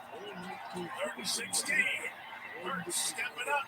Firing in the middle. It's caught. Devontae Smith to the 21-yard line. Big first down for the Eagles. A gain of 30. That's a maturing quarterback right there as they hurry up and get to the line of scrimmage. But that was Jalen Hurts at his best, stepping up in the pocket, looking like he was going to run and hitting a big play down the field. Fake to Gilo. He's on the way. Flag is down as Goedert gets inside the 10. To the 8. The flag came as the block was made on the edge. Not bad. That's wrong. Chill. That's not a good idea. You're going to see the late adjustment here by Brown to get in the way of the Dallas defender coming over. He kind of took the worst of it there for a minute. He tried to make it look like he was trying to get out of the way, but the officials didn't buy it. This is going to be an offensive game, so field goals are not where you want to be if you're the Philadelphia Eagles. 3 penalties already on Philadelphia.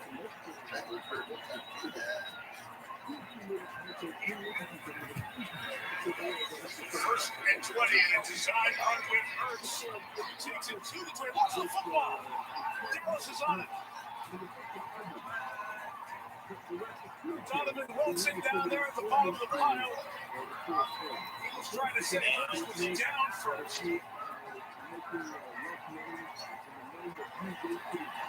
Cowboys ball.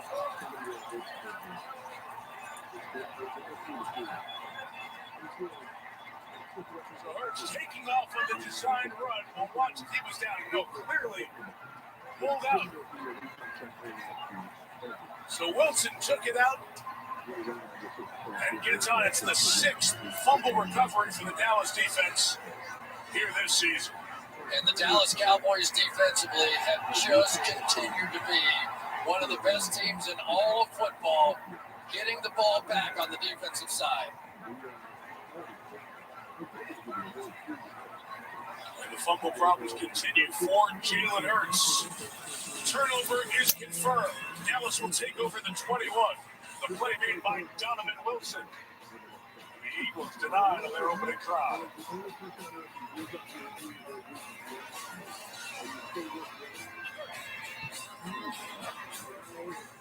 Those weeds sprouted overnight into something spectacular.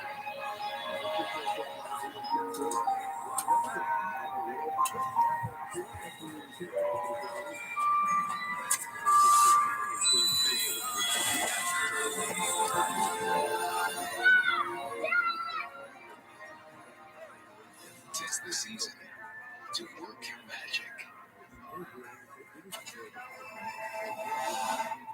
Walmart's amazing holiday deals are happening now. Save big on must-have fashion, top tech, and so much more. Walmart has deals for every gift on their list. Ready, set, gift. I have active psoriatic arthritis, but with Skyrizi to treat my skin and joints, I'm feeling this. Along with clear skin, Skyrizi helps me with less joint pain, stiffness, swelling, and fatigue. And with just 4 doses a year after 2 starter doses. Serious allergic reactions and an increased risk of infections or a lower ability to fight them may occur. Tell your doctor if you have an infection or symptoms, had a vaccine, or plan to. There's nothing like clear skin and benefits, and that means everything. Ask your doctor about Skyrizi today. Learn how Advocate can help you save.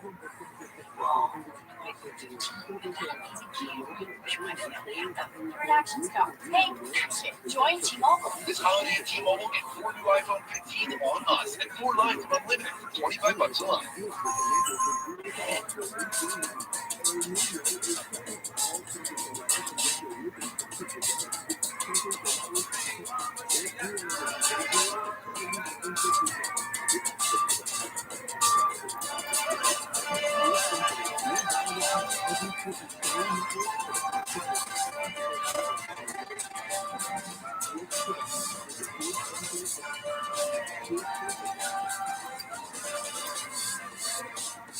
It's the return of the Saturday Showdown on NFL Network. First, Vikings Bengals. He's got it. Then Steelers Colts. And Broncos Lions in prime time. The Saturday Showdown triple header. Saturday starting at 1 on the NFL Network. All right, the voice is live. The power shifts from coaches to you. You vote. What's up, guys? Coaches are pretty good, though. John Legend is one of them. And he is among the VIPs in the house tonight here in Arlington to take in Cowboys and Eagles. On the turnover, Dallas takes over their own 21-yard line.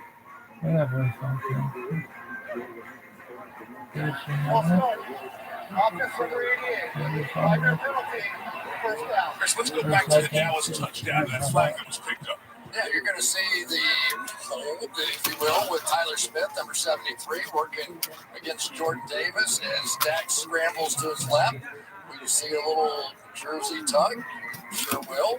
Was it enough to amount to a penalty as they interpreted it on the field? No. Through the flag conversation to pick it up. Back in New York, they say the separation as the defender was pulling away. Thus, the flag was picked up after the conversation. So that's the details behind that. That's a pass complete to C.D. Lamb. Makes up the penalty yardage on the first snap of this drive, and the ball's at the 22. It really is fun to watch Dak now with this West Coast offense. Well, The West Coast offense is all about footwork. And so when he hits that back foot, he is looking 1-2, and if it's not there, he's out of there. Looking, and now getting out of there. As he's chase fires downfield, good play by Slade to knock away the pass of Brandon Cooks. As it falls incomplete. Nolan Smith, the first-round pick, was in there bringing pressure for the Eagles. And Slay, I'm trying hard not to say Darius in this process, but he's over there working on Cooks. We all know about the speed of Cooks. Slay's on his worst side in this house. Slay, who's been doing this for a long time, right on the money again. 11 years in the league. Came over the trade from the Lions. He was in Detroit for the first 7 years. It's an Eagles third down defense. And conversion rate for Dallas was good. Picked up third downs on the first drive. And they got one here in the second. It's a CD Lamb to the 49-yard line. That's a gain of 27. And a couple of big shots to Lamb already. Every time you watch CD, he can be very deliberate until he gets to the break point, and then he's very sharp. He just sort of jogs his way off, and then once he gets you to make a bold step one way, that time Bradley Roby, now he's got you on your heels, and off to the races he goes.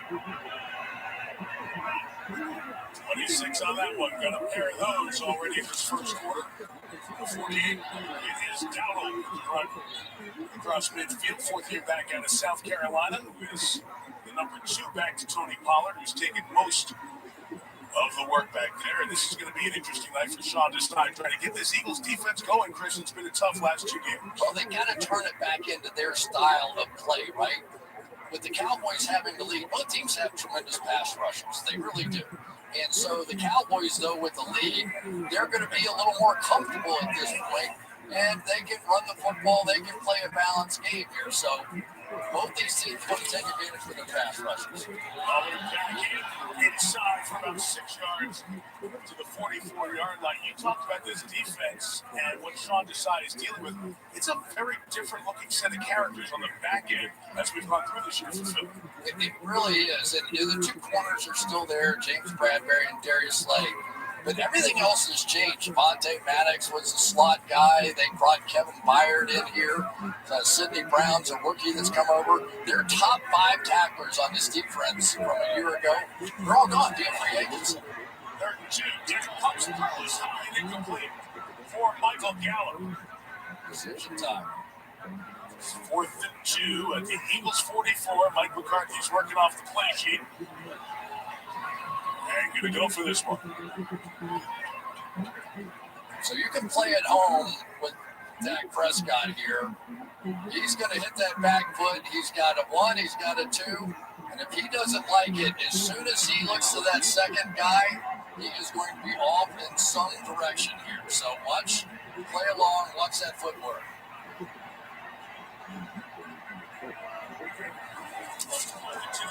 Inside, Look at this. shifting direction, got the first down. Nifty run by Tony Pollard to the 40. It's a 4th down conversion for Dallas. And it's what happens sometimes if you get convinced, like I was, that they were going to throw there. Watch Jalen Carter right there make an inside move. The minute he does that, you leave the gap open, and there you go for a huge conversion. Cowboys already 120 yards this opening quarter. Pollard carries to it. On the run to the 23-yard line. 5 down, though. 2 of them. As that hole opened up for what would have been a gain of 17.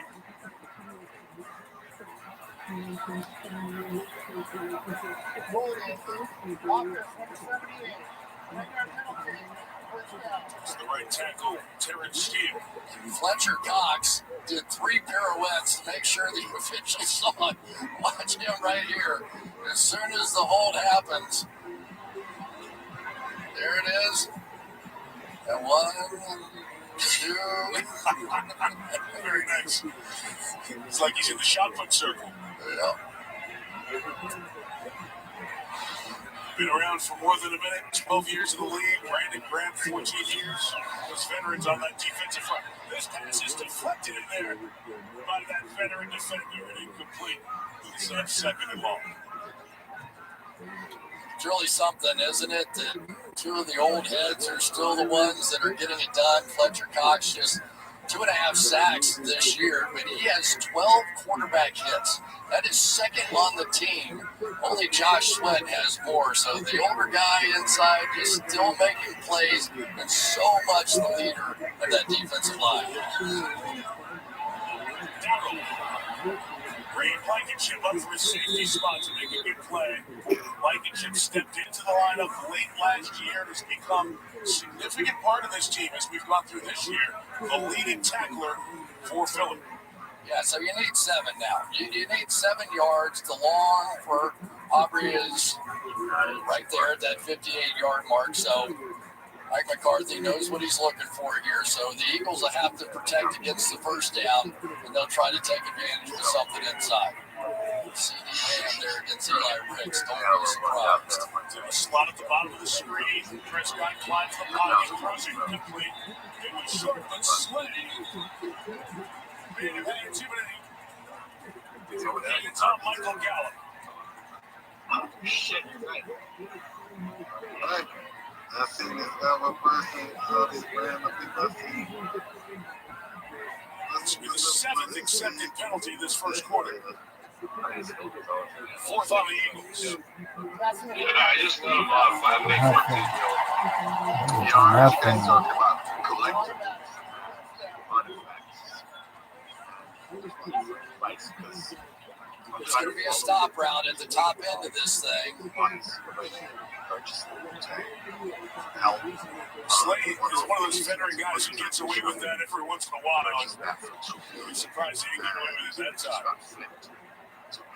There wasn't a lot there.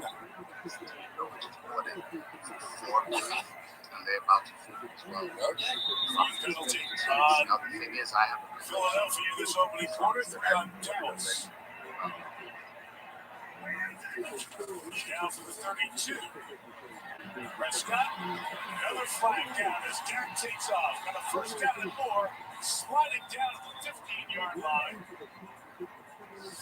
Into Zach Cunningham, who's back in the Eagles lineup after being out last week. Holding. Offense number 73. Second penalty. First down. On Tyler Smith, and it's being called tight here to establish the tone early on. And the Philadelphia Eagles defensive line apparently is trained in how to help officials here. Another pirouette on the tail end of this one. Arms up, there you go, help my cause. As Dak went running by him, he went running for the officials to get the call.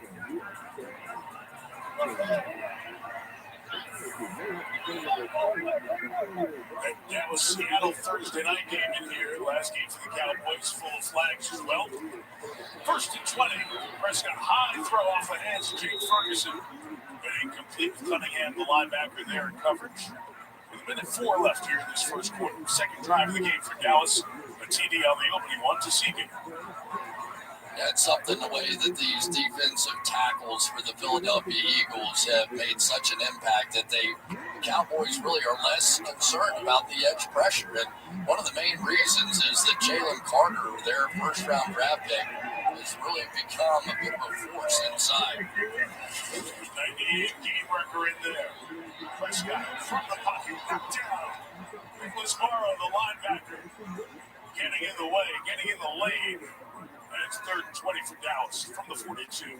And there's a mini celebration going on in Philadelphia because this is how the 49ers really sort of tore up the Eagles defense, trying to protect this middle part of the field. And yet here they go. Extend, get your hands on the ball, and that's a big play. That's a confidence boost for Philadelphia. I mean, Dak started 6-8. Last 4. There's more of a pattern here on 3rd down and 2. Get it into the hands of Monty Turpin. This Eagles defense, Kevin Byard on that play, show up here at the end. Cowboys haven't punted the ball in 17 days.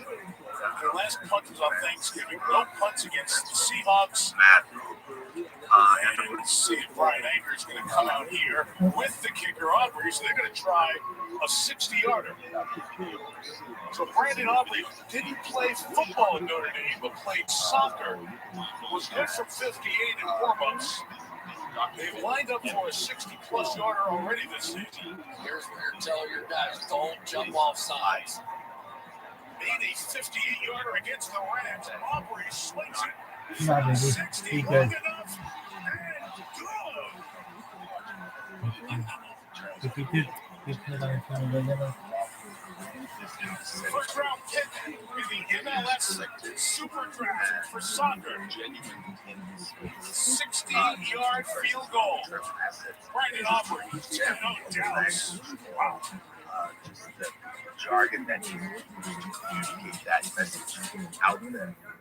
And right now, I feel like everybody about the next night, what they missed out on. All of you, just stop what you're doing and listen. Cannonball!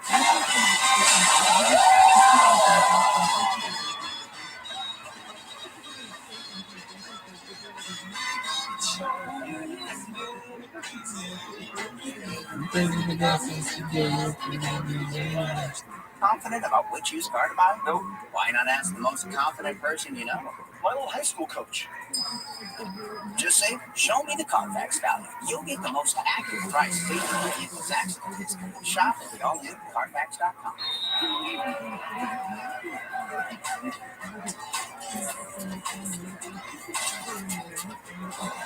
Play. This is not a watch party. Watch party. Some party. That's a party plan. Let's check the replay. This one really happened replay is brought to you by Progressive. One thing no one will challenge. Protecting your home and auto with Progressive. Get more forward a touch. Almost got Progressive. Does he think he's gonna know? Looks like we good old days. Yeah, you on the sidelines while I do all the work.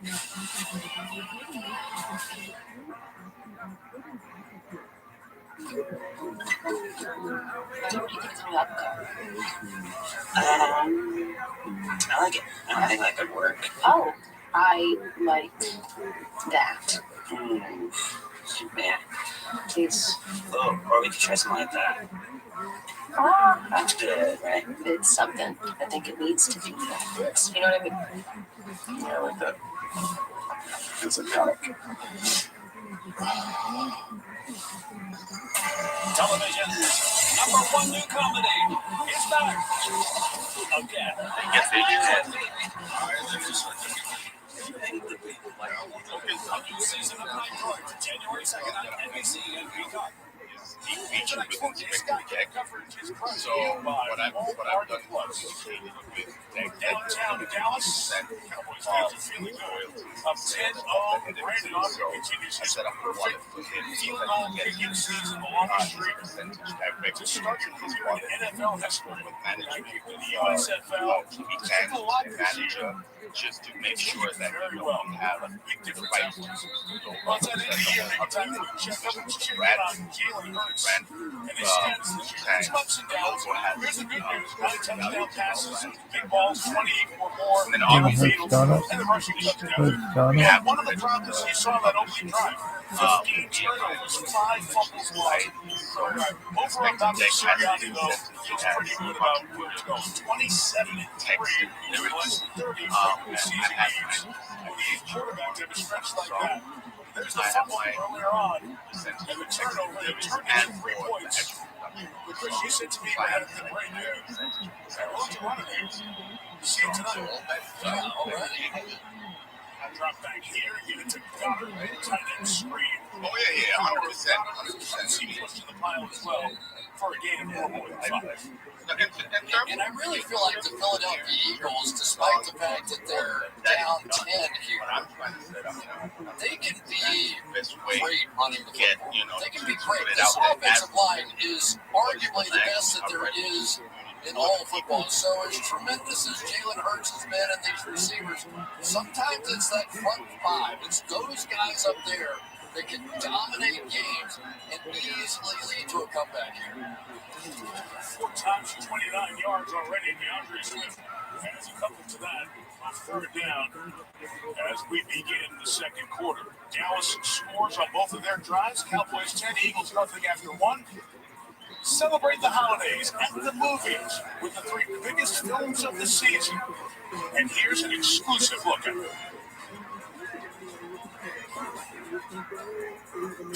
It's time. You can see the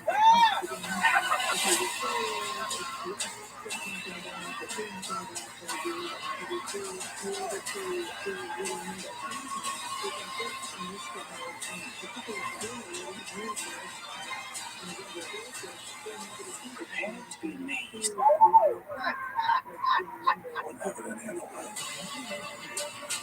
It's a pinch me moment that I get to be in this film. This is the thing that I've never been a part of that's like this. I'm really grateful to get to be part of the story. The truth is, I'm a chocolate maker. the best chocolate in the world. Where do we start? This is a joyous movie. You're the funny little man who's been following me. I will have you know that I am a perfectly respectable size followforfollow. And you can go right now. Just give me back. The role of Aquaman is so big. It's very much larger than life. Fine. Flex your muscles. Like any other superhero, I put my suit on one leg at a time. Something happens for me. It's in the color purple. It's retold in such a beautiful and fresh way. The music is rooted in power. It comes from the soul of every one of the characters.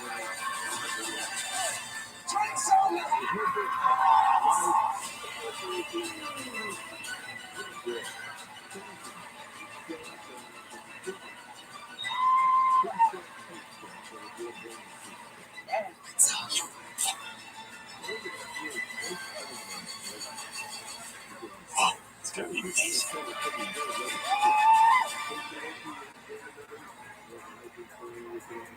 Here comes Shakira, reaches out. Shakira's down. Shakira reaches out.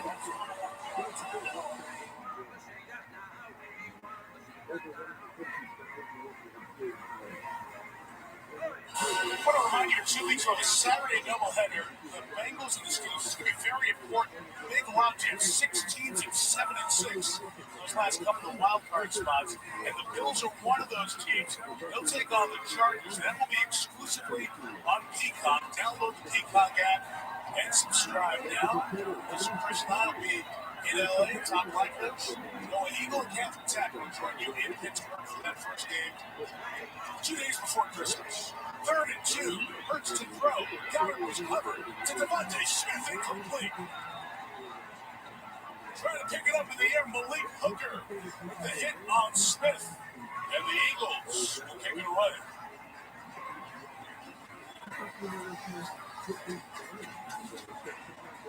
On the outside, you've got Devontae Smith, who really has been the hot receiver here as of late. A little double move. So many times what the Cowboys are known for is they will try to undercut those receivers. They're trying to take advantage. But that time it really was DeMarcus Lawrence that saved the day. I think the first option there was a run. Lawrence took it away.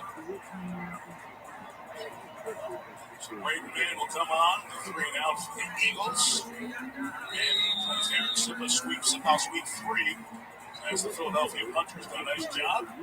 Dangerous tripping back deep. It's going to be a throw. And wide open to the completion is Olumide Zaccheaus to the 40 and the 38-yard line. So the Eagles go with the trick play. Michael Clay, their special teams coordinator, had one up his sleeves. The completion by Brayton Mann. It's one of the problems when you put a wide receiver out there as the gunner. He didn't have a lot of experience in trying to cover anybody, and you can see just how wide open Zaccheaus was. That is some gutsy call. But you go into a place like Dallas in this stadium, all the points they're scoring, you have to strike, and they struck there. Man was 1 of 2 passing last year for the Jets for 17 yards. Huge play there. gain of 28. DeAndre Swift the back. He's brought down by Osa Odigizua in the backfield for the loss of 3. Osi Odigizua has had a fantastic year. Only 3 sacks to show, okay? I'm going to admit that. But he doesn't get the play on passing downs. They have so many good pass rushers here. This guy has continued to make play after play. You saw him there with the quickness. Backdoor, runs through, ends up with a big play right after that momentum shift. This is the loss of 4. Has 5 options. Smith, Devontae holds on to this one at the 34-yard line, stuck there by Deron Bland, Mr. Kick 6. It really has become Jalen Hurts' team, though, and as we were talking to Mike McCarthy about it, and say, all right, key moments, comes up in the game, what are you expecting, what are you going to do? He goes, let me tell you something. Jalen Hurts is the guy that's going to have the ball. And you saw it on that last one. It was DeMarcus Lawrence who saved it, and they threw the pass, but clearly they want Jalen Hurts to be the guy in the key moments.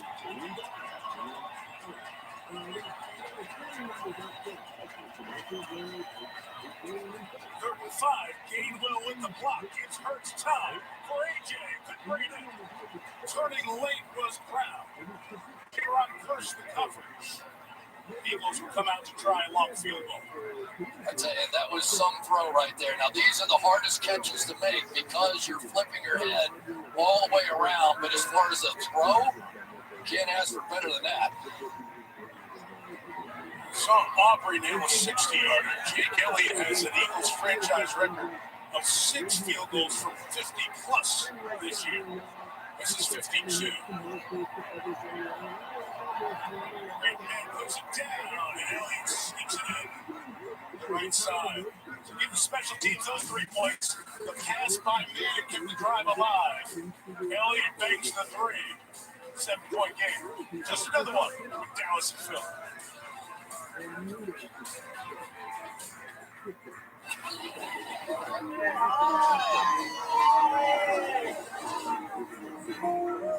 Oh shit. So sorry, Dad. Let's make today a good day.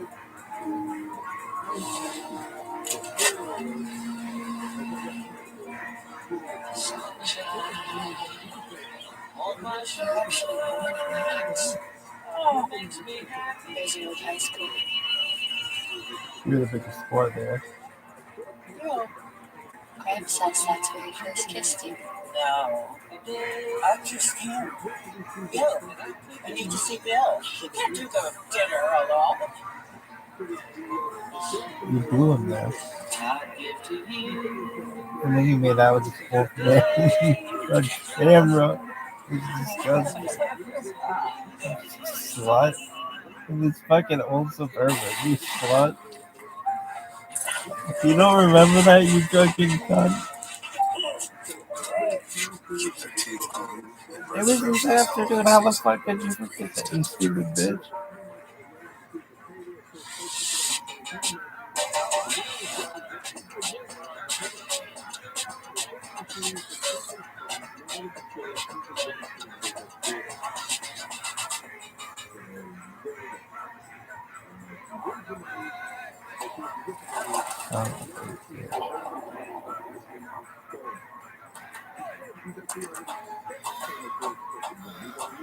What can I do to get a rope around this?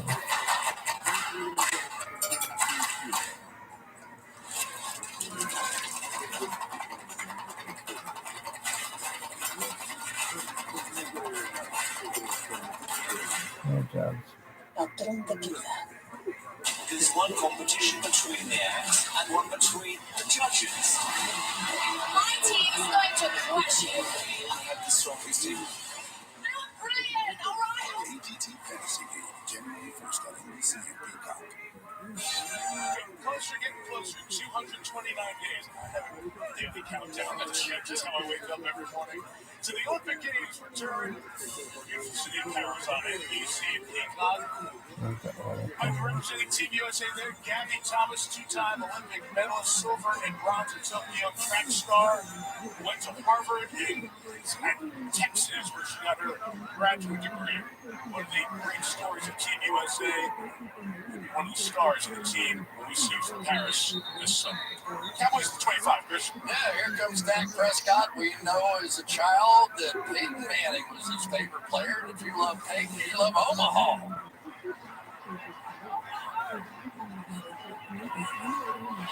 Then Aaron Rodgers with green 19.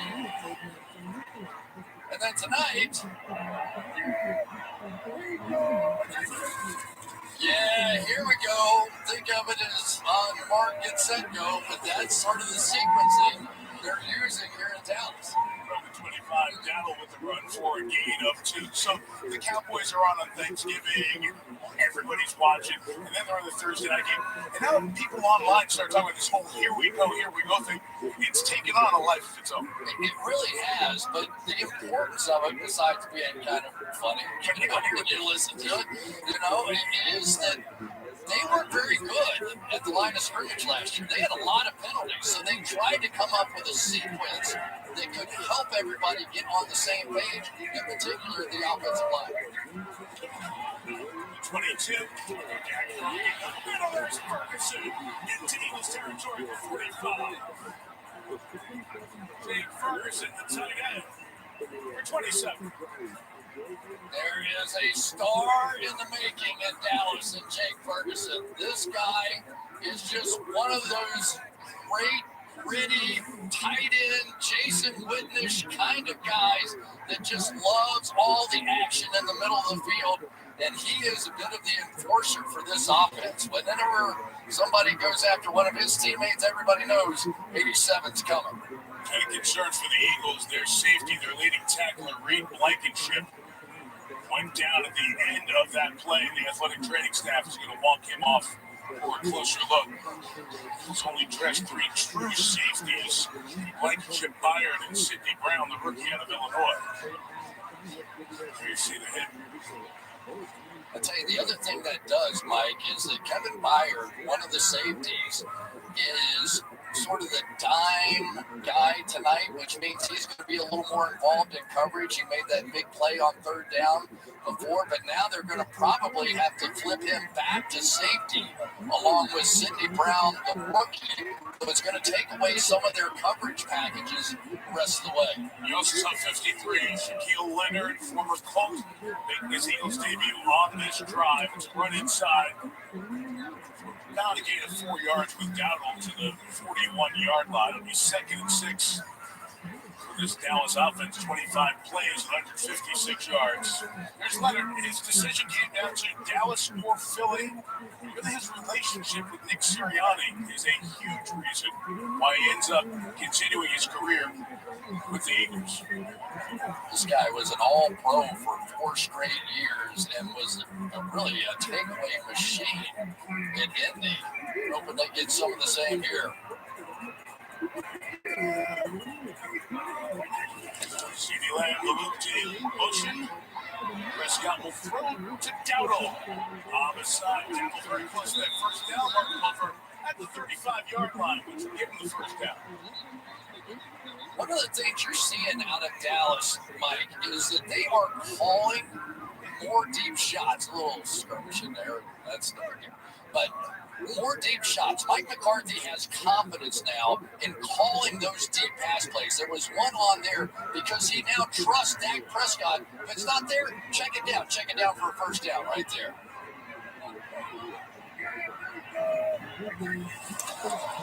35 inside run with Dowdle. Look at him weaving his way for 9. Byard making a tackle for this Eagle defensive list. Yeah, Mike, you were talking about Shaquille Leonard. He told me that his relationship with Nick Sirianni is 100% the reason he chose to come to the Eagles. He said Sirianni would FaceTime him every day, and knowing Shaq's competitive nature, he would show him over his shoulder in his office. This picture, the Eagles on the podium after last year's NFC Championship game. And Shaq told me, for a guy who's only played in 3 playoff games, that's my dream. They need his stability, too. He played 9 games in the Colts on pass to Lamb. On the exceeding Lamb. Slay takes it on the mound to the 16-yard line. Again, along the chains, another first down for Dallas. And it's really a tremendous play because anytime that Lamb goes across, now you can use the back as a lead blocker on the outside. Tony Pollard, that time able to get out on the edge. And we are seeing some of this misdirection now really come into play and slow down, in particular, the pass rush of the Eagles.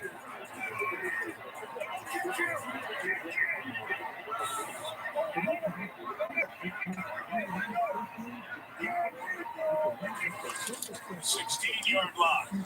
Good run, Pollard to the 9. And there you heard a little bit of why Here We Go has some real meaning. Yeah, and what the meaning is, when he goes, yeah, here we go, you shut up.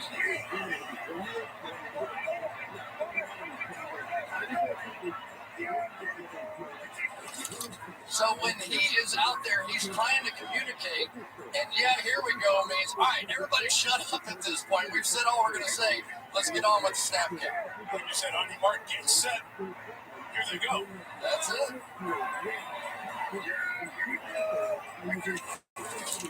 Inside the 10. Like it.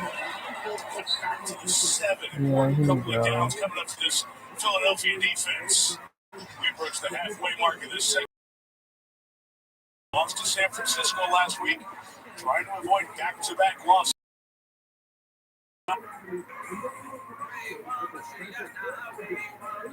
About the division. Of course, everybody knew these were the 2 games on the schedule, right? You go San Francisco back to on the road with Dallas. If they could split those 2 somehow, it'd be quite the accomplishment.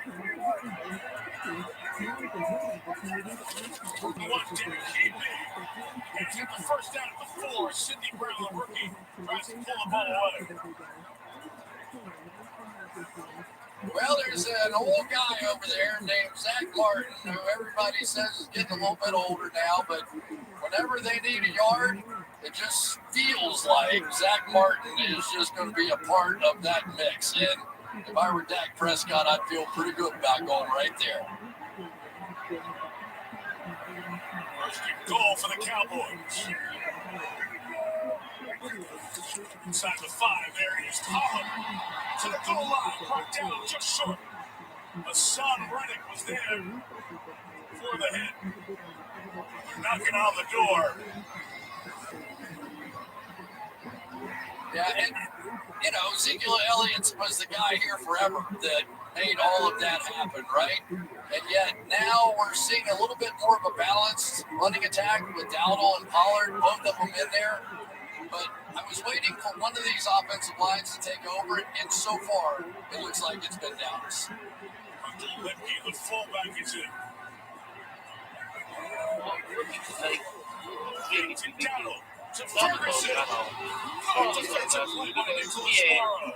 I don't know how Trying to get to the tight end in the end zone. I feel like one thing Linebackers took a bit of a heat over the last week with San Francisco, and they're playing in the middle of the field, but so far Nicholas Morrow has been fantastic in this one. we used to get that name. Rader comes up with play there. Dallas has been successful with the sneak. To turn ahead, it's Dowdle. Is he in? You run in from the side. It's not the ball short. I don't think so. So if it's Philly, you know what's coming. Dak has been successful on a couple of sneaks already. Let's take a peek at the replay. I think that is right there. Was that Carter? That was Dowdle. Chris, you can't see the ball, but you see where he had the ball, where his head ends up on the pile there.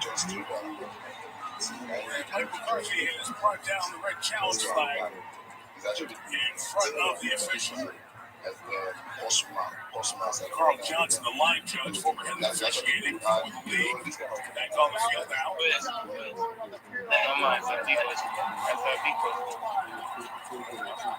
Let's see if there is something conclusive to massive humanity down at the goal line. She's taking a peek at every possible. Looks like he's it, but can you be sure? Make that meat food. If it goes, make a meat mode. Once 10.76. My hand is your quest.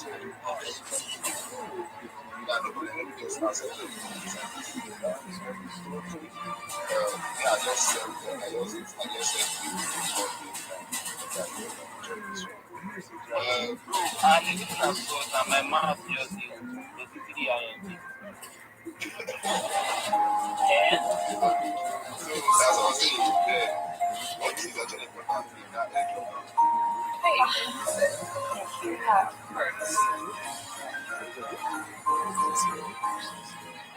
iPhone 15 Pro, your husband deserves it. Carol was to tell me you want a new iPhone.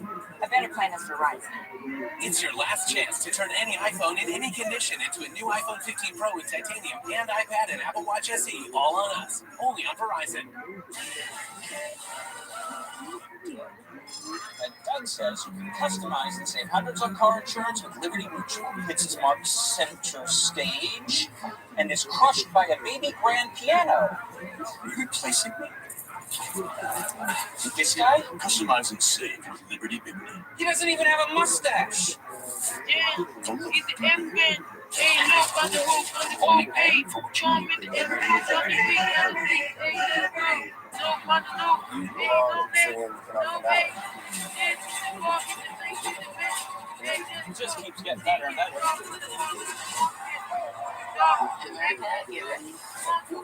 Tomorrow on NBC and Peacock.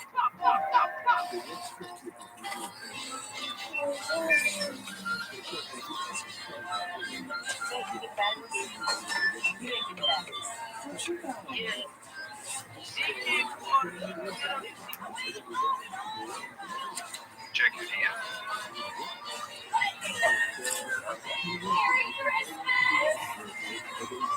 We don't just have everything. We have everything. Back in Arlington, and here's the result of the review. Dude, yeah, you can put them on the label. Wow. You should So when it's a touchdown, there you see as we were looking, you can just see the laces in the ball breaking the plane clearly into the end zone. No body part down and back in.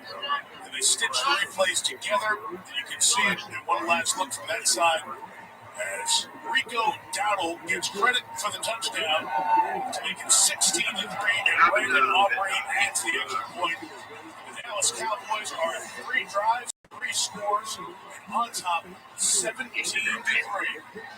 We're back in Arlington in 30 seconds after this from AWS. AWS is helping the NFL to predict and prevent injuries with AI. By analyzing millions of data points from every game, they power simulations of any play, under any condition, with any player. And by capturing every move to reduce injury risks and improve equipment, it helps keep players on the field and at the top of their game.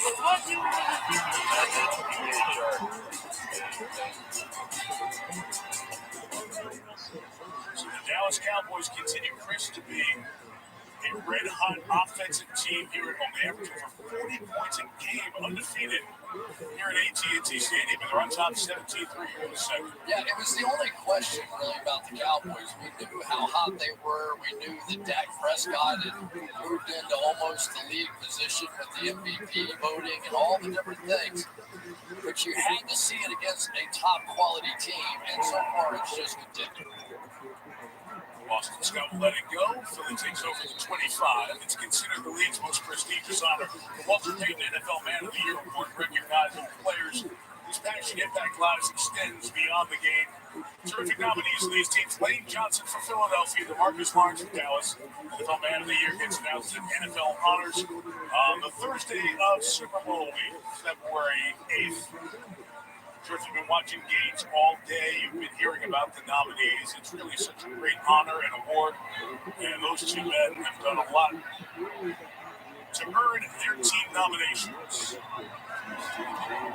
Eagles down 14. Kenneth Gainwell inside run for 7. Melissa.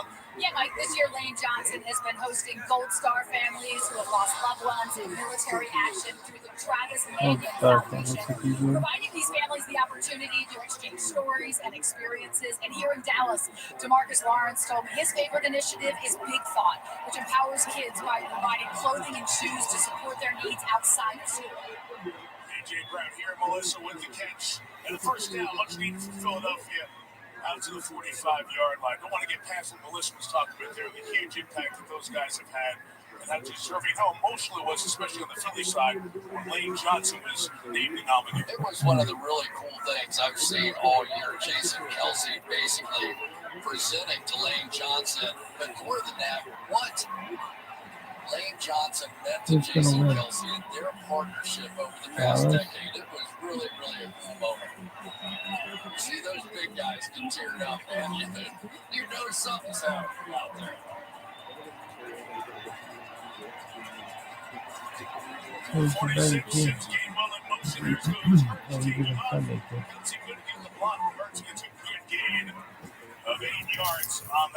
Look at this. Are you going to do your thing? It's one of the interesting things now. We're seeing the Eagles doing a little bit of motion. Why? They're not a big motion team. And in part in this game, because the Dallas Cowboys, one